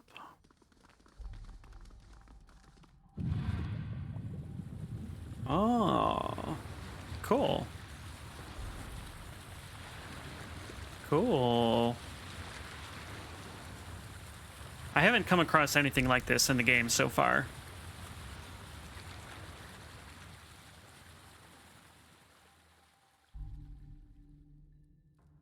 This is an awkwardly long cutscene. Okay, all right. We got it. Will do. Oh, okay. Let's take care of these guys. Ripping with claws! Fear nothing.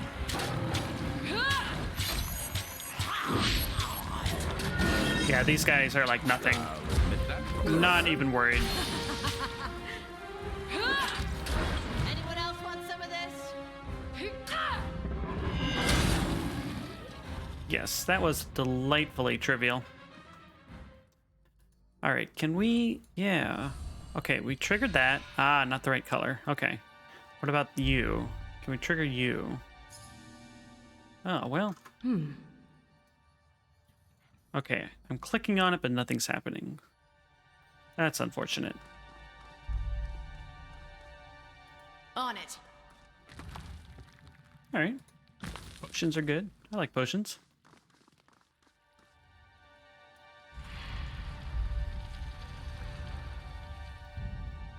As far as frame rate goes, I don't think performance mode is making a difference, and I'm getting nervous that I can't see the stream. So we're going to turn that off.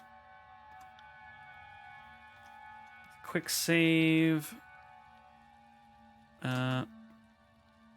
Okay, please don't crash. Phew. Okay, all right. That just took an uncomfortably long amount of time to quick save just now. Oh, another secret. Another useless item. It's all right. Oh, okay, we got some scary monsters down here.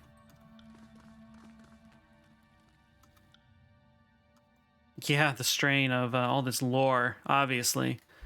More bodies to All right, well. Well. pile in our wake.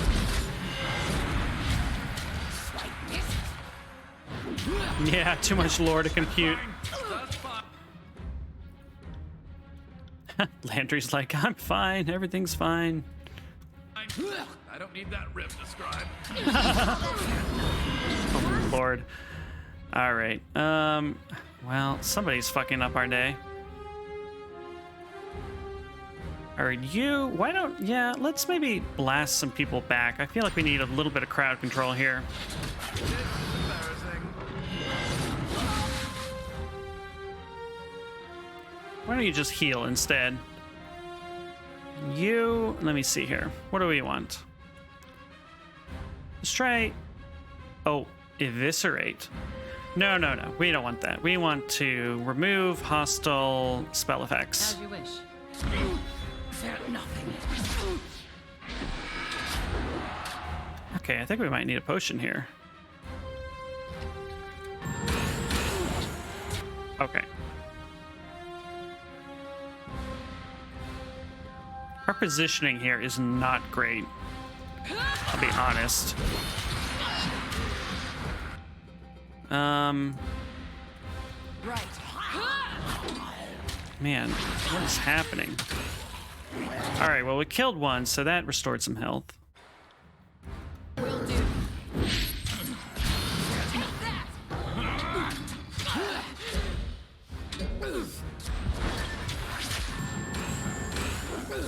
Ah, terrible at this. How am I not dead yet? Oh, no. Okay, all right.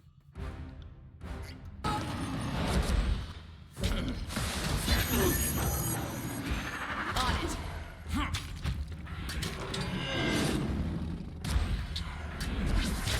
Wow, it just... Holy smokes.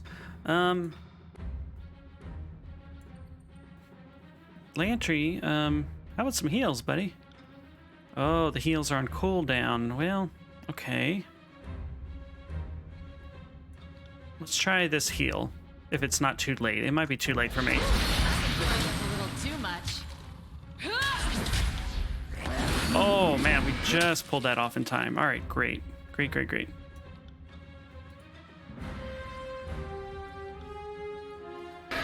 I think my main character might have died, but I think I have an ability that, like, delays being knocked out for a few seconds, and I think that might have really saved my hide just then. Right.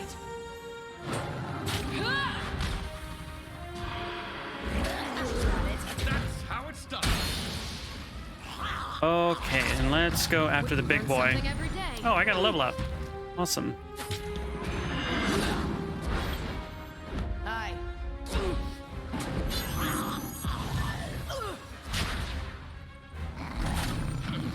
Felt nothing. Hurts bad. I know my own strength. Nice. Phew. There's a random one over here, but that's fine. All right, let's level up. What do we want to do? I think I want to boost my strength. I am like a kind of unarmed mage, so I've been neglecting my unarmed strength. I'll say. So let's put a point into might. And what abilities do we want? The leadership abilities have just continued to be amazing. Moderately increased damage with unarmed attacks. Interesting. That is very tempting. We also have once per combat, when your health becomes critical, nearby allies have their damage and quickness increase for a short time. That would have come in handy here, I think.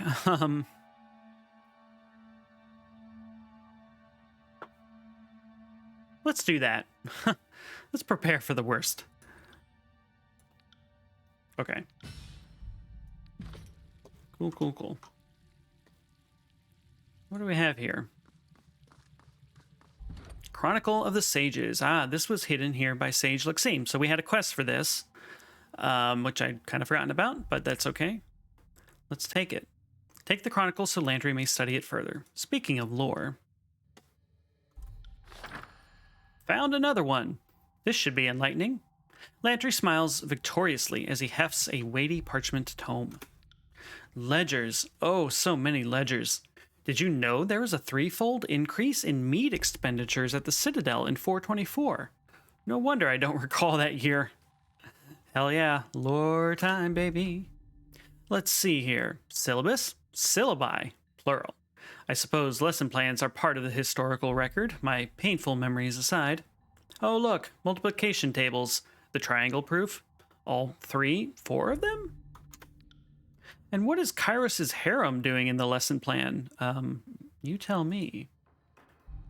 The term Kairos' harem has a wide variety of uses, none of which appear to be outright illegal. To repeat, according to Bledenmark, the harem is a condescending term for the thousands of people that become infatuated by the Overlord and offer their lives to the Archons strictly out of blind adoration and loyalty.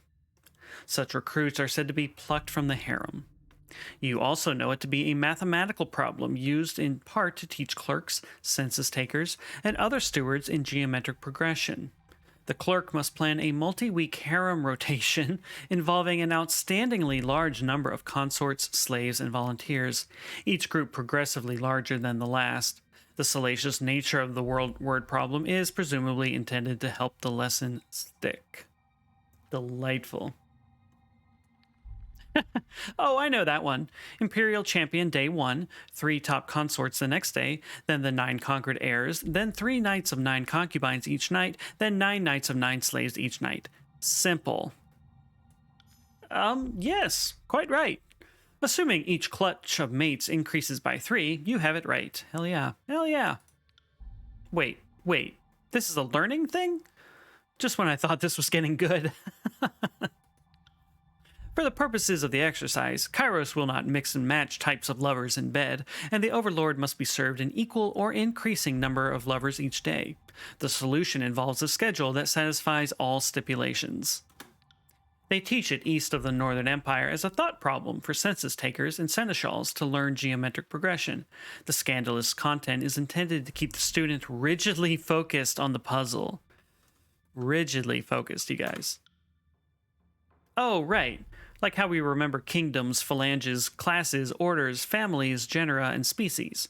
Kairos, please come over for group sex. Just take the first letter of each word in the phrase. Easy, right? Rigidly. While it's true we were connoisseurs of any treatise, never in all my years did I use many of these exercises in my actual lesson plans. I'm probably the biggest Kairos aficionado in all of the Vellum Citadel, and I can say with certainty that these elements of Kairosian math were not standard teaching. I see how minor this detail must seem, but it's a lie all the same. You could correct the record.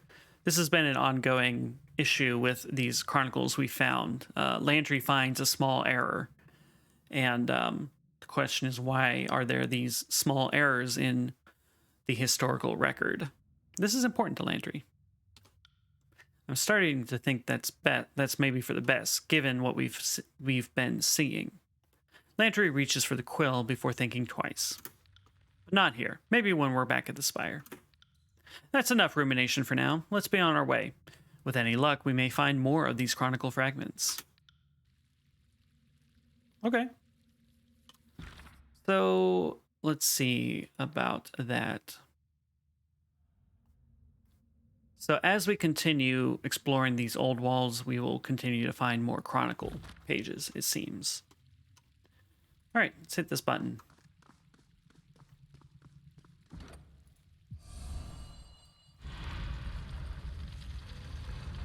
Okay, we're about to have another fight on our hands.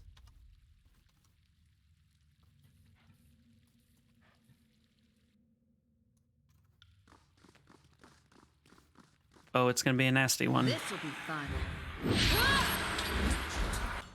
This will be fun, will it? Okay, we don't have our AoE heal back, but it's, wait, what are we doing?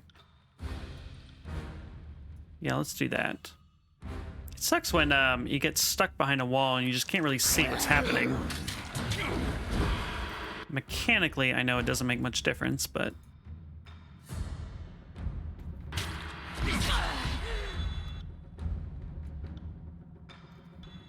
Okay, trying to keep track of the nasty status effects that keep hitting us. If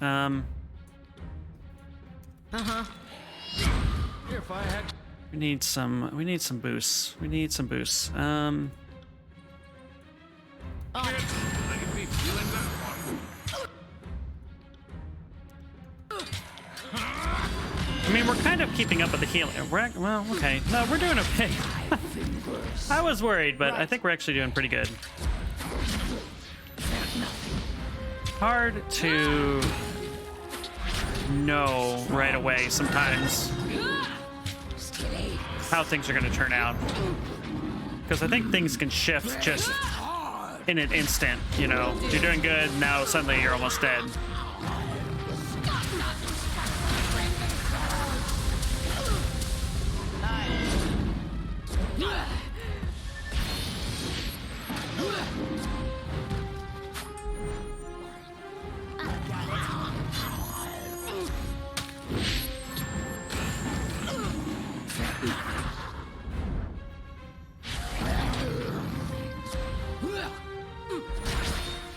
Okay, now we have that. And we have that. Okay, alright, no, we're good. Alright.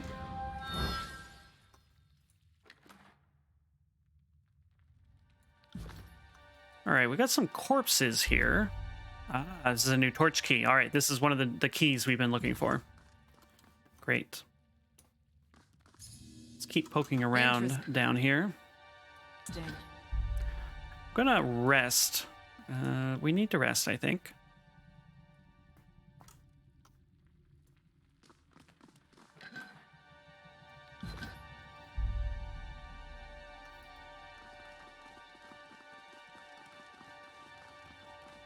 Ah, we were here before. We were here before. But the water is now gone. Okay, so this still doesn't do anything. Presumably, once we have all three colors, we'll be able to unlock whatever it is this unlocks. More bodies to pile in our wake. All right, well, let's continue to kill random monsters.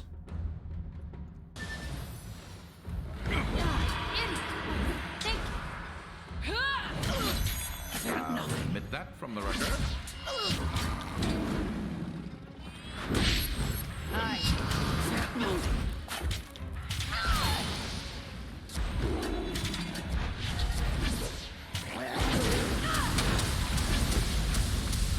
Okay. Needs an old dog, new Oh man, we're tricks. getting all the level ups now.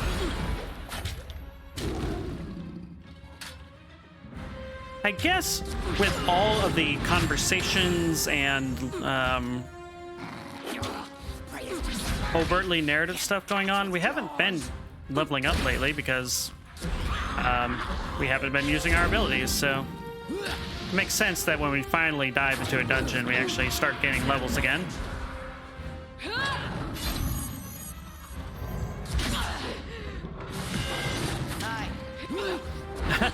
And actually, in this game, lore does give a little bit of XP, but yeah, not as much as killing monsters.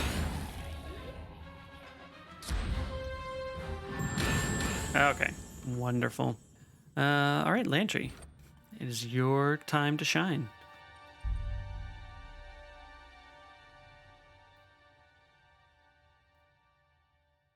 Oh.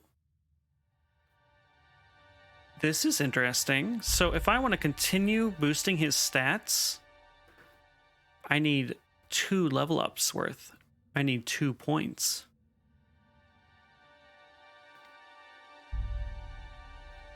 I've never come across a game that kind of does that. Interesting. All right.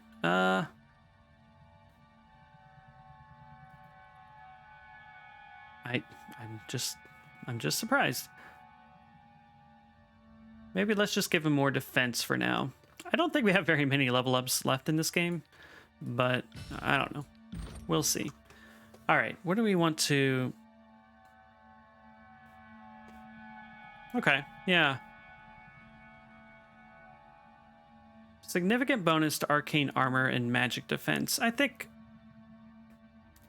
we want to do that. Well, we could greatly improve his lore skill, though.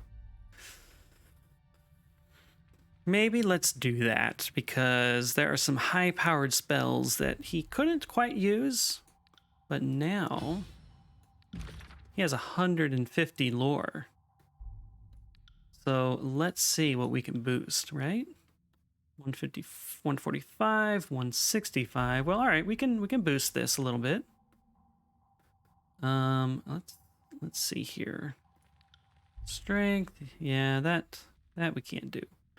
175, yeah. Okay. All right, we'll just keep that as is.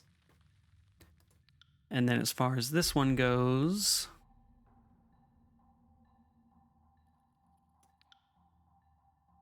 no, nothing new there. Nothing new there. Okay, all right, we'll just keep what we got and move on, I guess.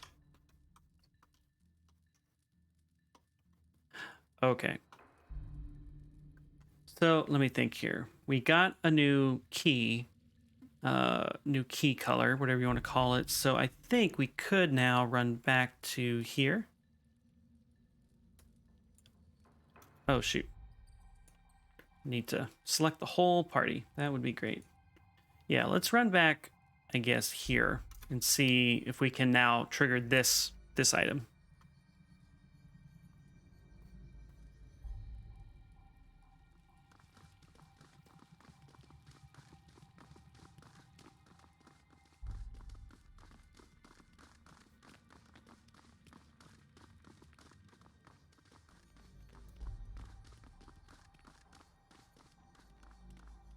Can I use this? Ah, okay, yes. Trinket stirs earth blood trapped in old walls from afar. Humans make use of tools. Yes, we do. All right, cool.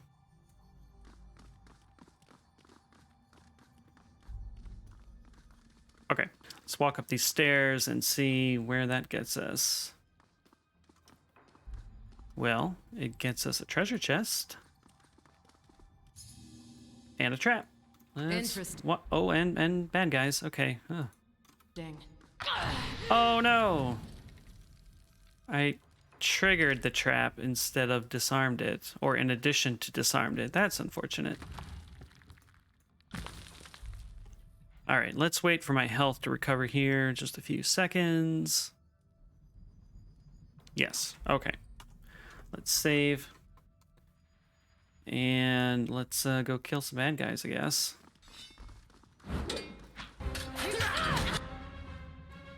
Camera is doing weird things again, but, well, let's see. Let's see how we do. No, let's do this and buff him, or her, I mean.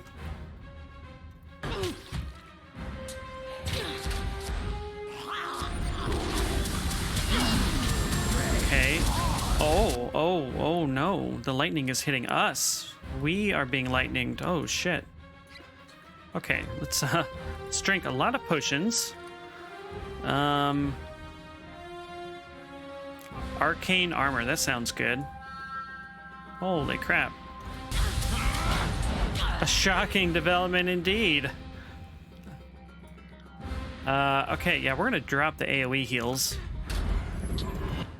Holy smokes, that sure was interesting. Ah, man, what a pain. All right, we're gonna use our 1 per rest ability. Not Ooh. feeling so. Epic. All right. Gosh, what are we even doing here?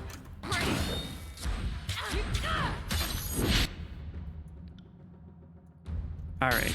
Let's just try to keep focusing down individuals, and that will hopefully get us the most bang for our buck, is my hope. There's nothing. If I had kids, they'd be feeling that one. Entirely useless. Okay. All right. Not the worst. Okay, we're doing it.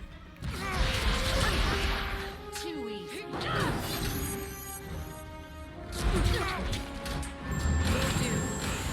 Oh, that can't be good. Okay. All right. No. Iron Fist, come down here. Kill this thing. Oh, actually. Okay. Let's do some heals.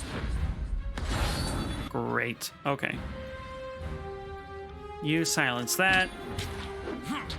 No. What are you doing? Kill that. Can't do that. Okay, now let's kill the mage. Let's silence the mage. And let's light the mage on fire. That's how you take care of a mage. That's how you do it, folks. All right. Achievement unlocked, string not found. You guys can't see that, but that's what it says. Oh my god. Okay, well. I don't know how I'm supposed to feel about that. Not much of an achievement, but okay. String not found. All right, I want to see if we can at least find what we unlocked. String not found.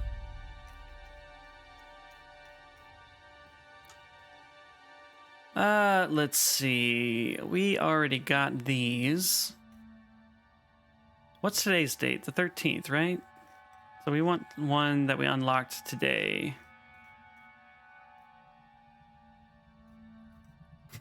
It doesn't show up. All right, well, we unlocked the most hidden achievement of all, which I guess is no achievement whatsoever. So anyway, I sure feel good about that. No, I want the whole party.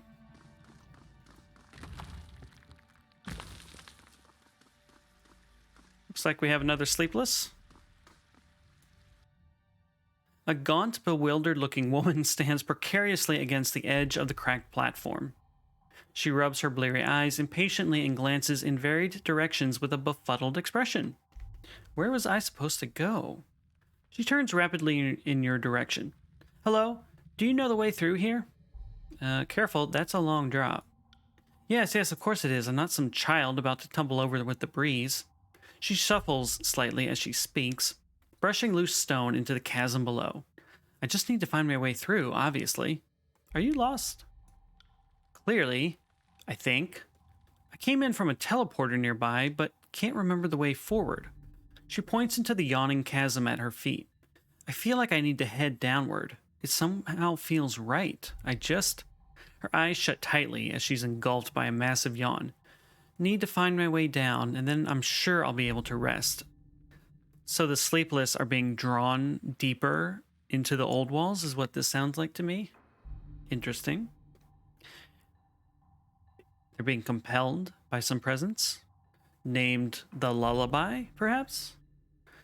Is that teleporter still working? Which teleporter? That teleporter? No, don't be silly. I took the stone that operates it, so how could it be on? She chuckles softly. And here I was worried I had lost my mind. I need that keystone, please. She presses a small pouch close to her chest. But what if the way I need to go is back through that teleporter? I don't know the way down. It could be any direction. There are some stairs to the west. They may be what you're looking for. There are. Yes, that must be it. I need to head downward. Climbing certainly won't work. Thank you, stranger. I won't be needing this. Safeguard it for me. She reaches into a worn pouch and produces a keystone, dropping it into your hands. I'll just rest here a moment before moving on. We can push woman over ledge. Let me show you a shortcut. Oh my god. Oh, love it. Love it. All right, well, I must be going. She stares blankly, saying nothing. Oh, it's so evil. Let me show you a shortcut. Oh, boy.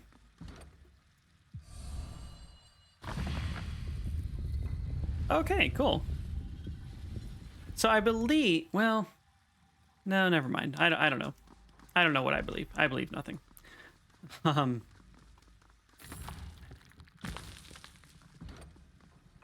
learn a rune. Sigil of precise action. Oh, okay. All right. Interesting. Let's try to disarm this without setting it off. I believe I can fly. It's the last thing you'll ever believe. You won't believe this. All right, does blue do anything? No, just the yellow. Ah, there's another mural down here, it looks like. I'm looking forward to getting to that. Just have to believe. Okay, so... Just wondering if I want to go down here yet.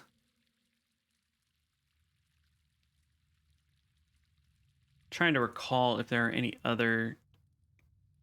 Ah, there was this. And we did not have a key for that yet. So, all right, let's continue going this way.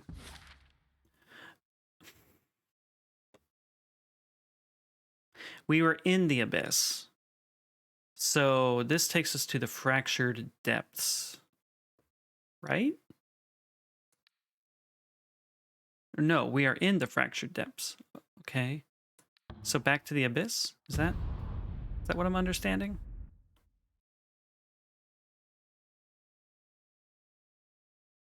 This is quite a dungeon. I'm starting to forget where I was, where I've been.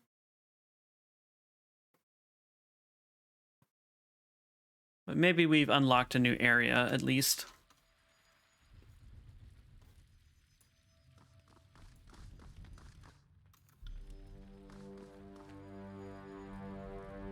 Did it? I just can't remember. Okay, I guess we hadn't been that way yet. So let's save and go punch these Will people. do.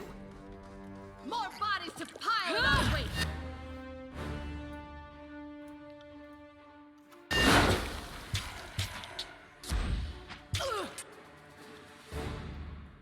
Will do.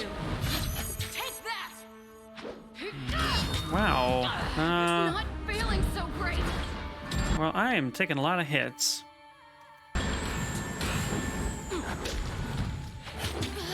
Taking a lot of hits. Shall we? Oh, and I'm dead. I'm dead. All right, well, that's unfortunate. Wait, am I dead? I am not, in fact, dead. Okay, whew. What an emotional roller coaster. All right. We are poisoned, however, so that's unfortunate.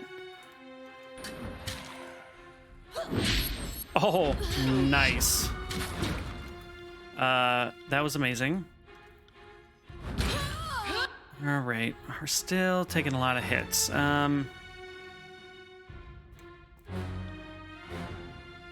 Let's see. Eb, what can you do for us? Let's try some heals. Lantry, why don't you maybe slow them? And put a blur on our main character. And then you, let's go for some disemboweling, huh? Let's try that one out.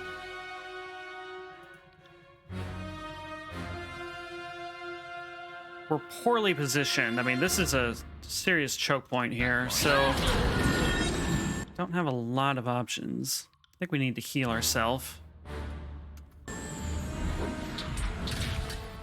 I'm actually stunned, it looks like.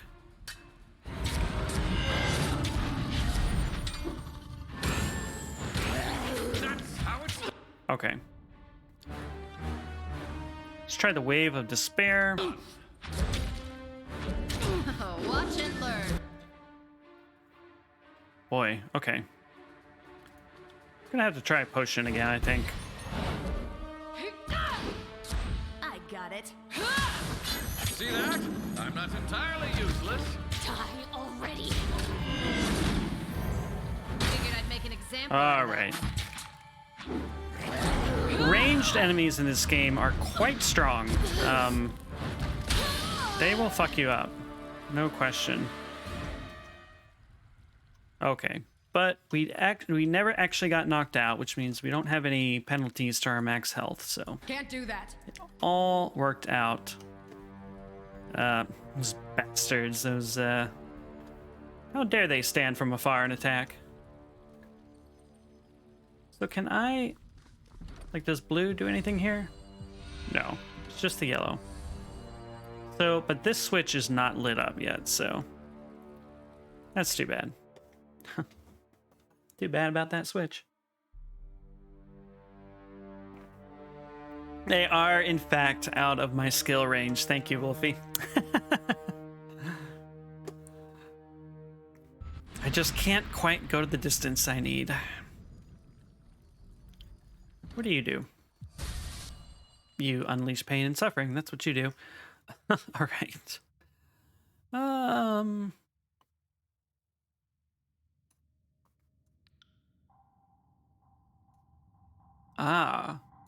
So we have been here. This is the torture room from earlier, but we're now in a new area of the same region, I guess. So, good to know. Anyway. Whoa, what just happened? See that? It looked like the level was loading, and then it wasn't, and I'm thoroughly confused. I must have clicked on. Entirely useless. I must have clicked on a thing by accident. All right. Well, I'm going to blame myself there. See that? That's entirely useless. Yeah, I love lightning when it's Enjoying it a little too much. shocking my enemies. Strong strike. Good. Still aches. Let's get some more heals going. As you wish.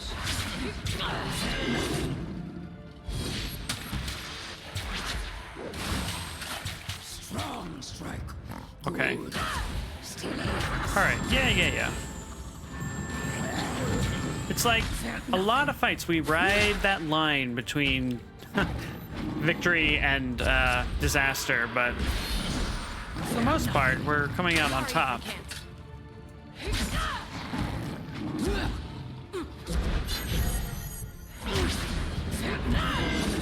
Right.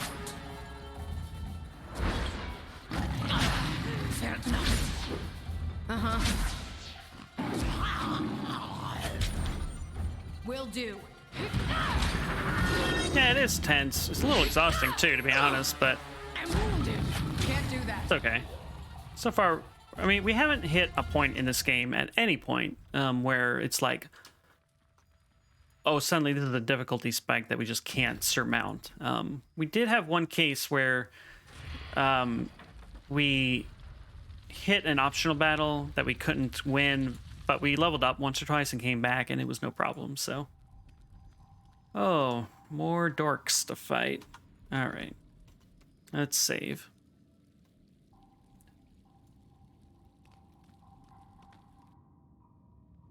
See, told you the Fate Binder would come to us.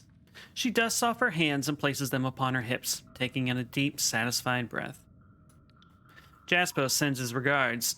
Seeing as you're here, you must have killed the others. The mercenaries with her grumble angrily at the news. Now it's a matter of vengeance.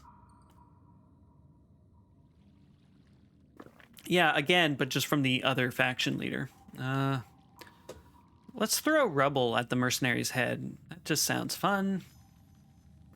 You grab a heavy stone fragment from the damp floor and hurl it towards one of the soldiers, smashing him in the head with a resounding crack. His body goes limp and crashes to the floor, shaking momentarily before going still. Motherless whore. She stares at her dead companion, the smile wiped clean from her face. Enough fucking around. Kill the Fate Binder. Hell yeah, that was very satisfying. I wish I'd done it the last time I had that option. So I think we killed this guy. Good. Fuck him. Again, we're gonna have to go after the Beast Woman first, which is a bummer.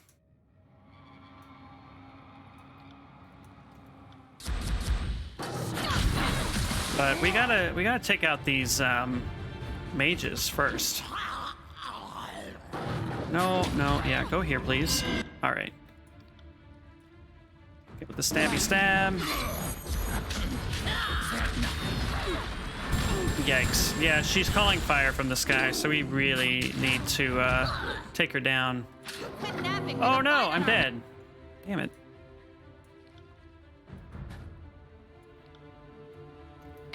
All right, Lantry, bring us back. Or at least. Okay. We need some AoE buffs.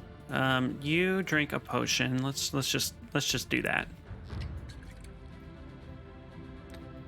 And we've got to take out this mage.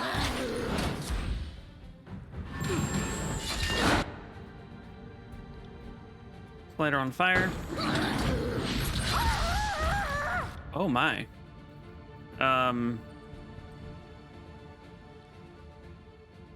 I think we might need our AoE heal here.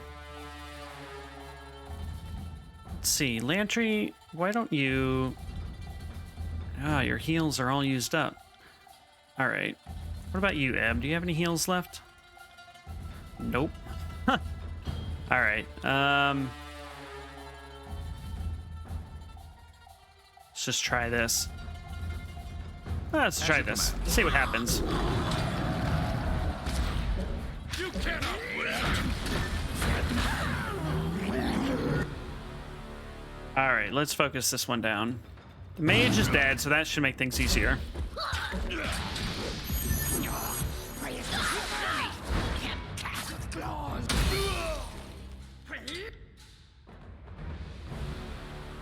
All right, we can do this. We can do this. Uh-huh. That's how it's done. Right. You'll have to hit harder than that.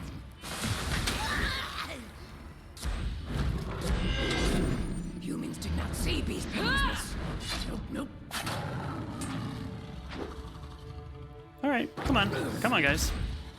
Oh, Ebb is just completely knocked out. She's stunned. All right, resume your search. Life is good. Well, it could be better, but all right. We have a darkened hollow keystone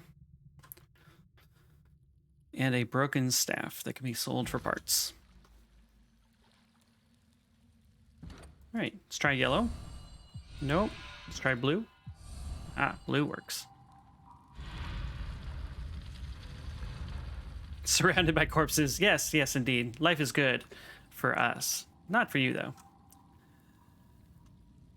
Okay. Let's loot some stuff here.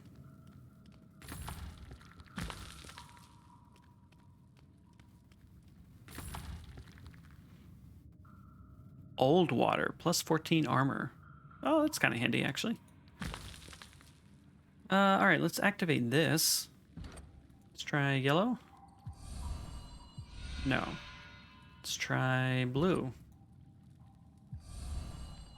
Oh, that activated this. What did that do? Huh. I don't know what that did.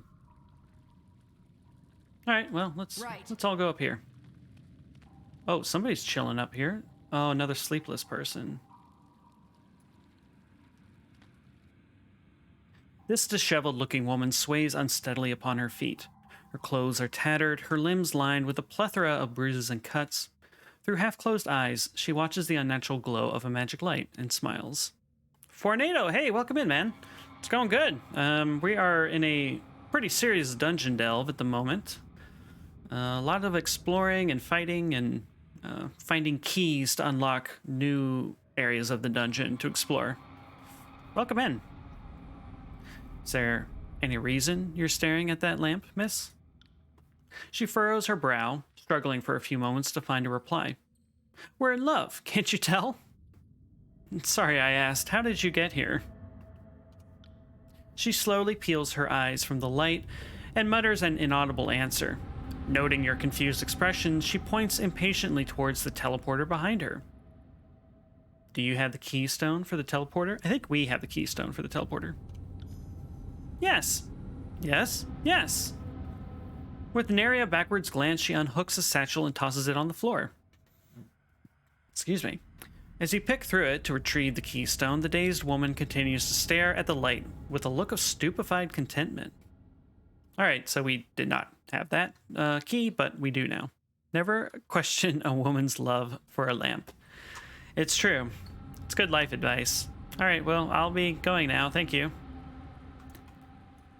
So, okay, we can turn on this teleporter. We're not going to go through it yet. We've got some more exploring down here to do.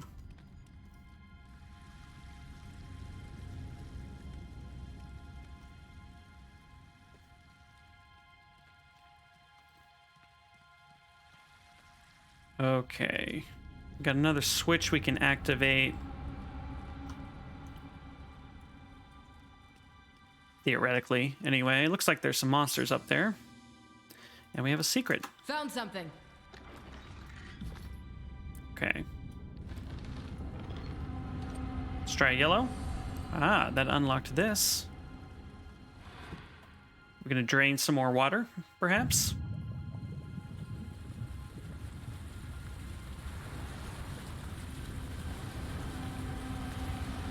Cool.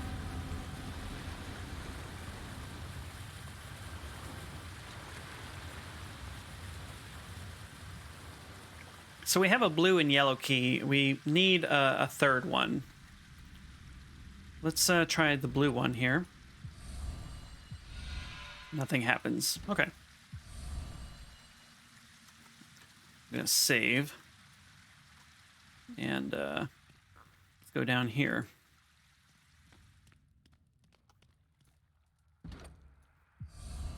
Okay, that did that switch.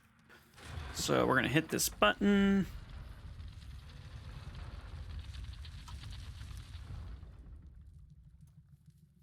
All good. Oh no, no. There are monsters.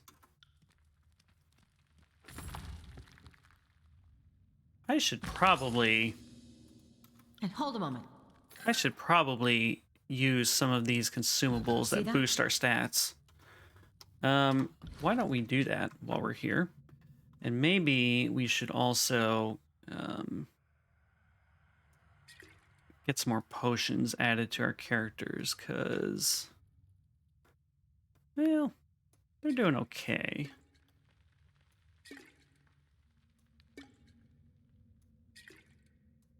Yeah, yeah. Okay, what about you, Lantry? Okay. All right, Lantry, please eat this raw meat for extra vitality. Use. Let's see. Let's boost our arcane armor. You also, I want to boost your arcane armor. And Ebb. Raw meat, baby. Ebb. Ah. Minus 30 lore on target on weapon crit. I don't have a good sense for how often weapons crit, so maybe let's just do the arcane armor. See how that goes. Quick save, and let's fucking go. Let's go. Let's kill them all. Another demonstration of our... Yes, another demonstration.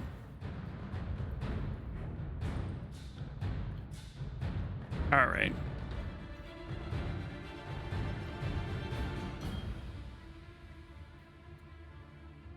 All right, we're gonna get the buffs going. And the debuffs, apparently.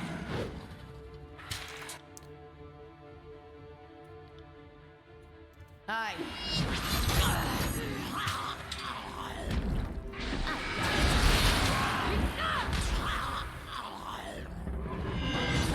Hey, nobody saw that, right? Nothing. Oh wow, she just knocked that guy right the fuck out. No, guys, go kill the little guy first. Felt nothing. Oh, it got healed too. Yeah, no, we gotta kill the little guys before we can go over the big boy. There we go. Slight missed. All right, let's silence him. Felt nothing. Light it on fire. Mark it so it takes more damage. And keep the buffs going.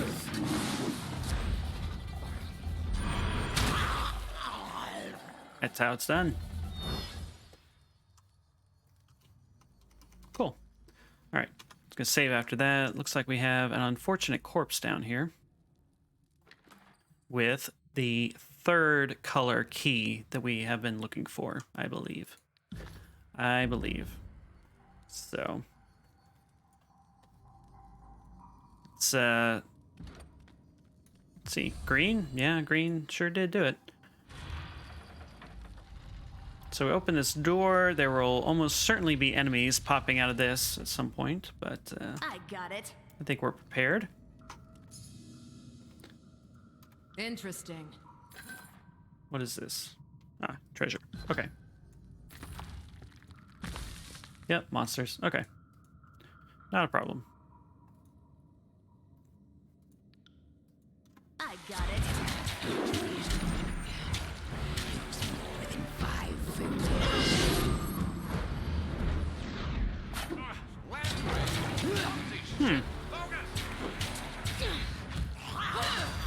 My main character is just kind of... I guess she's stunned, so she can't really do anything. Felt nothing. That's too bad. Oh, she's back. Okay.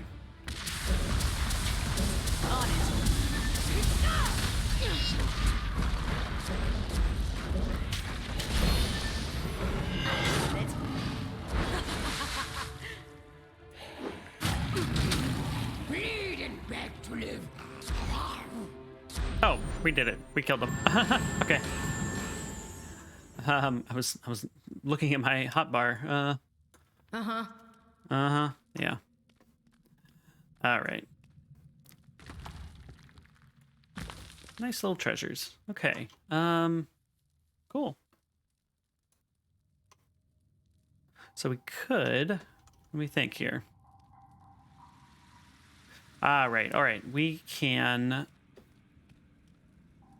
I think we can try the green key here now.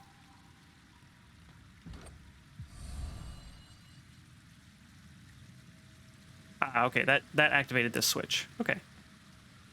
So we're gonna have another fight on our hands, but that's okay.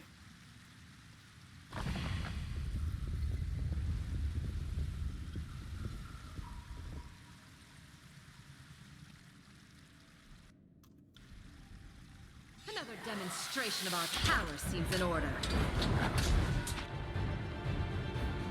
Man, I think I want to go after this scout first. Again, the ranged dudes just fuck you up.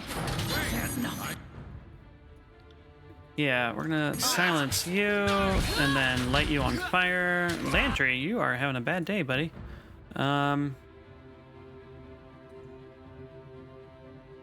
Well, okay. Looks like he's already... I was gonna say he's already healing himself, but he is in fact completely knocked out now, so that's unfortunate. All right, we brought him back though. We brought him back. Okay, Lantry, drink that potion. And then you, let's see, let's get more buffs going. And let's finish off this guy.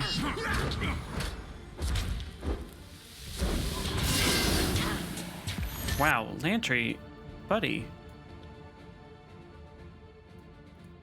Gosh, okay. Ebb, please heal him. Kills in shadow. I don't know what you should be doing, but... Oh. I should be using this huge AoE buff way more often. Okay, well, Lantry, I don't know if he's gonna make it. No, he died again. So that's too bad. All right, well, let's go after this big boy.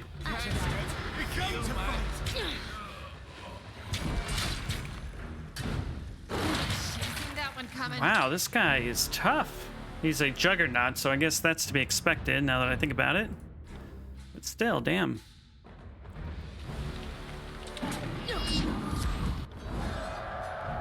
Let's, maybe we can, like, brighten him a bit. Okay, terrified, rooted, and frightened. That's what we want. Let's sunder his armor. Okay. Let's do that. Oh, that can't be good. Let's mark him so we're all doing more damage. Whoa! Ebb is getting knocked out. Well, we just gotta keep focusing on this guy. No,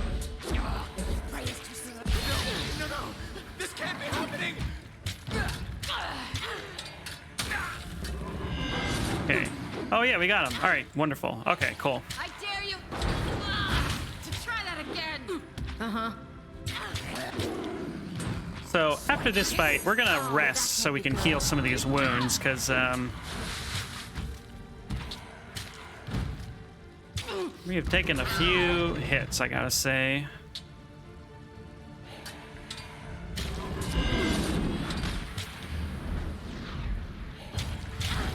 I got it. Yeah, well, that Juggernaut really screwed us up. And we keep getting stunned. Like, my character is just stunned right now.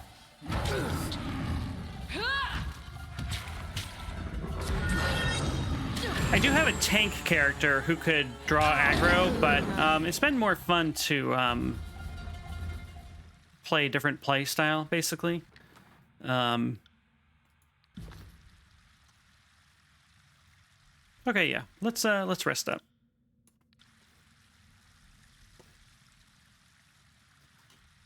Cool, cool. Okay, so what is up here?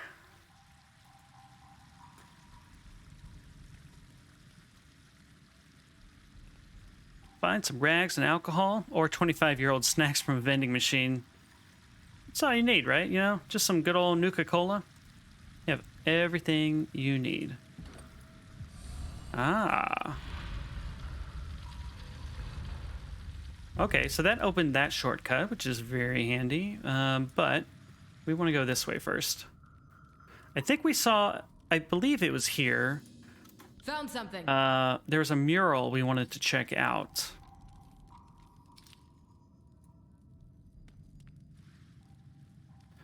Okay, there are some other monsters up here, but... Ah. Alright, let's save. Welcome back, Joel, by the way. Or welcome in. I can't remember. I've been streaming for like 5 hours. What a world. Alright, what do we have up here? A Reaver, a Scout, and a Malice. This will probably be a little challenging. 523, yeah, what am I doing with my life? I'm having a lot of fun, is what I'm doing with my life. Okay, let's get up with the consumables again, actually. Oh, we have a revival potion. I need to remember to use that.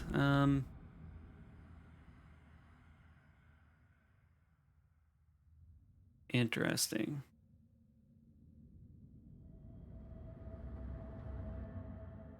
Shielded for 50 damage, plus 4 might for 60 seconds, plus 1 might, plus 1 resolve.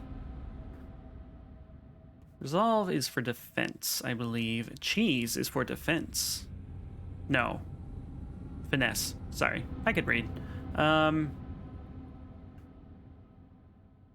weapon crit, you can get... Put them asleep. Oh, that's interesting. Maybe we'll give that to Kills in Shadow here.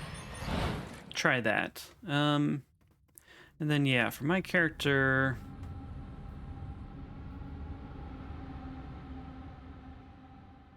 let's just do finesse. Ebb, we're gonna protect you from magic, and Ebb, Lantry, we're gonna do the same for you. Okay, cool. Oh, and we have a level up. So let's take care of that real quick. She has the same thing now. We've actually maxed out her stats as far as 1 point per upgrade stats go. So let's yeah, let's boost her finesse. Save that, and then as far as abilities go, see here. Once per encounter, when Ebb's health is critical, she causes an explosion of Gravelight energy around her that drains health from nearby foes. Hell yeah. Hell yeah. Let's do that. Cool.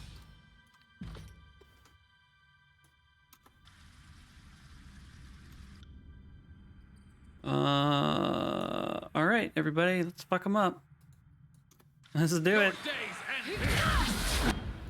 All right. Let's see here. Let's do this. And then we'll also get the AoE buffs here as from Lantry. And then let's get more AoE buffs from Kills and Shadow. And then Ebb, why don't you just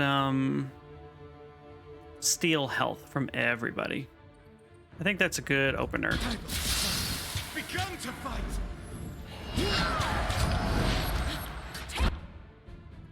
Okay.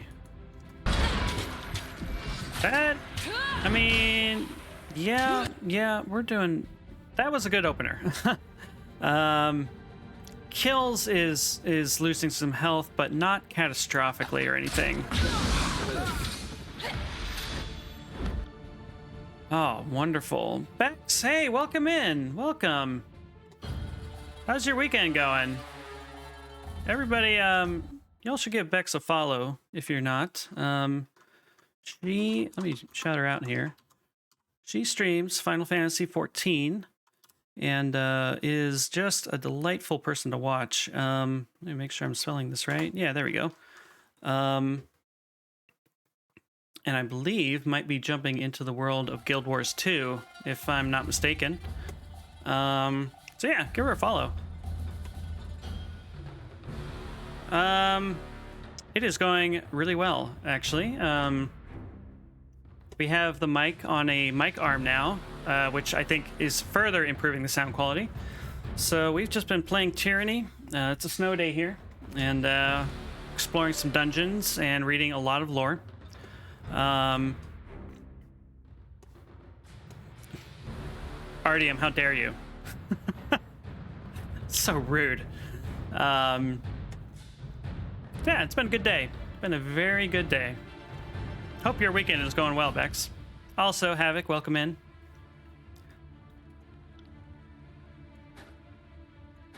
What are we doing? What's wrong? Oh, okay. All right. Sorry, I can't. We can do that.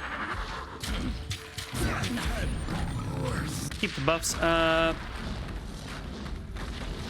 Can't just cancel the friends request. That would be weird.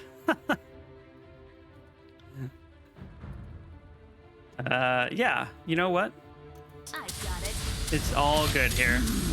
We're all friends. We're all friends here. How is the JavaScript going, Bex? Did you figure out that array stuff you were struggling with earlier?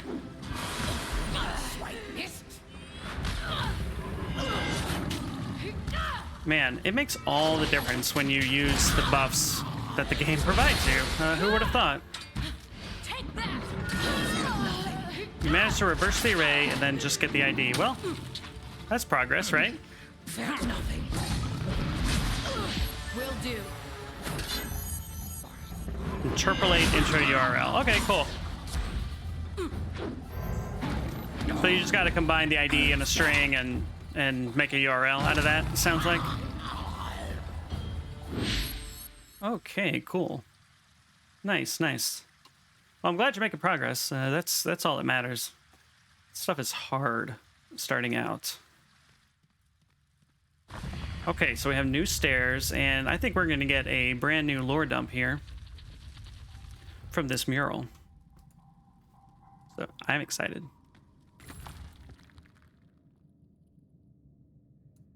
Potion of Protection. Tyranny is excellent. We did a lot of talking and questing and solving mysteries and stuff. But now we're in a dungeon, so there's a lot of combat. So we spent a few hours without any combat, and now it's been a few hours of pretty much nothing but combat. So good mix so far. On it. All right, let's this sure is an interesting mural here. We've got colored, like, painted people, and then they come in here and they have no color. So that's interesting. An ancient mural is painted onto the wall. The pristine, meticulously ordered stretch of old wall's masonry is dramatically interrupted by an intricate mural painted across the brick wall with primitive pigments. A crude maze of orderly tunnels and simple right angles is depicted, and small, indistinctly drawn humanoid figures populate its varied and winding corridors. By the way, Bex, isn't it, like, super late where you're at? Are you playing Stardew Valley again? In the gloom, it's difficult to make out the precise details at the top of the mural, which stretches above even the beast woman's height. Perhaps you're too sober to see it, but one could see this as a cross-section of the old walls. More artistic image than map, but it seems probable. You are busted. As long as you're enjoying yourself, that's all that matters. There's a plethora of detail packed into the art on these walls. A more thorough examination will likely produce additional information. Let's examine the upper section of the mural. The upper reaches of the painting aren't well illuminated by the otherworldly lights in the chamber. You'll have to find a way to gain some elevation to make out its details. Alright, well, let's, we could climb the wall, or we could stand atop a companion's shoulders. Let's try climbing it. Alright, Bex, have a great night. Thanks so much for stopping in. The brickwork of the old walls is impressively meticulous, leaving little in the way of gaps between each smooth surface block. With some difficulty, you find the outliers in the precise masonry and find your handholds. It takes you a few minutes to slowly work your way up for a better look of the mural. Now at the top, you can clearly see a large break at the top of the depicted maze. A plethora of the humanoid figures swarm the top, with a few trickling down into the maze below. These humanoid shapes come in a variety of sizes and colors, some noticeably larger than others. The details on these figures are difficult to decipher, though you're able to spot some sharp talons, and a few that appear to have a tail, horns, or some other extra appendage. As you begin your slow descent to the chamber's floor, you explain the details to your followers. So people enter this maze from the top. Perhaps the spire is how people came into the old walls? I mean, your spire's capable of teleporting. What's it to stop from porting someone downwards? I don't know. Let's observe the mural's main section. The corridors and passageways depicted in the midsection are filled with humanoid figures. While chipped paint and weathering causes some superficial differences, the figures appear otherwise uniform in size, shape, and color. The figures high atop the mural appear of different styles and colors, but you'd need to move in for a closer look to glean the subtleties. Is old tribe prowling old walls? No bane in paint wall.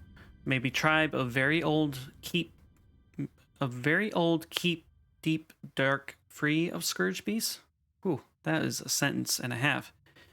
Maybe tribe of very old keep deep dark free of scourge beasts. So maybe they're saying old beast tribe keeps the old walls safe, you know, gets rid of the monsters, that kind of thing. Let's look at the mural's lower section.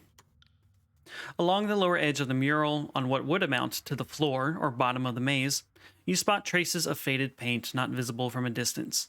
Tiny bone-white hashes of skulls and skeletons are intermixed with the masonry of the bottom edge.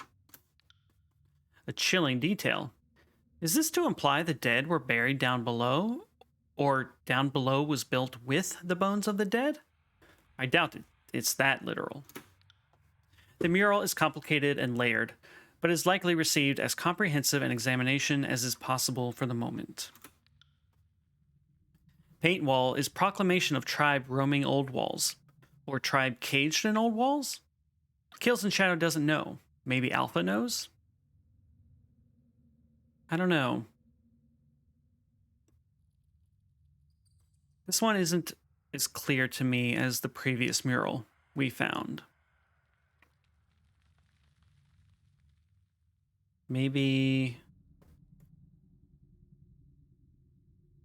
the Old Wall's inhabitants were slowly delving deeper and deeper and unearthed some sort of doom. I don't know. That kind of fits with what we've read. I don't know. The lower portion of this mural certainly suggests this is the case. This would mean the scattering of bane we often encounter is nothing compared to what's nesting further down. Yikes, that's scary. Satisfied with your investigation, you step away from the mural and leave its nuance for the next traveler to ponder. As you turn away from the mural, Kills and Shadow sniffs at the ancient stone and paint a few more times before turning to following your lead. Interesting. Let's get another save going here, and let's continue up these steps, I guess. Looks like we have a trap as well. And scratch and sniff. Think I found something. It's true. Fantasy scratch and sniff paintings. Right, trap disarmed. Who wants to bet we have another fight on top? We do, in fact, have another fight on top.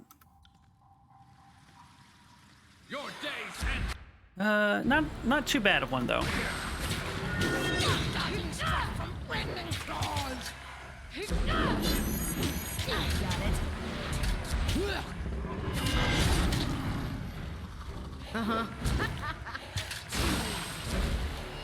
On it.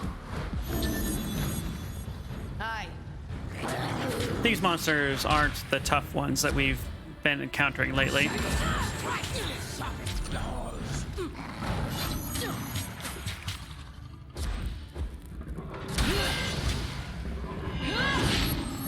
Nice. Okay. Everybody's kind of just taking care of themselves right now.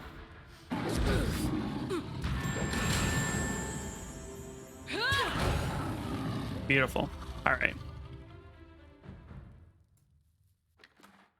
Let's see. Got some corpses with some treasure and a keystone, which we can probably use right here. Are there any secrets this way? No. All right, let's try these. Nothing for yellow. Green did a thing.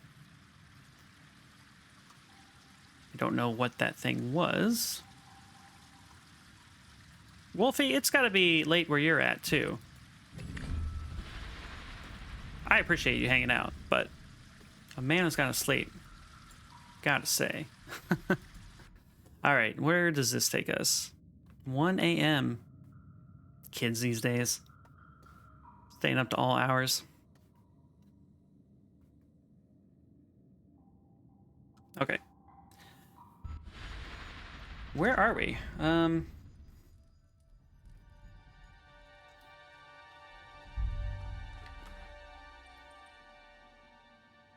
Did I just somehow miss all of this stuff? Apparently I did. Working on updating the stream amount. Nice, nice. Okay, we wanted to turn on this thing, so I'm going to click here, and it looks like our party is just going to find their way down on their own, because I don't remember how to get there.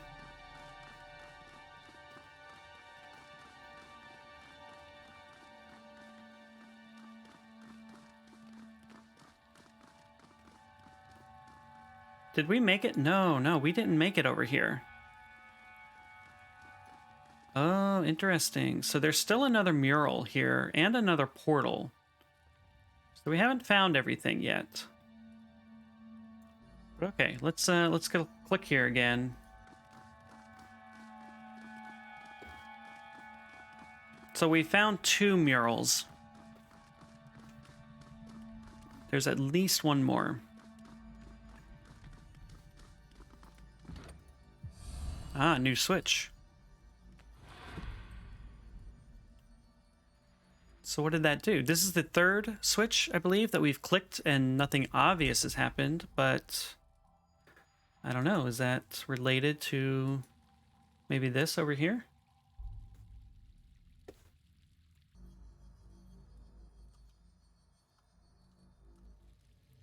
Interesting. I just don't know.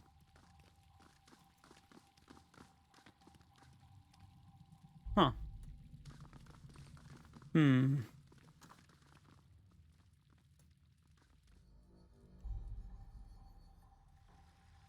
We've been here. We've been up here. Pretty sure we've been here. Oh, yeah, we've definitely been there. So if we were to head back this way...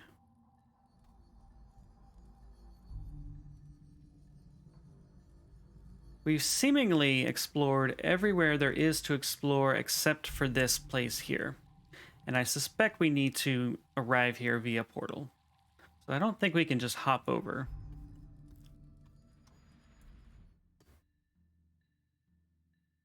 I think that might have taken me to the wrong place. Who can say? All right.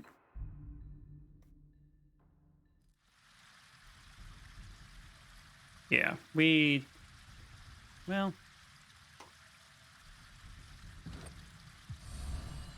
no, just green. We still don't know what green did here, but I mean, there's a switch here.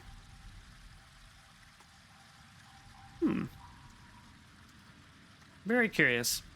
All right, well, I'm not gonna get too hung up on it.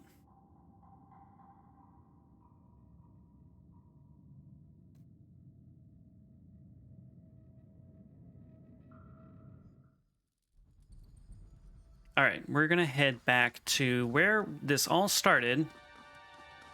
We had 3 keys to find, which we have found. And we're going to try to unlock that stairway and get up to Reef Talon, the Beast Woman.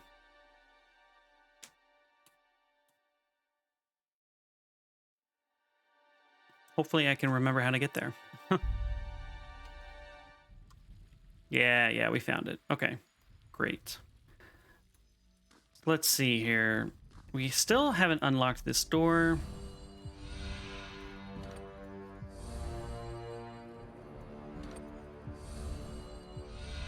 And these switches just won't light up for whatever reason, so.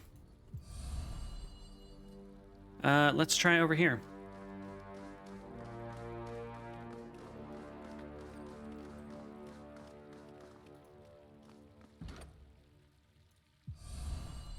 I think we already tried these. And it just opened this door, so nothing to find there. All right, we're just gonna head over here, which is where this all started. Looks like there's still plenty to see though, so we might be coming back.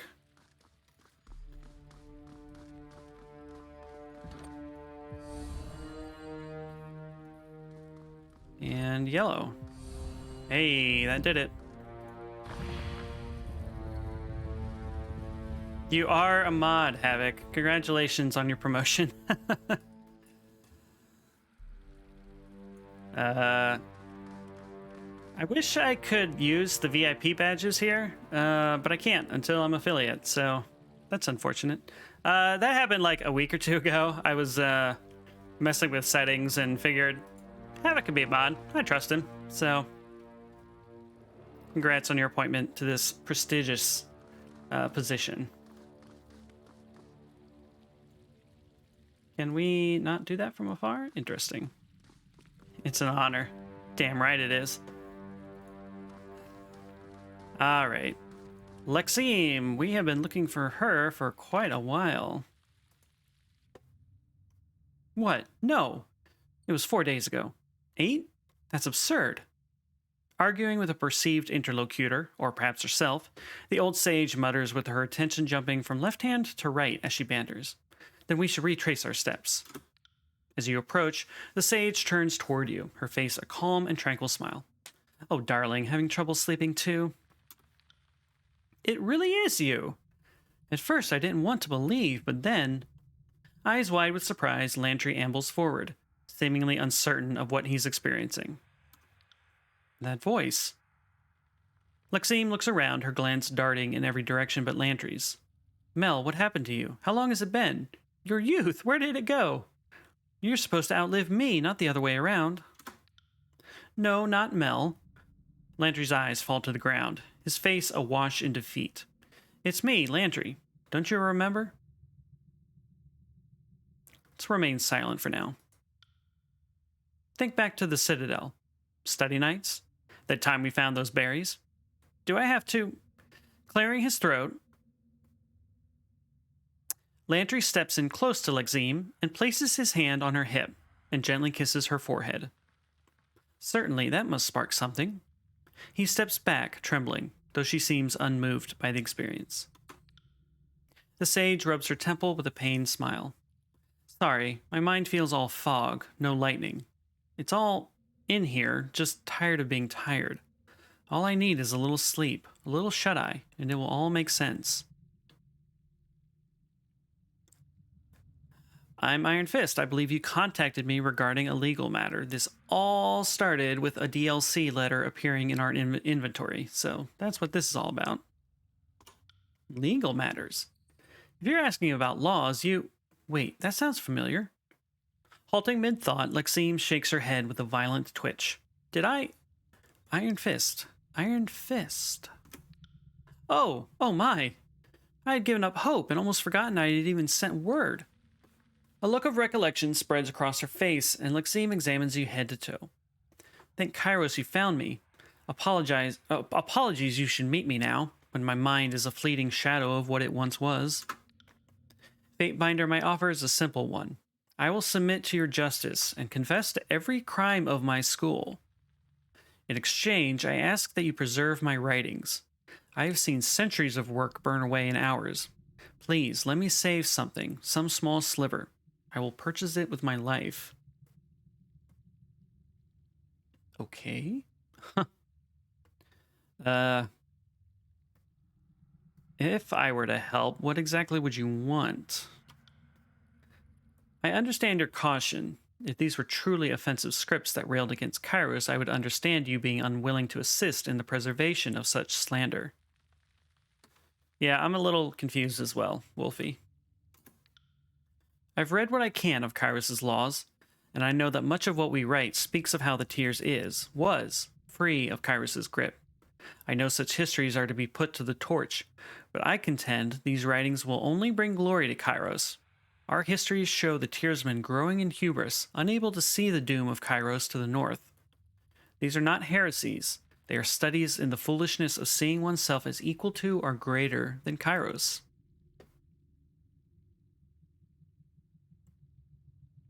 Okay.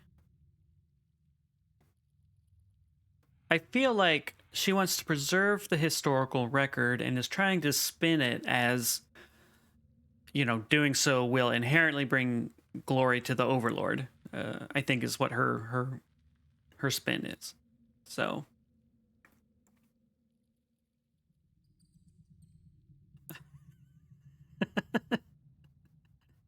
they are talking about the books we're finding, I think.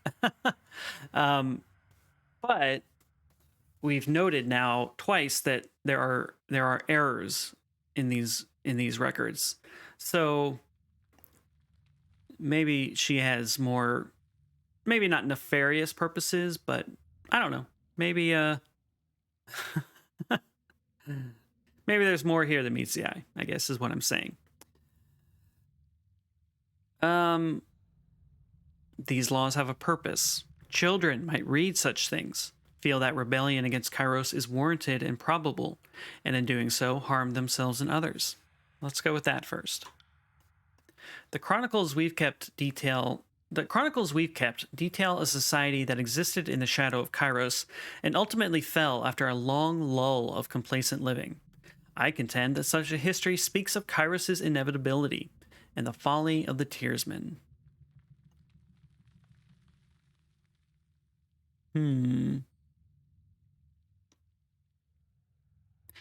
Okay, we're going to go with number 2. That line of reasoning could be used to defend any lie written by anyone conquered in the last 400 years. Sure, but the sage stammers, stomping her foot. But we know so little of the other realms that have fallen to Kairos. Surely this war is different. It was the last step between Kairos having most of Terratus and having it all. Uniqueness alone should make what's been recorded all the more precious. Joel.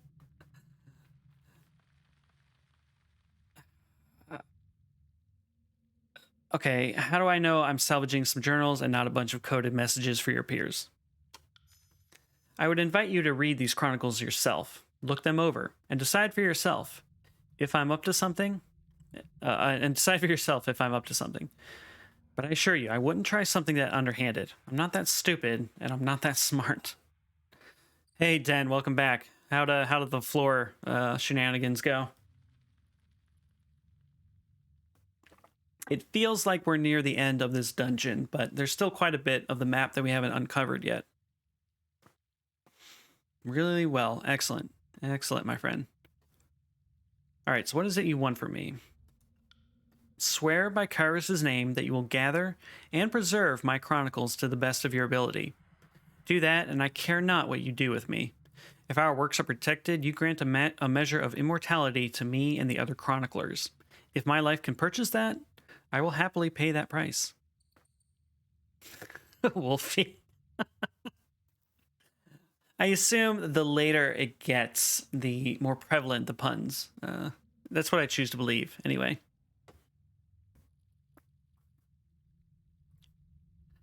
Let's see. Explain exactly what you want of me before I make any promises. So then are you like getting some floors replaced, like swapping out carpet for wood or something like that? We rent the house we're living in, but God, I would love to replace all the flooring in this place. Nice. Yeah. I would do the same if I could. My request is that you gather and safeguard the chronicle fragments I've stashed here in the old walls. Once gathered, you do all that you can to make sure the texts are spared from destruction.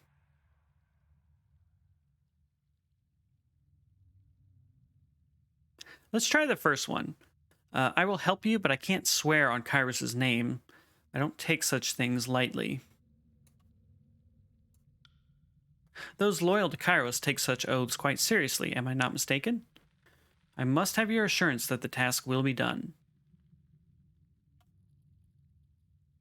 All right. We'll swear. We swear. I swear by Kairos to gather and preserve your chronicles. You honor us all, good Fatebinder. Lexine bows deeply, dipping forward until her legs begin to stumble. Here, take this. The sage thrusts a crumpled parchment into your hands. Notes on where I left the remaining texts. My handwriting was difficult to parse even when I had my mind intact. It's gotten worse. Don't swear, it's rude. I took an oath, Wolfie. I will take it seriously. I've used an old chronicler trick to conceal the stashes as ordinary rubble. The illusions will fade if another chronicler nears. She points to Lantry. Yours is an older specimen, but he'll suffice. Older specimen? But I popularized the rubble in plain sight trick. The nerve of this woman. If you need a hand translating, ask Lantry. He always had a knack for deciphering my scrawl.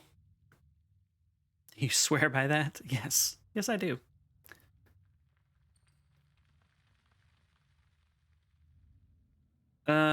Okay. I have some other questions. Perhaps I can... Her head twitches with a fatigued spasm. Help. Mel sent me. I'm Iron Fist, and I'm here to find Reef Talon. Mel! The name squeaks out of her with a gasp as her body becomes rigid, her face livid with focus. Mel sent you, then he's still alive, and the wound has not gone entirely to ruin just yet. Having experienced the sleepless touch of Reef Talon, I'm certain she used her fledgling magic to heal. She just did not know, nor could have known, the cost of her actions. Reef Talon is an anomaly. She has the power of Beastwoman Mystic, but she was improperly trained. She claimed being here, in these old walls, strengthened her connection with the arcane, and I suspect it is a case of too much power in unskilled hands. I spotted Reef Talon examining the carvings down here. Maybe you've seen them. They look like primitive murals. My operating hypothesis is that this place has strengthened her magic. Just as a spell is cast with more force near a spire, I think this place makes Reef Talon's latent spark of mysticism into something substantial. So what can be done to help her? Above all, Reef Talon values the people of the wound, and so her grief is over harming them, even accidentally, is overwhelming. I think she needs insight into her own magical prowess, and reassurances that she can prevent making others sick with her magic. If she weren't afraid of her own powers, she might realize the wound needs her. But she's a stubborn wall of muscle, so even helping her come to terms with her magic might not be enough. Beast women respect strength, and she may just need someone to knock sense in her. But ideally, better to help her come to terms with this power of hers, if possible. Where is Reef Talon? She sealed herself in a nearby chamber. Many sleepless have come down here, some to worship, some with hostile intent, most looking for answers. But I think we sleepless only serve to remind Reef Talon of what went wrong, I think is what that's supposed to say. Tell me about these murals. There's a few of them down here. Each of them appear to be very old and made by claw and rock, not hand and paintbrush. I've spotted Reef Talon examining them, and while that proves only correlation, not causation, it does make me wonder. It's a bit of a leap, I realize, but the way you and I have scrolls and letters, perhaps beastmen can write symbols and share magic with each other in ways beyond our ken. She shrugs, a sad smile stretching across her face. It's the best hypothesis I have. I mean, what's the alternative? She learned her magic from listening to the Bane? That's a horrifying thought. So what do you know about Reef Talon's magic? Not enough. She didn't mention being a mystic when we first got acquainted here in Bastard's Wound, which was odd. Beast women tend to boast of such things. Reef Talon must fear for constant challengers. Why hide such power? We must have been here for a span or two when someone got hurt, and Reef Talon calmly offered to help. She placed her hand on someone's broken leg, and to everyone's amazement, it just mended. I was amazed, but I had seen beast women mystics before, and so, foolishly, I just didn't think to ask more questions. She used this healing trick several more times before we realized the long-term harm of her curative magic. For me, it's odd that she signed her magic so quickly. I couldn't even see what archon she was channeling. Nor would she ever tell me. All right, I'll seek her out. Excellent. Take this keystone. It should grant you access to the room to the east where I last saw her. Speak with her. Show her patience. See if you can't glean something from those old murals. Reef Talon was a great shepherd to the Bastard's Wound. If she could be cured of her agony, she could once again be a great leader to our enclave. Hell yeah. We want to get Reef Talon all the help she needs. So, let's save. And let's keep poking around.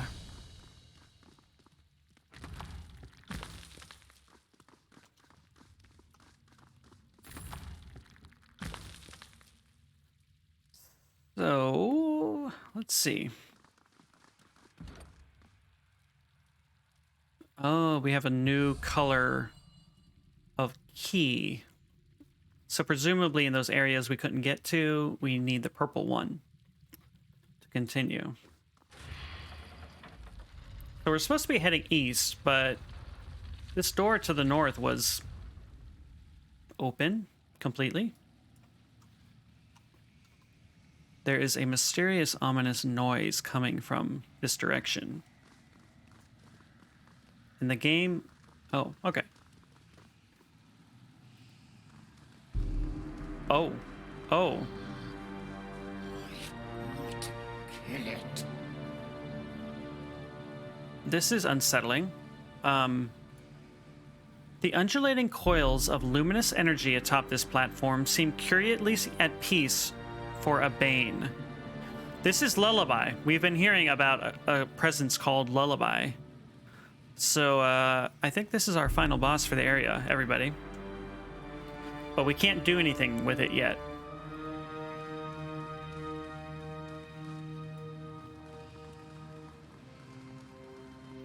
We can't interact with any of this stuff, so... Man, what great music, though. I'm sure we're going to be back here, but we can't do anything at this point.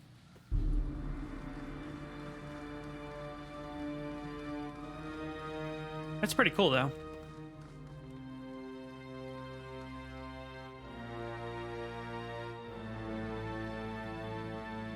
Okay.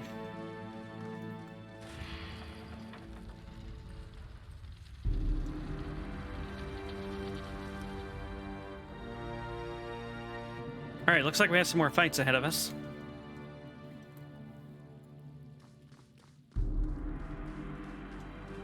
Oh, or maybe not.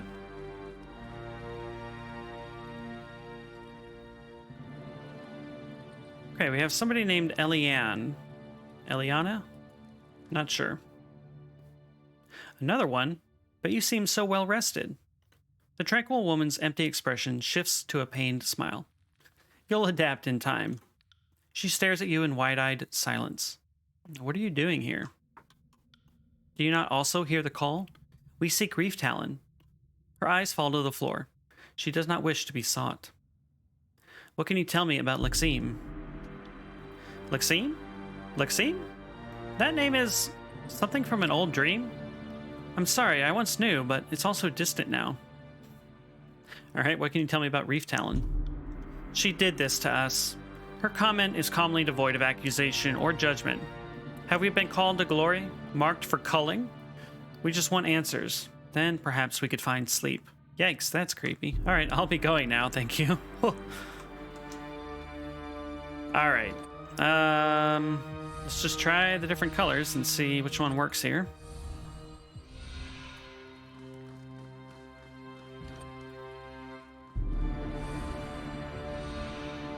Alright, purple all the way, I guess.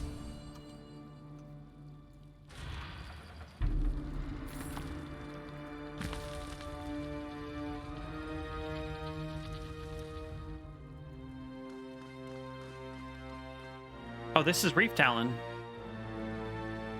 Oh, wow. Okay, before we go through there, I want to go this way.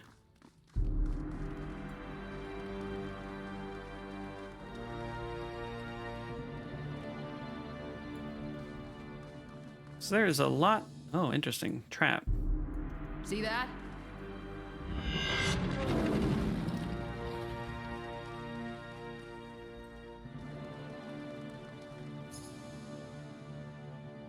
I'm guessing, depending on our choices coming up, we can, aggro or not this whole group.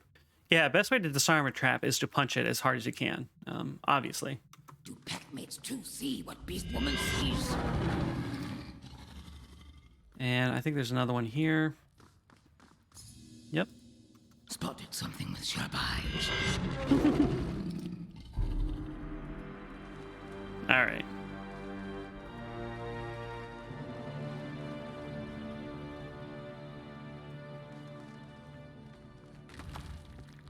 What do we have? A Star Smite staff. That's interesting.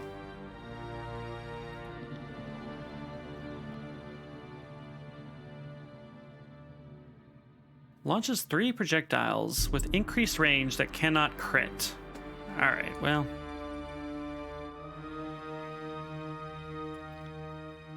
Shadow, you take that, and we'll just dump this in the trash. I mean, the stash. Yeah. Alright. Let's see. Can we open this?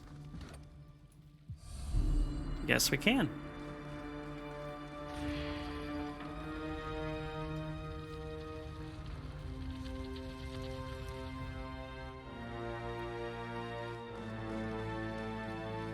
Okay. So, who wants to guess these are going to explode as soon as we touch this thing? Let's save. Called it. Alright. Alright. We can do this.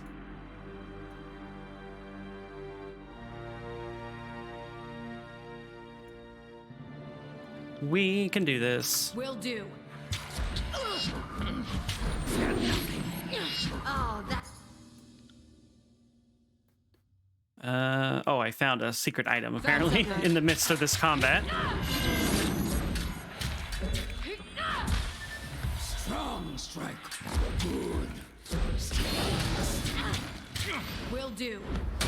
Seen that one Yeah, coming. we're just gonna focus these down one at a time. I don't foresee much difficulty here. Stop dodging strike from blending claws.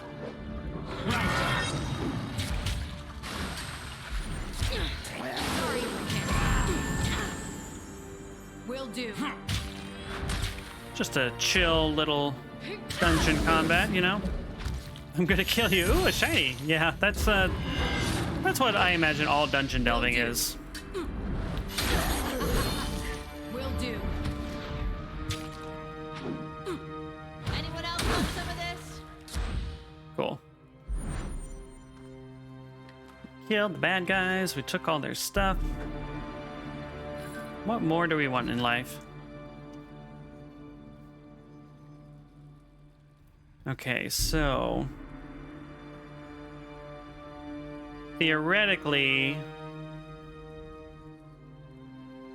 I'm guessing the purple key that we got, we could put here, and that would maybe unlock these buttons here, but I'm not going to worry about that right now. We're going to head over here. Actually, no, I'm going to select the whole party and then head over here.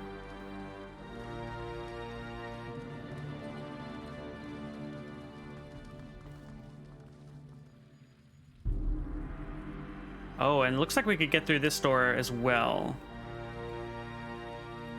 All right, well, if I remember, we'll take a look at those. All right, let's save before what I assume is going to be a very interesting conversation.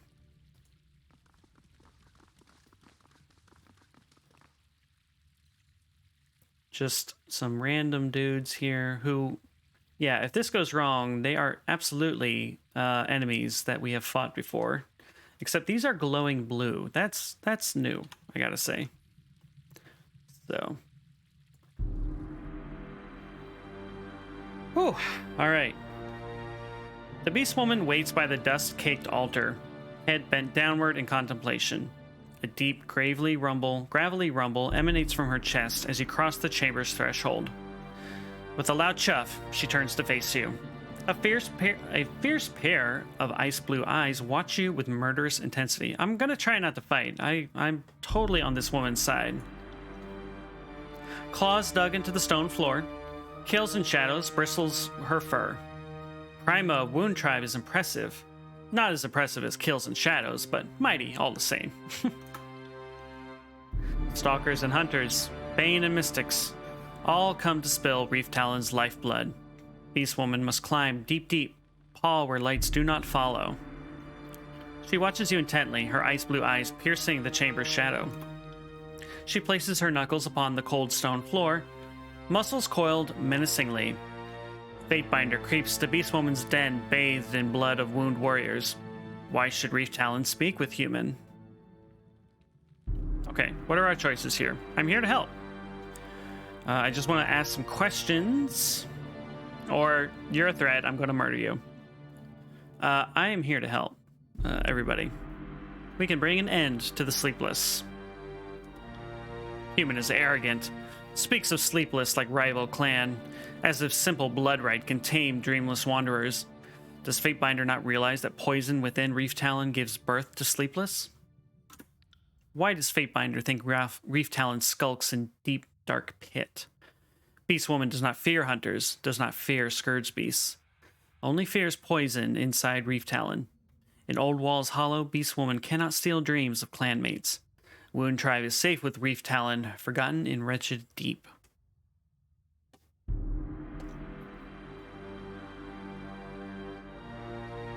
Okay, we'll just go from top to bottom. Why flee the wound? You could have simply stopped using your magic. Too dangerous. What if Reef Talon's milk sickens cubs? What if blood corrodes tinker tools? No, too much to lose. Reef Talon will take no chances, will stay confined to the depths. Let's see. So you're content to let Jaspos and Wagstaff lead your tribe? Let's try that tack. Yeah, I didn't want to do one either. Would hope Ocean Mystic and Stonecutter choke on own hatreds. Reef Talon is no longer Prima, so cannot be concerned by such matters. Alright, well, what do you hope to gain from hiding here? Not hiding, I'm saving others.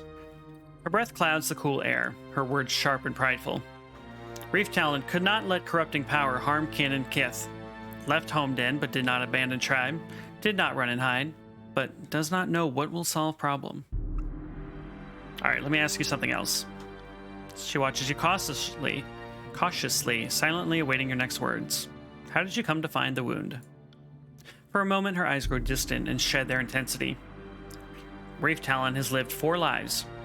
First life was free Mantiborn in islands near human lands called Stalwart. Second life was as slave. She chuffs and banishes the thought with a shake of her head. Third life was Prima to Wound Tribe, and now Reef Talon lives fourth life as wretched outcast, skulking in deep pits of old walls. What was your life as a Mantiborn like? Mantiborn are warriors of land and ocean, more free than land-trapped beastmen. Island Kith are not quarrelsome like Tyr's tribes, not always leading packs to rend, rake, kill rivals over parched land. Island warriors respect tribe boundaries where sand meets water. Beastwoman has no need to fight other tribes. Mother Ocean provides great maws and deep lurkers to test warriors and mystics, to keep Mantiborn strong.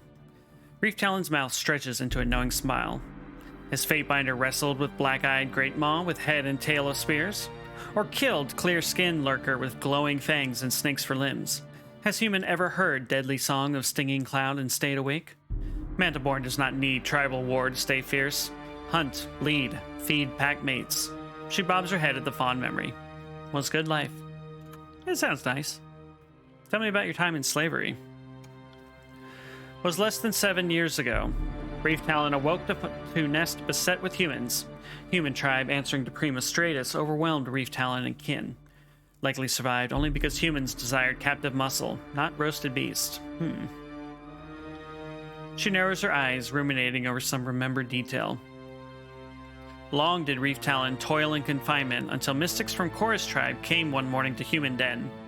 As humans drank, rutted, feasted over moonless night, blood rage filled Reef Talon and the other captive kin. The hair on the Beastwoman's back stands erect as she speaks. Saw only red, red, red.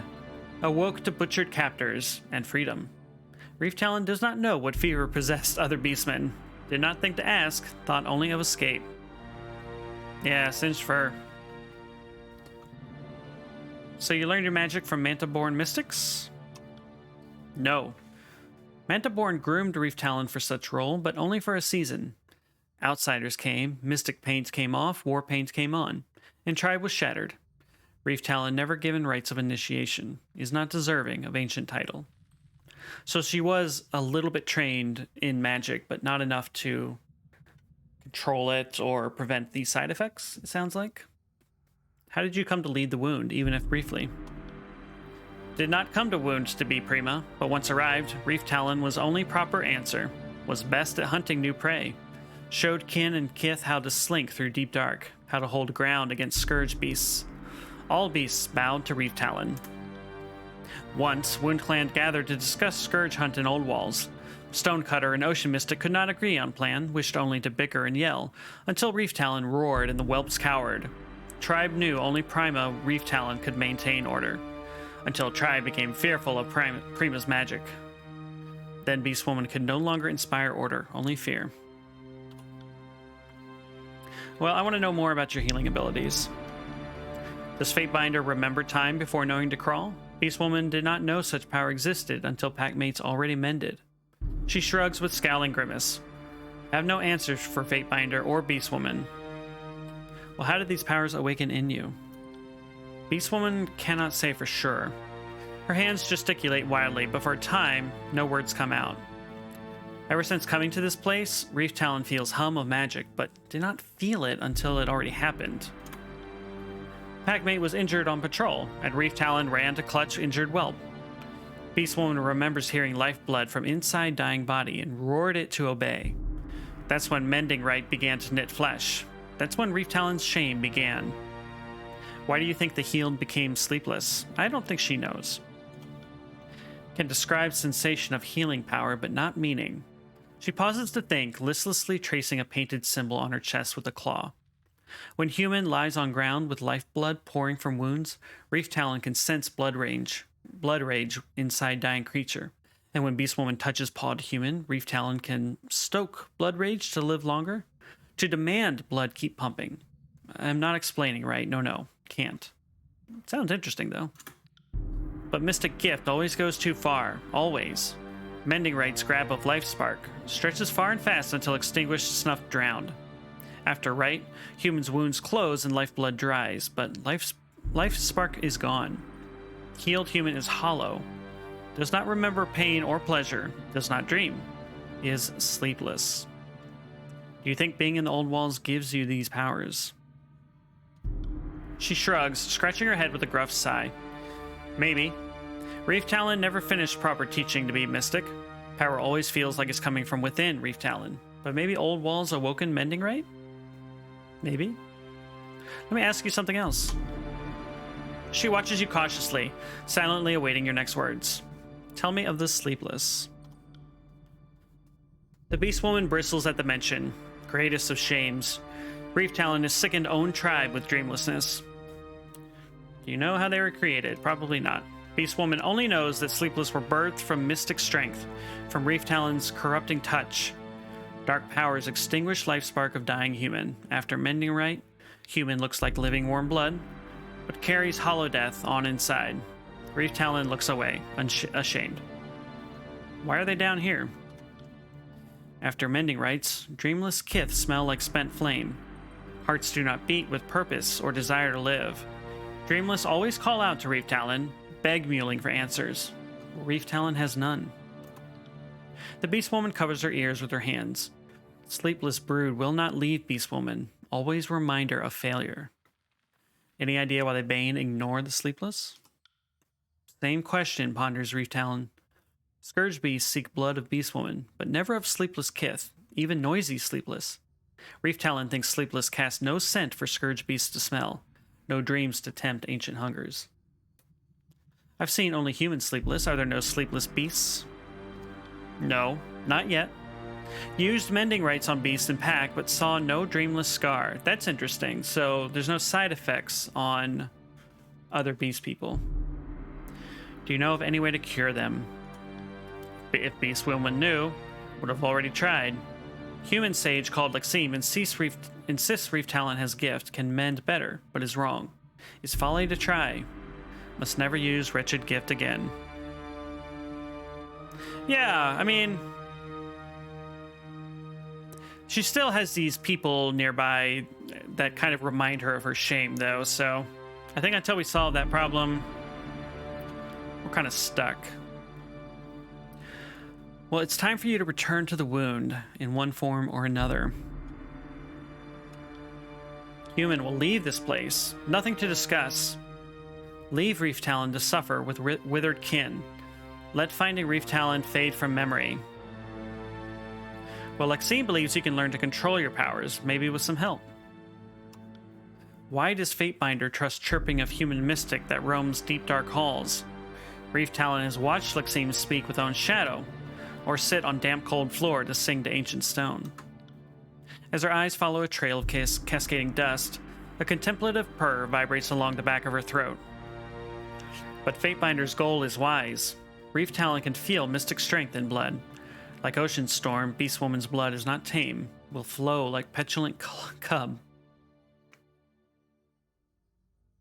Alright, well, what do you know of the murals in these old walls? Can see shapes and shadows telling stories, and know that stories are made with claw and brushed by fur. She sits back on her haunches and gazes toward the blackened ceiling. Well, Reef Talon does not know, but humans too puny to carve and doubt that Bane paw on the walls. That's probably true. Alright, how did these powers awaken in you? Beast Woman cannot say for sure. Her hands gesticulate wildly, but for a time, no words come out. Ever since coming to this place, Reef Talon feels hum of magic, but did not feel it until it already happened. Packmate was injured on patrol and Reef Talon ran... Wait, we've read this. Okay. What's the alternative? Learn to tame your powers and become more? Or you wither away in these old walls? The Beast Woman snorts defiantly, but averts her gaze. Slowly, she bobs her head in agreement. Fatebinder is correct. Reef Talon should not hide or run from strange power, like cowardly pack whelp not fit for breeding. Must learn to dominate mystic strength, just as Alpha controls unruly pack. Okay. That was suspiciously easy. A disheveled Lexime shuffles into the chamber, interrupting Reef Talon's moment of self-reflection. Then we're agreed. I had a feeling you'd rouse her to action. We should move quickly. My mind wanders, and I'll not squander this chance while I still have my wits.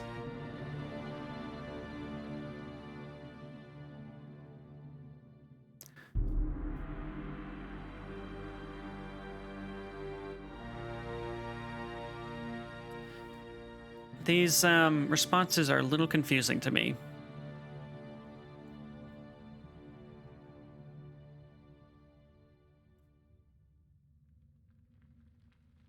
Okay. I think these are responses to different questions. There's something odd here. Like, I don't know if it's a bug or just a very poorly written dialogue, but like, I think number 2 is a response to the question earlier about the murals.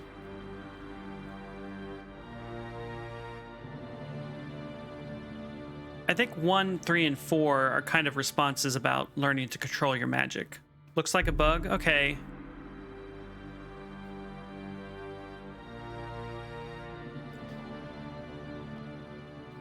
I'm gonna go with number 2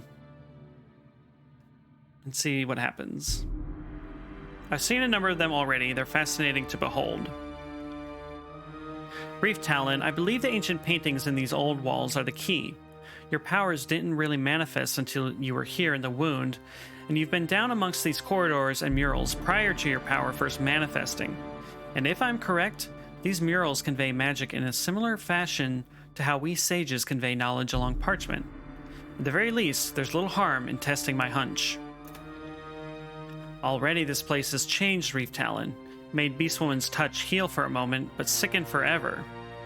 With a violent lurch, she slaps herself across the face. Must swim in ancient magics until strong enough to understand, or drowned and no longer a threat. We'll go now. Meet Fatebinder through Quick Leap Pad to East. Alright. Fatebinder, you may have run across some of these old murals in your time here. Look them over. I'm sure you'll glean some insight that Reef Talon can put to use. She marks the locations of a few of them on your map. One Reef Talon refers to is just through a teleporter down the hallways to the east. We'll await your return there. Okay. Well. The party has received Penumbra. Fatebinder should have Reef Talon's knife. She draws what must be a small blade to her, but is a proper sword to your hand from her bandolier. With head bowed, she hands you the weapon.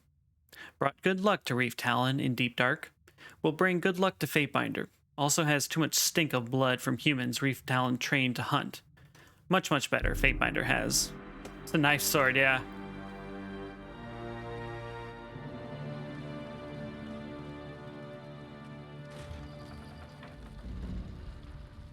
Okay.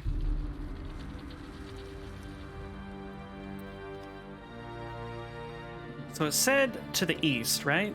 Which I guess must be through this door that I believe just opened up. Yes. Yes. Can't do that. It's I don't know, Den. Do you think I should go through this portal or try to unlock some of the areas that I think I have keys for now? I don't know how much it matters, but wow, this would be an awesome sword for Barrack. Plus 10 parry for each engaging enemy. That's awesome. That is a great sword. Haha, great sword, get it? Yes. Anyway.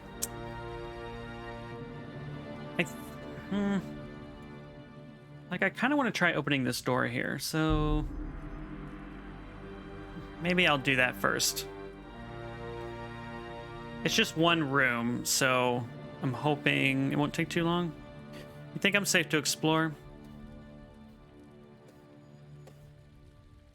We weren't given like a time limit per se. The game is usually pretty clear when there is time limit, so I like this dungeon. It's quite long, but I like all the exploring and uncovering the new paths and stuff. Yeah, there we go.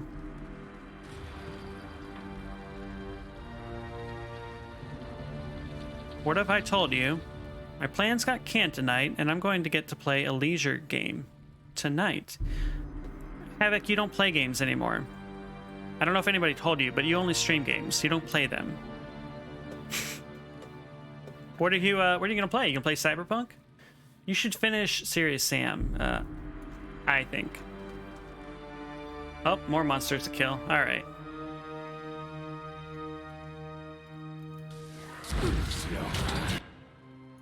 All right, I don't think this will be too hard. He said before dying horribly. Yeah, fuck him up. Will do. Aye. Take that. I'm not using any strategy here. Good. Still aches. Oh, we got two more. Okay, interesting.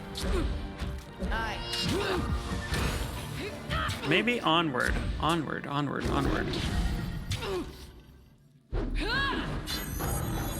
I'm trying to remember Onward. I'm sure I've seen you play it.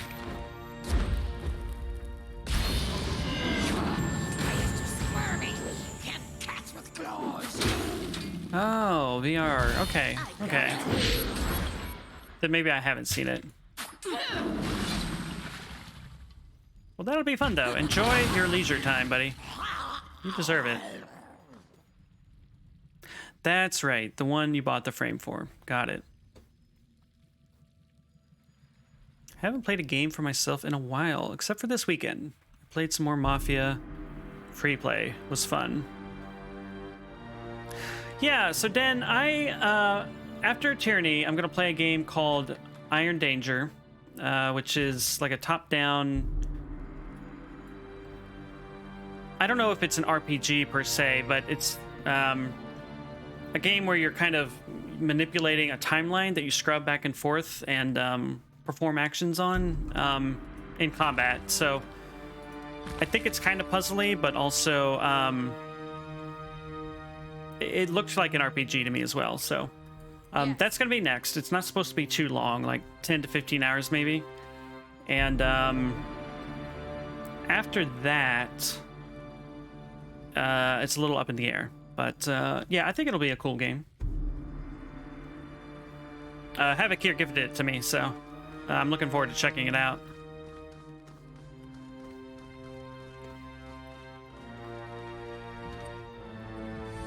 Ah, here we go. Okay, now we can unlock this switch, which unlocks this door. Remnant is a fun game. Remnant. Is that a Souls-like, or am I mixing that up with something else? Like Beyond the Ashes or something? It is. Okay, yeah. Yeah, with guns. That's right. I have heard of that. I've tried a few Souls games and not had too much luck with them. I put a decent amount of time into Bloodborne. That had a really amazing just vibe, you know? But I got stuck on a boss and, you know, just didn't finish, so. Right. I think I have Dark Souls on PC. Not the remastered one, but just the That one for a bit. original PC release. I played a little bit of it, but again, did not get far. Aye. I love the idea of the Souls games. I love the exploring. I love the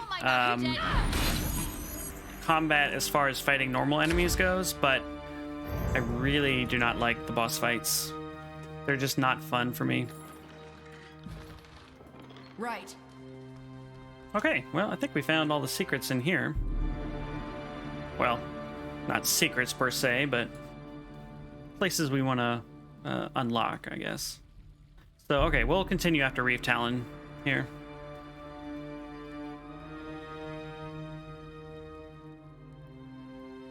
I was thinking of possibly playing Final Fantasy IV after Iron Danger. I haven't decided. I'm not sure. But since the Final Fantasy XIV expansion is heavily referencing 4, I thought it could be fun to play that. But I I don't know. I don't know. We'll see. I've also kind of been in the mood for a shooter. I've kind of been wanting to, you could always hop on and destroy a boss. Well, that would make it easier, that's for sure. And yeah, I have nothing against third-person shooters. Ah, so this is where we were trying to get.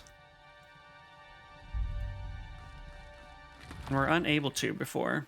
Exceptional sigil of cyclical energies. Nice. Let's see here. Yeah, we want that. I used to love Southern Comfort. Then someone told me it was gross and it was just peach schnapps and bourbon, and I stopped drinking it. I bought a bottle tonight and it's good. Don't let anyone ruin your dreams. I agree. We all like what we like, and there's nothing wrong with that. So Lexime is here and Reef Talon is here. Bloodborne had trying to remember if it was a roguelike, like if it was randomly generated. It had like a separate dungeon that you could, you know, get unique weapons and fight unique bosses in, and was completely optional. It was also fucking hard, just like the rest of the game, but I thought it was neat, a neat thing. Okay, let's look at this mural. Oh, interesting. So this is like a beast person kind of ripping open their chest, and there's bane like pouring out. That is quite an interesting image, I gotta say. I do not have a Discord at this point, but I am on Twitter, and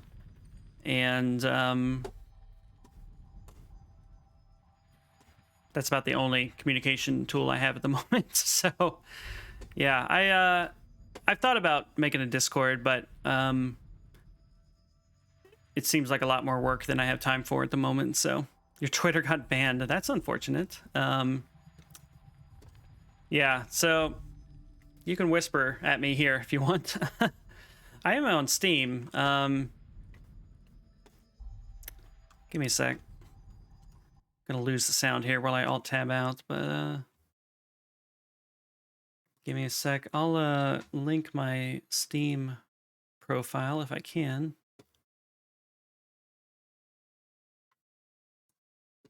You know, they might have deactivated your account for inactivity. I feel like they might have done that at some point.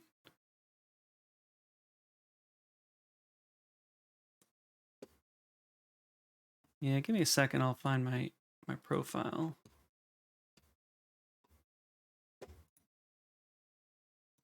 Let's see if this works. Yeah, that should work. Shoot me a friend request on Steam, and I'll add you.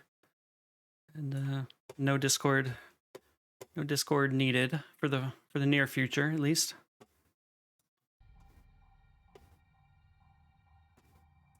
Havoc has reached the limit of allowed joinable Discords. We'll leave that number to the imagination. All right, let's save and click on this picture.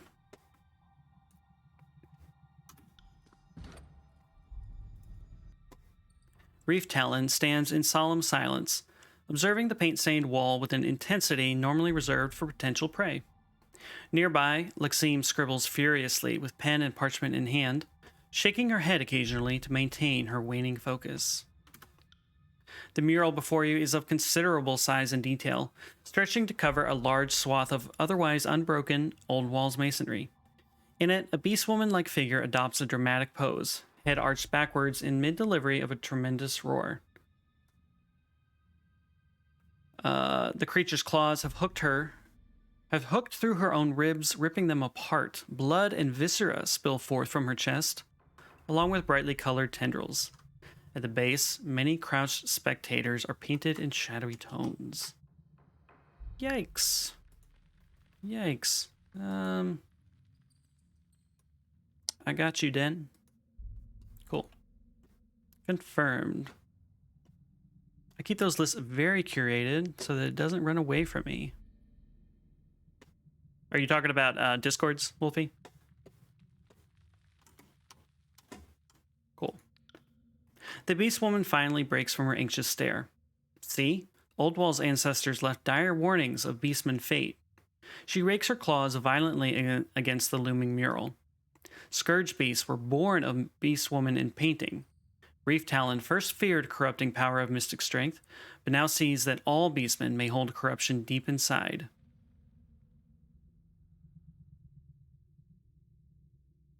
What an interesting lore dump this DLC has turned into.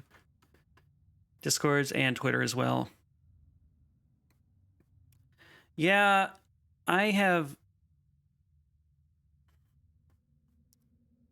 been constantly trying to tweak who I follow on Twitter, because over the years, people I used to follow left Twitter, and now it's like I don't have anyone or very few people that I kind of actually know that I follow on Twitter. It's kind of turned into just like a weird gaming news update feed for me. You know, I follow some developers, I follow some artists, you know, mostly gaming related, some tech stuff, but I don't know. Twitter is so weird now. I maintain it out of habit and possibly addiction. I don't know, but it is a genuine hell site, and I don't recommend anybody sign up for it. And I'm not exaggerating in the slightest. Like, if you're not on Twitter, don't get on Twitter. My official channel is gaming related only. Yeah.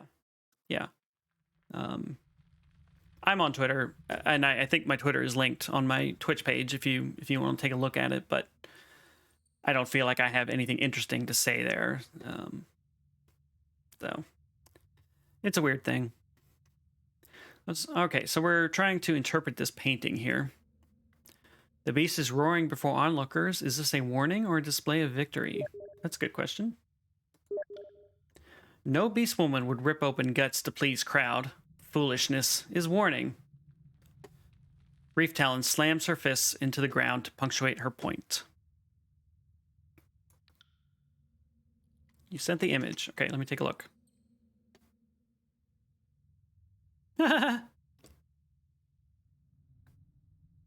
Okay. I love it. Is this from, like, Reputation? Like, if they don't like you, do they all facepalm? Is that what that is? I can't show this on stream, but I am very entertained by it. Just because I don't capture anything but the game. Not because it's, like, not safe for work or anything, but yeah. That's very good. Reef Talon may sadly be right. Her tone grows increasingly bitter as she speaks. Her touch did, of course, strip me of all magical facility, and the Bane notoriously fiend for all things magic. Who is to say that this mural isn't a damning testimonial about her kind and their role in the birth of these abominations? You can upset them with dialogue choices. Got it. Yeah. Of course, there are many ways to interpret such vague relics of history. What do you see, Fatebinder? All right, let's take a look closer. The colorful twirls pouring from the beast woman's wound seem a bit too stylized to be simply blood and viscera, and details such as eyes and talons on the twirls suggest the spirals of color are bane. Whether the beast woman is ripping herself open or the bane are exploding out from within her seems open to interpretation. It looks as if the beast woman is releasing the bane. She leafs through a journal and pauses momentarily upon a passage. I thought this seemed oddly familiar. Did you know that beastmen are in the habit of consuming friends and foes alike upon death?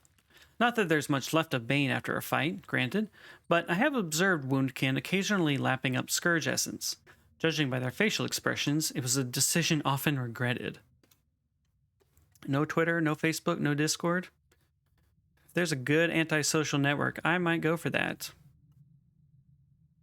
It's weird, right? Like, social networks were supposed to bring us together, but maybe we were better apart. I don't know. I go back and forth on all that stuff by the minute, basically, but I don't use Facebook anymore. And I have not regretted giving it up. As I said, Twitter I keep out of habit, but I'm not currently getting anything good out of it. So, I mean, there's some, useful, entertaining stuff, but there's a lot of shit as well. No, feel only hatred for scourge beasts. Need to rip, rend, tear old walls prey, burn strong in all beastmen. Painting does not make sense. How can Beast Woman give birth to Bane if hunting Bane at the same time?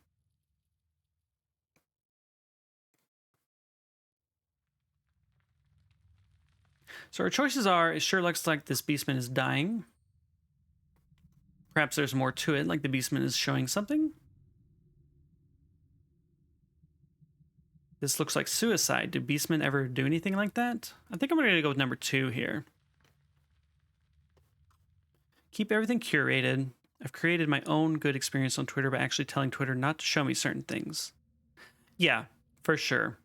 My problem personally is I've curated it into a really impersonal experience. And the thing I liked about Twitter when it came out was being able to talk with strangers and have interesting conversations and feeling like you were all having a big collective party, kind of. And after like 2014, like it was just ruined. 7 years later, I'm still using it, to be clear. But it was never the same after 2014 and Gamergate and all that stuff. And that stuff just persisted, over the last several years. So it just, all the fun drained out of it. All the cool people left or don't tweet or they don't respond. And I don't want to like chat up people anymore because some people just aren't into that at this point. So the fun of Twitter is long gone, which is unfortunate. So, yeah. Yeah, I've been on Twitter for fucking... Let's see, I would have joined in 2008. I've been on Twitter for 13 years. What have I been doing with my life? Ugh. But, the first 6 of those years were pretty cool. Pretty fun.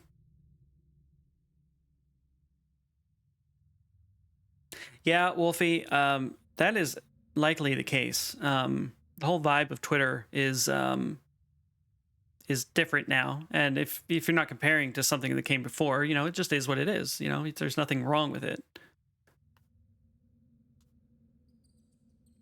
Yeah, and I'm definitely generalizing, Havoc. There are still ways to make awesome connections on Twitter, and social media in general, but there's a lot of filth you gotta wade through to get to that stuff, I guess. So just bums me out. The internet was supposed to bring people together, and now I wonder if maybe it shouldn't have. So, but that's me being cynical. So. All right, let's go with number 2 here. Perhaps the Beastman is showing something.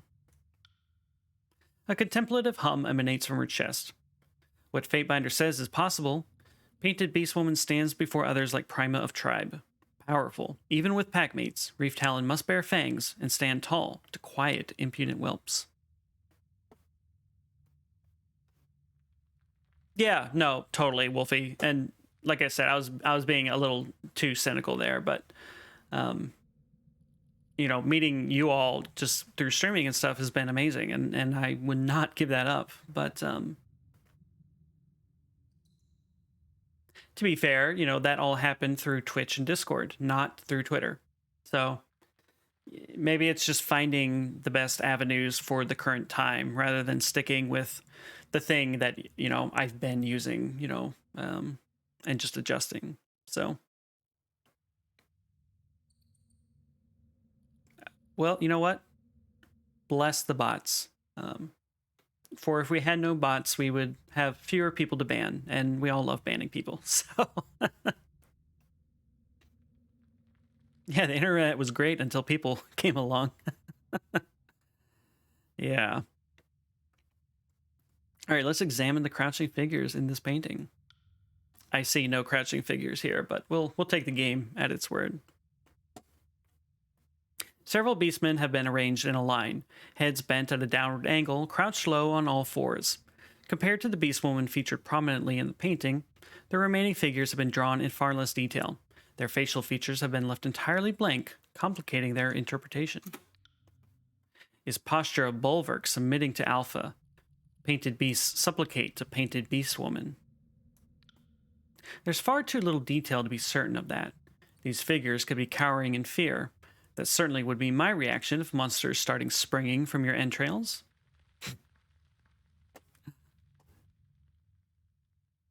Lore response, look at how they're drawn. The beastmen aren't showing their fangs or claws. They aren't being aggressive. An interesting observation. I'll note it along with the rest of my findings. She purses her lips mid-scribble. The intentions of deceased beastmen artists are difficult to clarify. It's true. I can't say this image recalls anything I've seen of the Woundkin, or any records I've come across on the subject. Beastmen do tend to go down fighting. Self-destruction is deeply frowned upon in their kind. Okay, so the question about suicide would have been a solid no, I think is what she's saying. Let's examine the bane. You brush a layer of accumulated dust from the wall to better observe this section. The creatures emerging from the beast woman's ribcage appear to be flying out and away in a range of directions. Streaks of purple, blue, and red paint have been used to form wispy tendrils, with hints of claws embedded in the amorphous shapes. Upon closer examination, the claws appear to be broken. Interesting. Broken claws. Strange shapes must be Old Walls beasts. Painting must be warning from past tribe. Cannot see any other reason for confusing etching. But look, the claws and teeth are broken. This could suggest the Bane have lost their power somehow. Ah, clever observation. I know I'd feel slightly better about birthing a harmless Bane than a full-size monster. If I had to choose. It's fair. She sits back on her haunches, watching the mural with a curious tilt of the head. Fatebinder words are true. All island warriors must have strong fangs and claws to defend the tribe. A primo with broken fangs cannot lead clan warriors. Scourge beast with broken claws is easy prey. Ancestral painting shows important moment in Old Wall's past. Even strongest prima cannot tear open chest and survive. If Scourge beast can burst from Beast Woman's chest, perhaps even greater dark shadow brute will rise from Reef Talon's bones when Beast Woman is dead. Okay, I don't see how that follows, but alright. The image isn't reassuring, true, but let's not make any definitive conclusions just yet. Humor me and pretend I'm right, and these murals are like scrolls, symbols that teach. Being here in the wound unlocked something in you. What if it's just the start of your power? A sudden jolt shakes the ground as Reef Talon stamps it in disapproval. No, Reef Talon cannot ignore ancestral portents. Mystic strength has already corrupted Woundkin, has corrupted Lexime. Beast Woman will not risk giving birth to dark terrors. Must first know that deep rumination will not bring harm to the wound.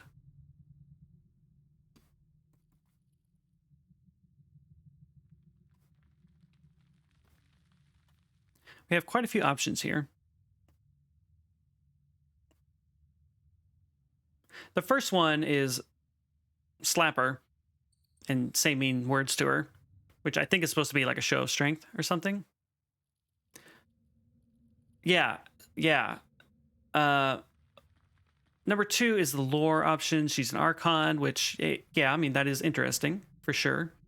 Number 3 is the kind of reverse psychology option. Number 6, I like number 6. Like, we've got Kills and Shadows loyalty really high. I'm leaning towards 6. Like, 2 is good from, like, my perspective, like my character's perspective, but 6 is good maybe for helping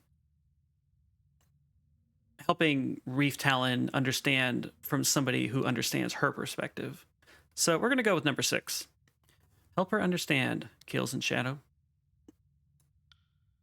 Darting in with a long stride, Kills and Shadow hurls a backhanded strike to Reef Talon's jaw. Mewling Cub will listen. Reef Talon afraid of power? Reef Talon afraid of strength? Kills in Shadows sniffs at the snarling Reef Talon. Funny, smells like beast, but talks and acts like human pup. Okay, I guess we're being mean to her in this case. Recoiling from the blow, she peers at you through fingers stretched across her face. Reef Talon is being festering human. Can do better. Must do better. Reef Talon will listen to sage called Lexime. Okay. There's more than this painting to inform us. There are others in these depths. Reef Talon has heard me prattle on about what I've seen, but now we listen to the Fate Binder. Iron Fist, explore the other paintings and tell us what meanings and portents you infer. Reef Talon, if you hear out the Fate Binder, that'll be the last we ever press on this matter. I'll go take a look at them. Yeah, I was not expecting that to go that way either. Maybe I should have. All right, so we found 2 murals, and it looks like we have to find 2, period, I guess. Oh yeah, find the murals, 2 out of 2. So we did that. So, are we actually good? Like, do I just need to continue the conversation? Let's see what pops up here. Pop up? Yes. Oh, we did miss one. Locate and examine the Beastman murals found within the Darkened Hollow. Okay. Darkened Hollow.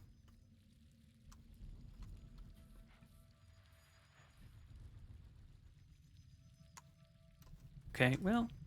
I'll be honest, I don't know how to get to the Broken Hollow or whatever, but... Oh, this one took me forever. Have fun. Fuck.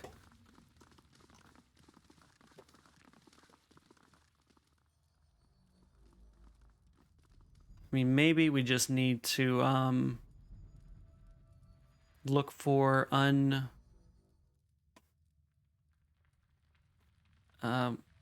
sorry, what's the word I'm looking for? Like unactivated stones.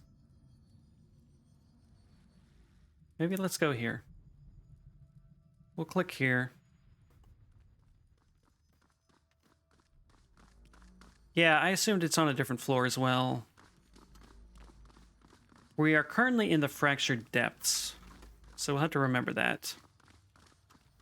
And we're trying to get to the Darkened Hollow.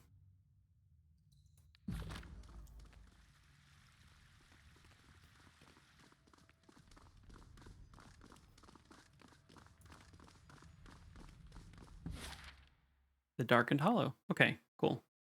Did not realize we had kind of filled in a bunch of these.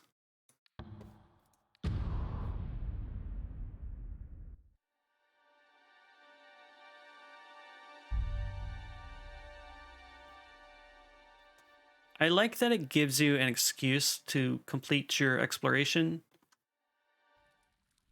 For, like, story reasons, I guess I mean. Ah, okay, so we have not been up here. So maybe we just need to... Yep, that's all we need to do. Maybe it's all we need to do. It is, in fact, all we need to do. Hell yeah. All right. Uh-huh.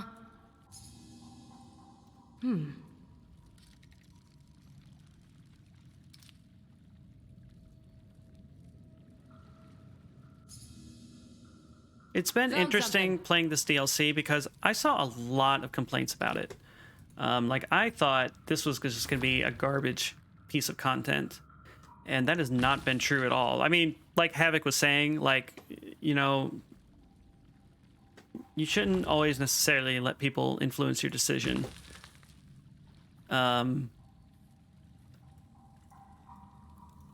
This has been good stuff. I like this. I don't know. I have 0 complaints. Okay.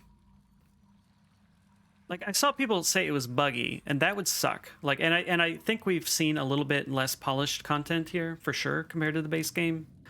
But so far, nothing that's, like, broken the game. Yeah, I don't know. This is good stuff. So this is like hands painted on the wall, it looks like. So let's take a closer look. As you approach the wall, what at first appeared to be a collection of haphazard stains seems on closer inspection a deliberate creation. procession of handprints, all of them too large to be human, but about the right size to those of beasts, festoon the wall, though each is varied in its shape and features. Sniffing at the assemblage of prints, Kills in Shadow says nothing as she examines the contours of the many hands, placing her own paw against the mural for comparison. The prints are all of a similar style, a single color mark of palm and splayed fingers. There is considerable variety in the exact shapes and sizes of handprints displayed. Alright, let's examine the shapes of the prints. It soon becomes clear that nearly every print is distinguished from one another, some greatly so. Some prints sport bulbous palms, others rectangular. Some fingers appear long and clawed, others stunted. A few even show signs of webbing between digits, or joints that bend at odd angles. So maybe these are from like different tribes of beast people. Compare the paint on each print. You examine the prints individually, tracing your finger along the wall's surface to detect any noteworthy changes in texture. After a few moments, you determine that there are two distinct types of paint. Of paint. Like I said, a lot of typos in this DLC. The first appear to be made with some sort of dark pigment that flakes off at the touch. Many of these pigment-stained prints have faded, some to where only the palm is visible. The other style appears to be more an act of heat branding than paint layered on stone. These charcoal black handprints are slightly recessed, as if the stone had melted from the imprinter's touch. From the corner of your eye, these prints seem to shimmer with the reds and blues of the bane, but on direct observation, the prints always have a matte black finish. That's interesting. Short of cataloging the specific details of each print, you feel confident that you've given the wall a thorough investigation. Fingers outstretched, Kills in Shadow places her right, then left hands atop the various prints, never finding a match to her own. After sizing her hand against a dozen others, she steps away from the mural and hunkers to her haunches in silence. What thinks Alpha to Kills in Shadow? The beast woman taps her talons against the stone floor in anticipation, her eyes scanning the mural intently. It could be a record of people trapped here. It could be a memorial or registry of heroes past. Seems safe to conclude this place was visited by beastmen mystics. Anything else is conjecture. Perhaps it's showing a contrast between those who were touched by the Bane and those who weren't. I'm leaning towards number 3. Hedging our bets. Anything else is conjecture. Seems like a safe bet. 3 sounds smug. Okay, fair enough. Too late, but true. We can infer only that paint users and magic users gathered here. The rest is just fanciful speculation.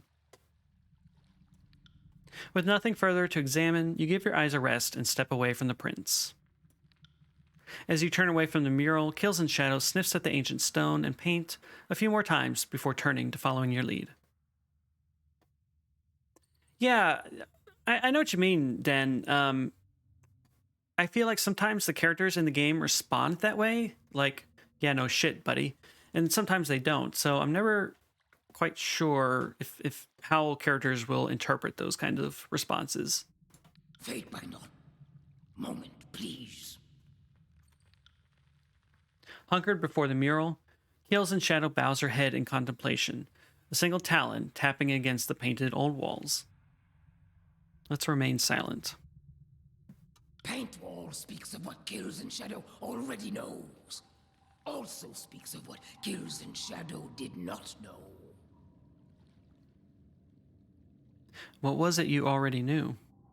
Knew that beasts reprend Bane since time before humans remember. Rivalry is old as old walls.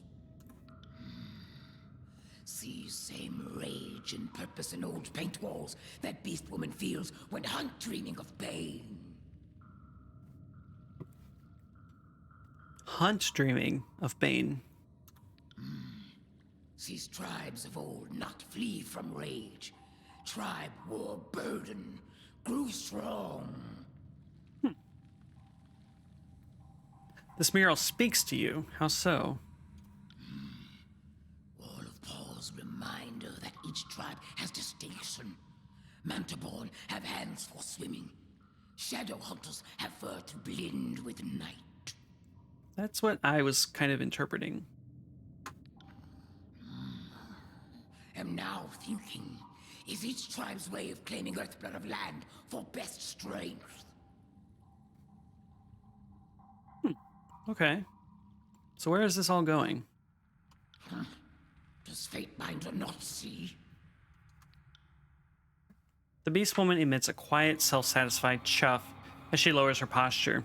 The edges of her fur and form begin to darken and blur, dimming from view. With each blink, the beast woman standing right before you seems to fall out of focus. Joel, have a great night. Thanks so much for hanging out, man. I appreciate it.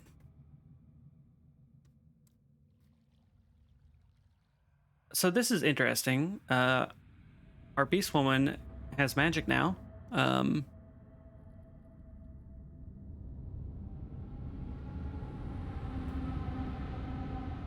is very interesting. Beast tribes often have magic akin to their surroundings. Perhaps your kind can draw from the old walls as well.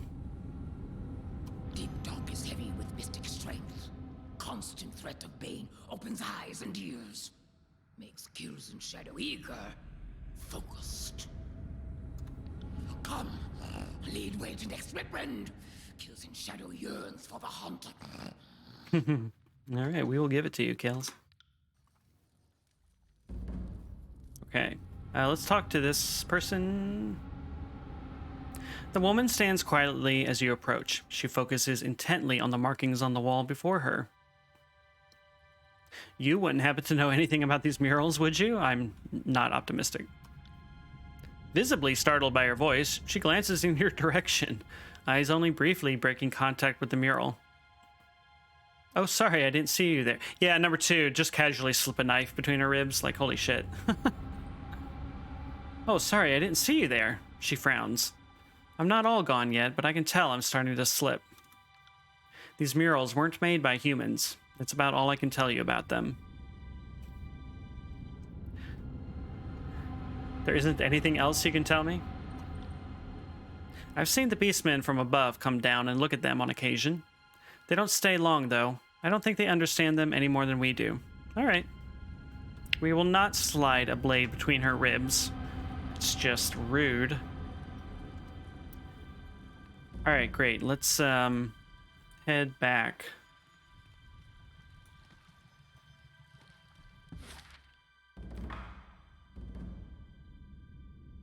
Infused Shadows Renown ability. Drowned in Darkness. All right, I'm going to have to take a look at that.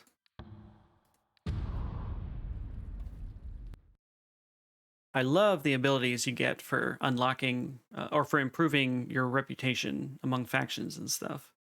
It's a neat idea. Like I would be totally fine if more RPGs just stole that all the time.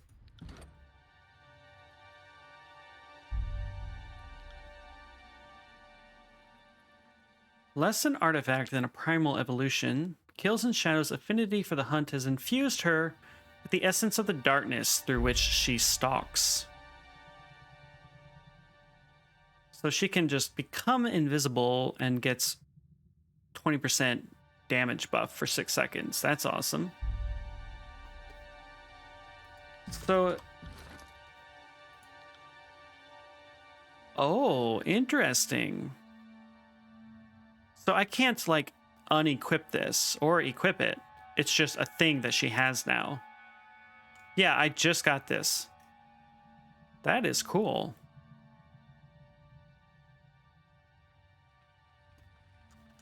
Very cool. All right, let's run back down here.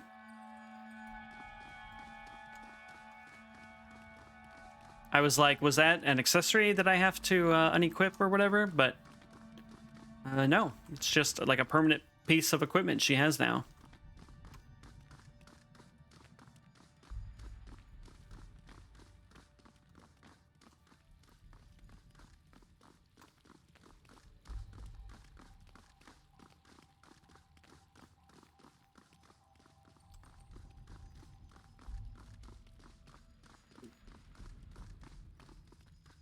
Okay. Lexime, I think, was who we were returning to. Let's do a quick save. See what happens.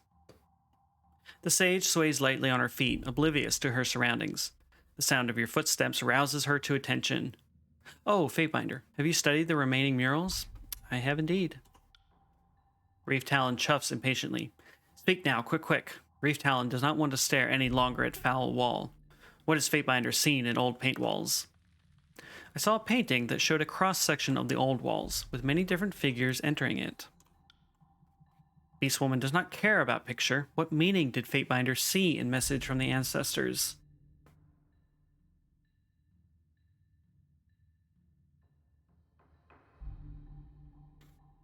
Now we have to commit to our interpretations. Number 3 was what we had sort of guessed before. Not 1. Yeah, no, good point.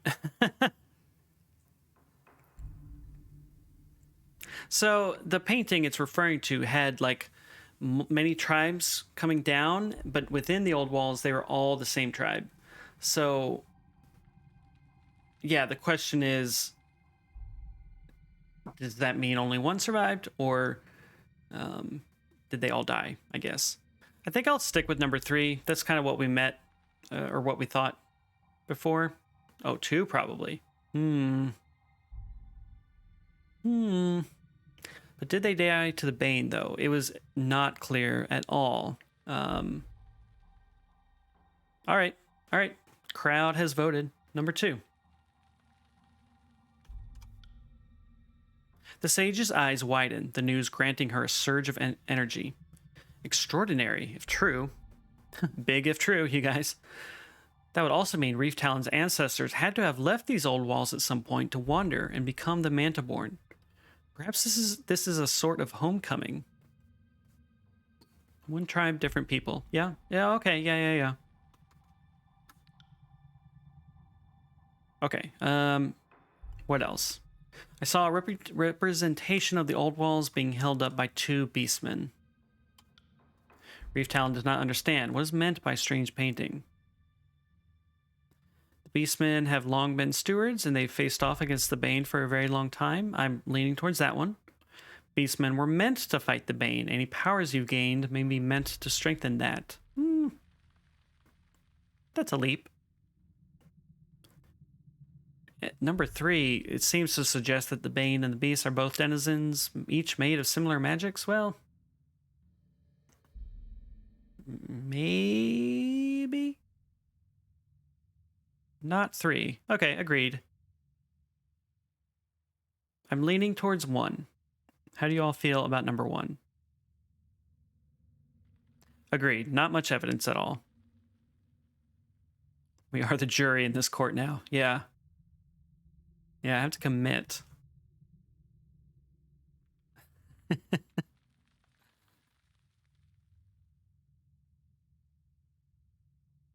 Okay. I'm gonna do 1. He said as he continued to stare at chat. Oh, we have a deadlock. The jury is deadlocked.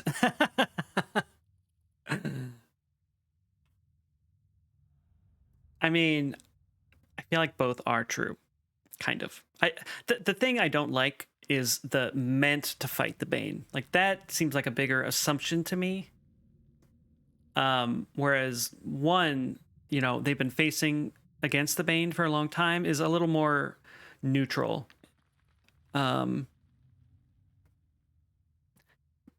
Right. Yeah, so the picture, I'm trying to remember it too. It was 2 towers, 2 beastmen holding them up, and then between the towers were like Bane within the old walls.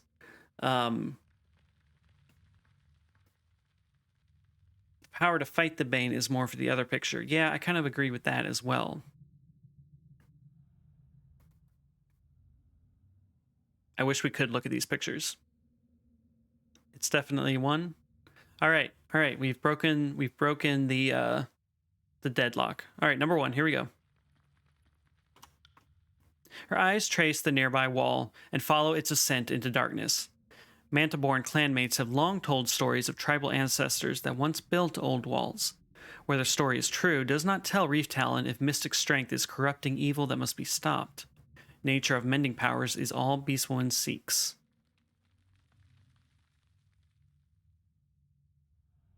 Okay. A bit of an ambivalent response, I think. All right, final one. I saw a wall with a plethora of different handprints. Prints? Yes, that sounds familiar. Tell me, how did you interpret it all?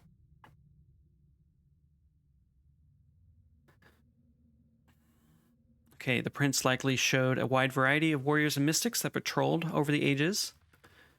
Many of the prints were formed with essence drawn from the Bane. Those who hunted Bane were changed by their prey. Many of the prints were made with magic, not paint.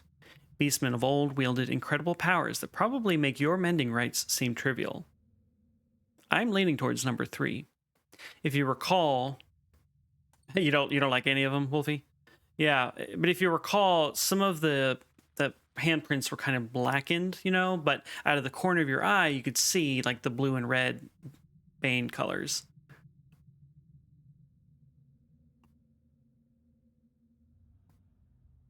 So, Wolfie, you're saying 1.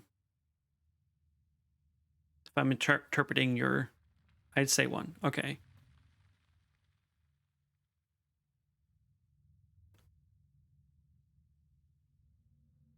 I don't know. I'm leaning towards 3.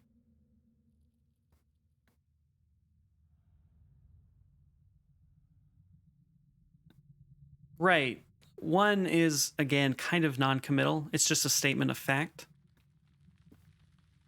So, okay. I'm waiting to hear your interpretation, Wolfie. This is fun, you guys. I like the teamwork here.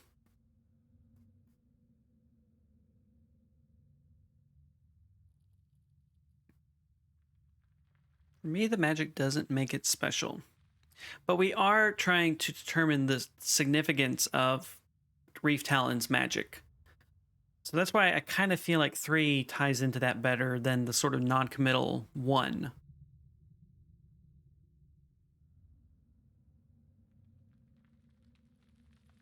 Yeah.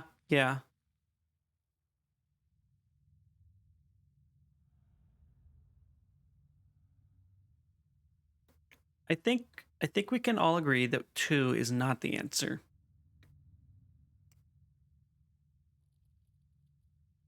I think that it comes down to how much of our own interpretation do we want to make versus just stating a fact. Den likes to. Den is like, no, nothing has been settled.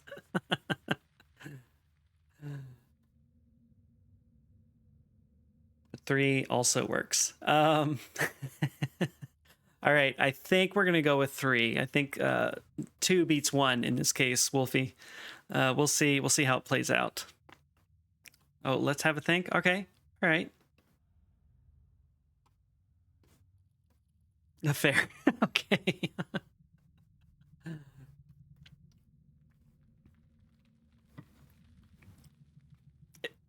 Go ahead. Okay. All right. We're gonna do 3. I thought I was just sleep deprived, but I recall seeing some prints that were burned into the wall without pigment or paint. Your theory has merit. The beasts of these old walls had magic enough to warp stone. Who knows what powerful magics they left behind for their cubs? Look. Reef Talon raises a foot and spreads her toes apart, revealing the thick webbing between them. All beastmen know that each tribe has different traits to help claim chosen lands. Shadowhunter clan has fur as dark as midnight, good for slinking and cowardly battle. Mantaborn have webs and toes for swift deep-sea hunt. She raises her hands, pads facing up. Perhaps power of mending rites came to help Woundkitten tame Old Wall's beasts. Right, okay, sure. Fatebinder's words are interesting. Ancient histories and messages have many layers of meaning, like old scents released from freshly dug earth. Reef Talon turns her attention to the Beastman and Bane immortalized on the wall before you. But what has Fatebinder to say of Beast Woman giving birth to Scourge Beasts? Reef Talon only sees creation of dark horror.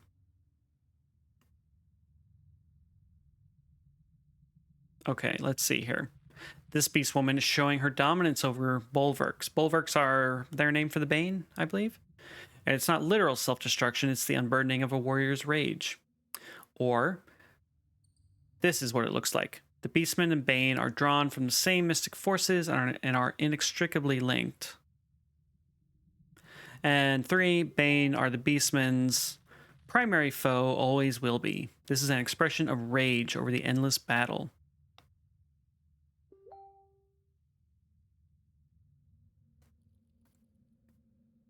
One second, guys.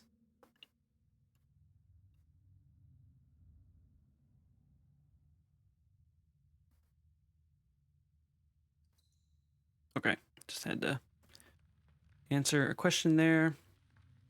Okay. Yeah.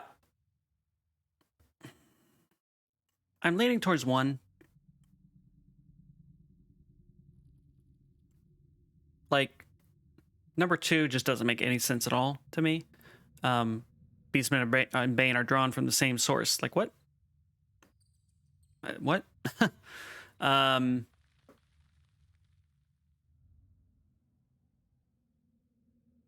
And we don't see it in the drawing, but allegedly there are other Beast Tribe members kind of showing I forget what stance they had, but 3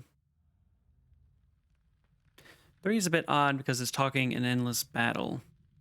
It's like the Bane have always been around and the Beast tribes have always been around. I guess that's kind of how I interpret it, but we can probably be stopped. Yeah. All right. How do we feel about number 1? I'm still leaning towards number 1.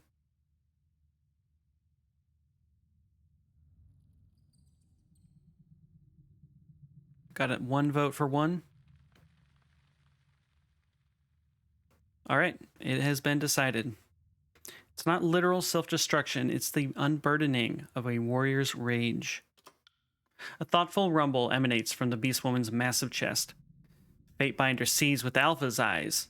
Has Fatebinder felt lungs heavy after rending Scourge Beast with claws? Reef Talon wants to believe Fatebinder's words. Isn't it worth another try to better understand your healing magic? I know this is all very confusing, but the wound still needs you. Humans have yammered like Mystic lost in endless trance. Reef Talon knows nothing more about Wretched Touch, only that Reef Talon is a curse, a danger to all. The massive Beast Woman shakes her head, grumbling with discontent. Her gaze keeps shifting from you to Luxiem and back again.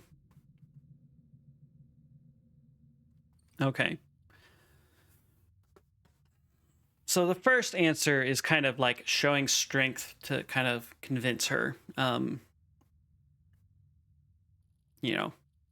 which is kind of, this is basically what Kills and Shadow did when we deferred to her. Second one is, a very logical statement. Number 4, the truth of the paintings is unknown. Don't let them determine whether you're a danger. A leader should decide for herself. Okay. The wound needs a leader. I fully agree. And I want it to be Reef Talon.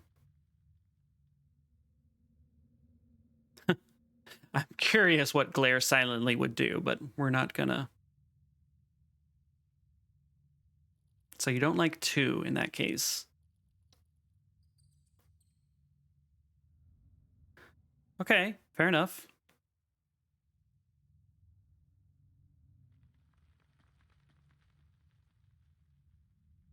Wolfie, how do you feel about 1, given how she's responded to kind of similar statements in the past?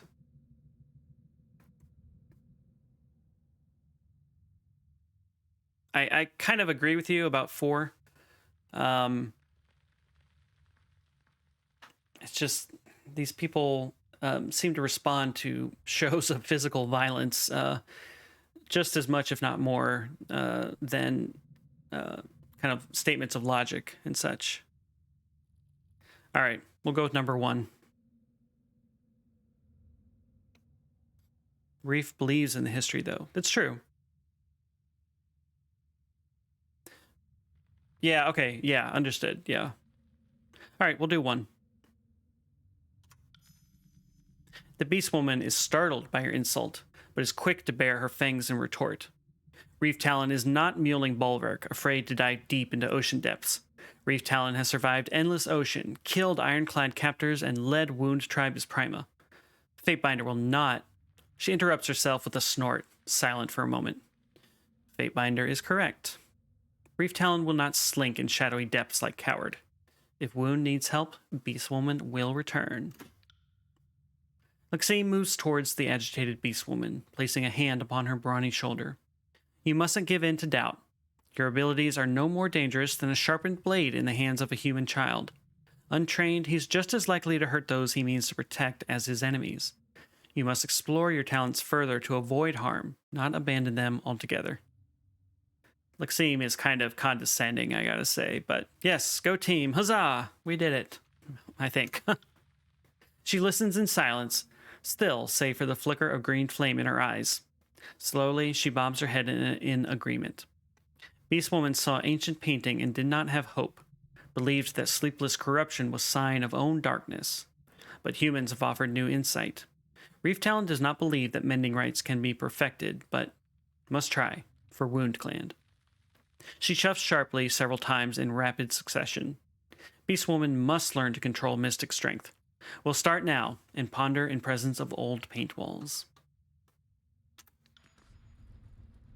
Hey.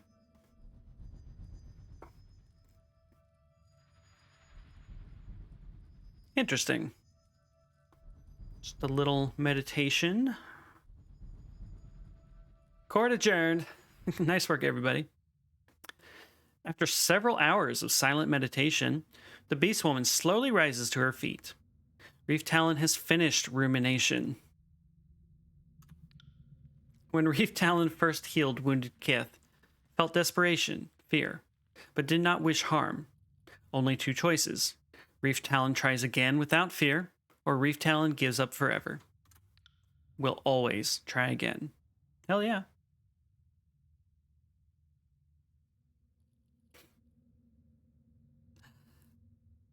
A wise decision. If you are master, your tribe will never falter, or about time. Wound needs a leader, not a mewling cub. I'm leaning towards 1.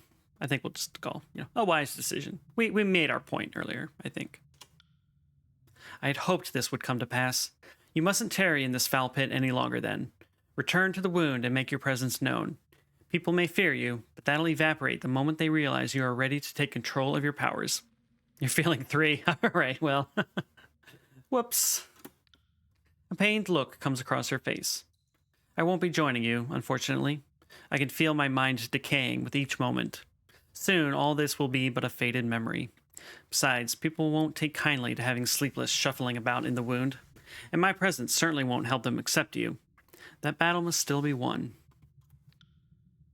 Wound will know of sage called Lexime. Will return and ruminate more by ancient paintings. Perhaps mystic strength can tame even dreamless corruption. She turns to face you, her eyes wild with ice blue color. Beast Woman will climb to surface and face Woundkin again. We'll look for Fatebinder on Brood Grounds.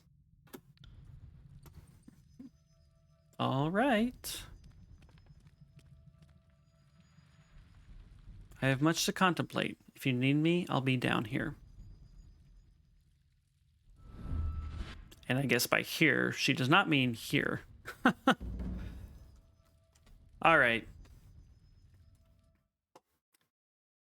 Well, I think we made a little bit of progress today. Let's head back into town and wrap things up for today. Yeah, exactly, Wolfie. Like, I'll be here if you need me. And by here, anywhere but.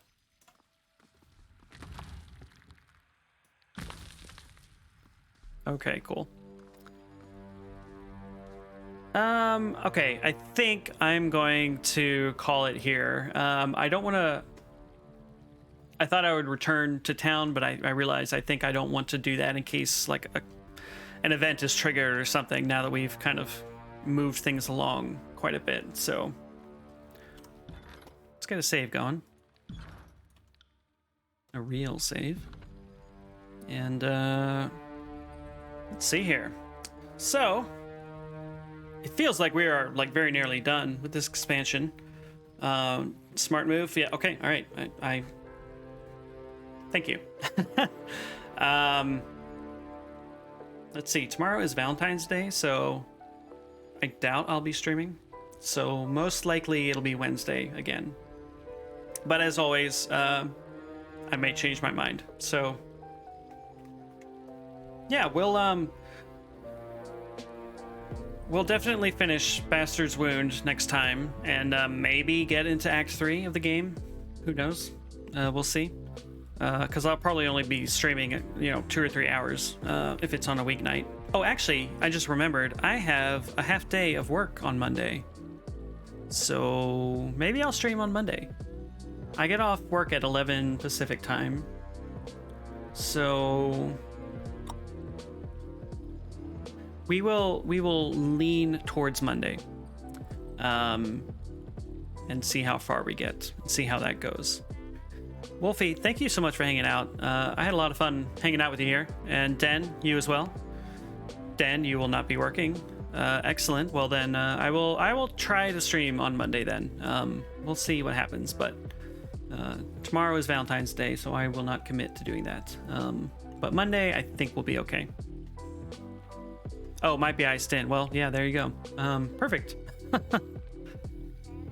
Cool. Well, thanks, guys. This was a lot of fun. I seem to be pushing the record stream time of myself every weekend. We're up to 7.5 fucking hours. What a day. Yeah, Wolfie, get some sleep, man. Enjoy the rest of your weekend, guys, and I will see you hopefully soon. And yeah, have a great weekend. I'll see you. Actually, wait. I've been meaning to like try to raid somebody and I just forget. I'm constantly forgetting. I've never raided somebody. So let's find out how the heck you raid somebody. Raid channel. Channels you follow. We have Jetter Gaming and Chili Bus. And Ramble Pack 64, who is always streaming something new. But I don't know him that well, and I don't know what the etiquette is for raiding somebody that you're not like super familiar with. So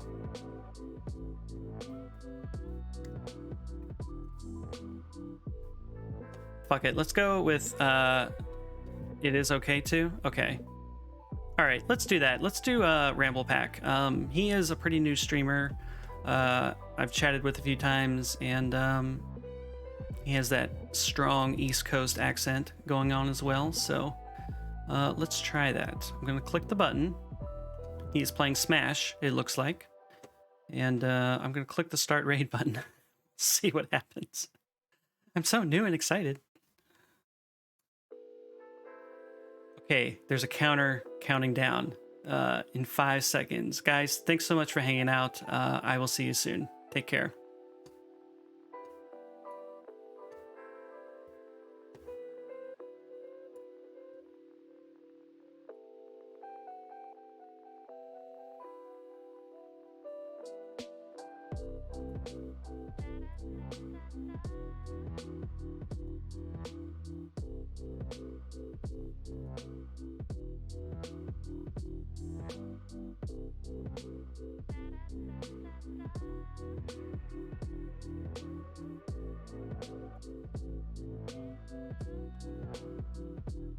Just clogged in her controller. Should have had Totino's pizza rolls, the poppable snack that's easy to eat. Because it's Totino's. Or Game Over. Buy Totino's and get bonus in-game content.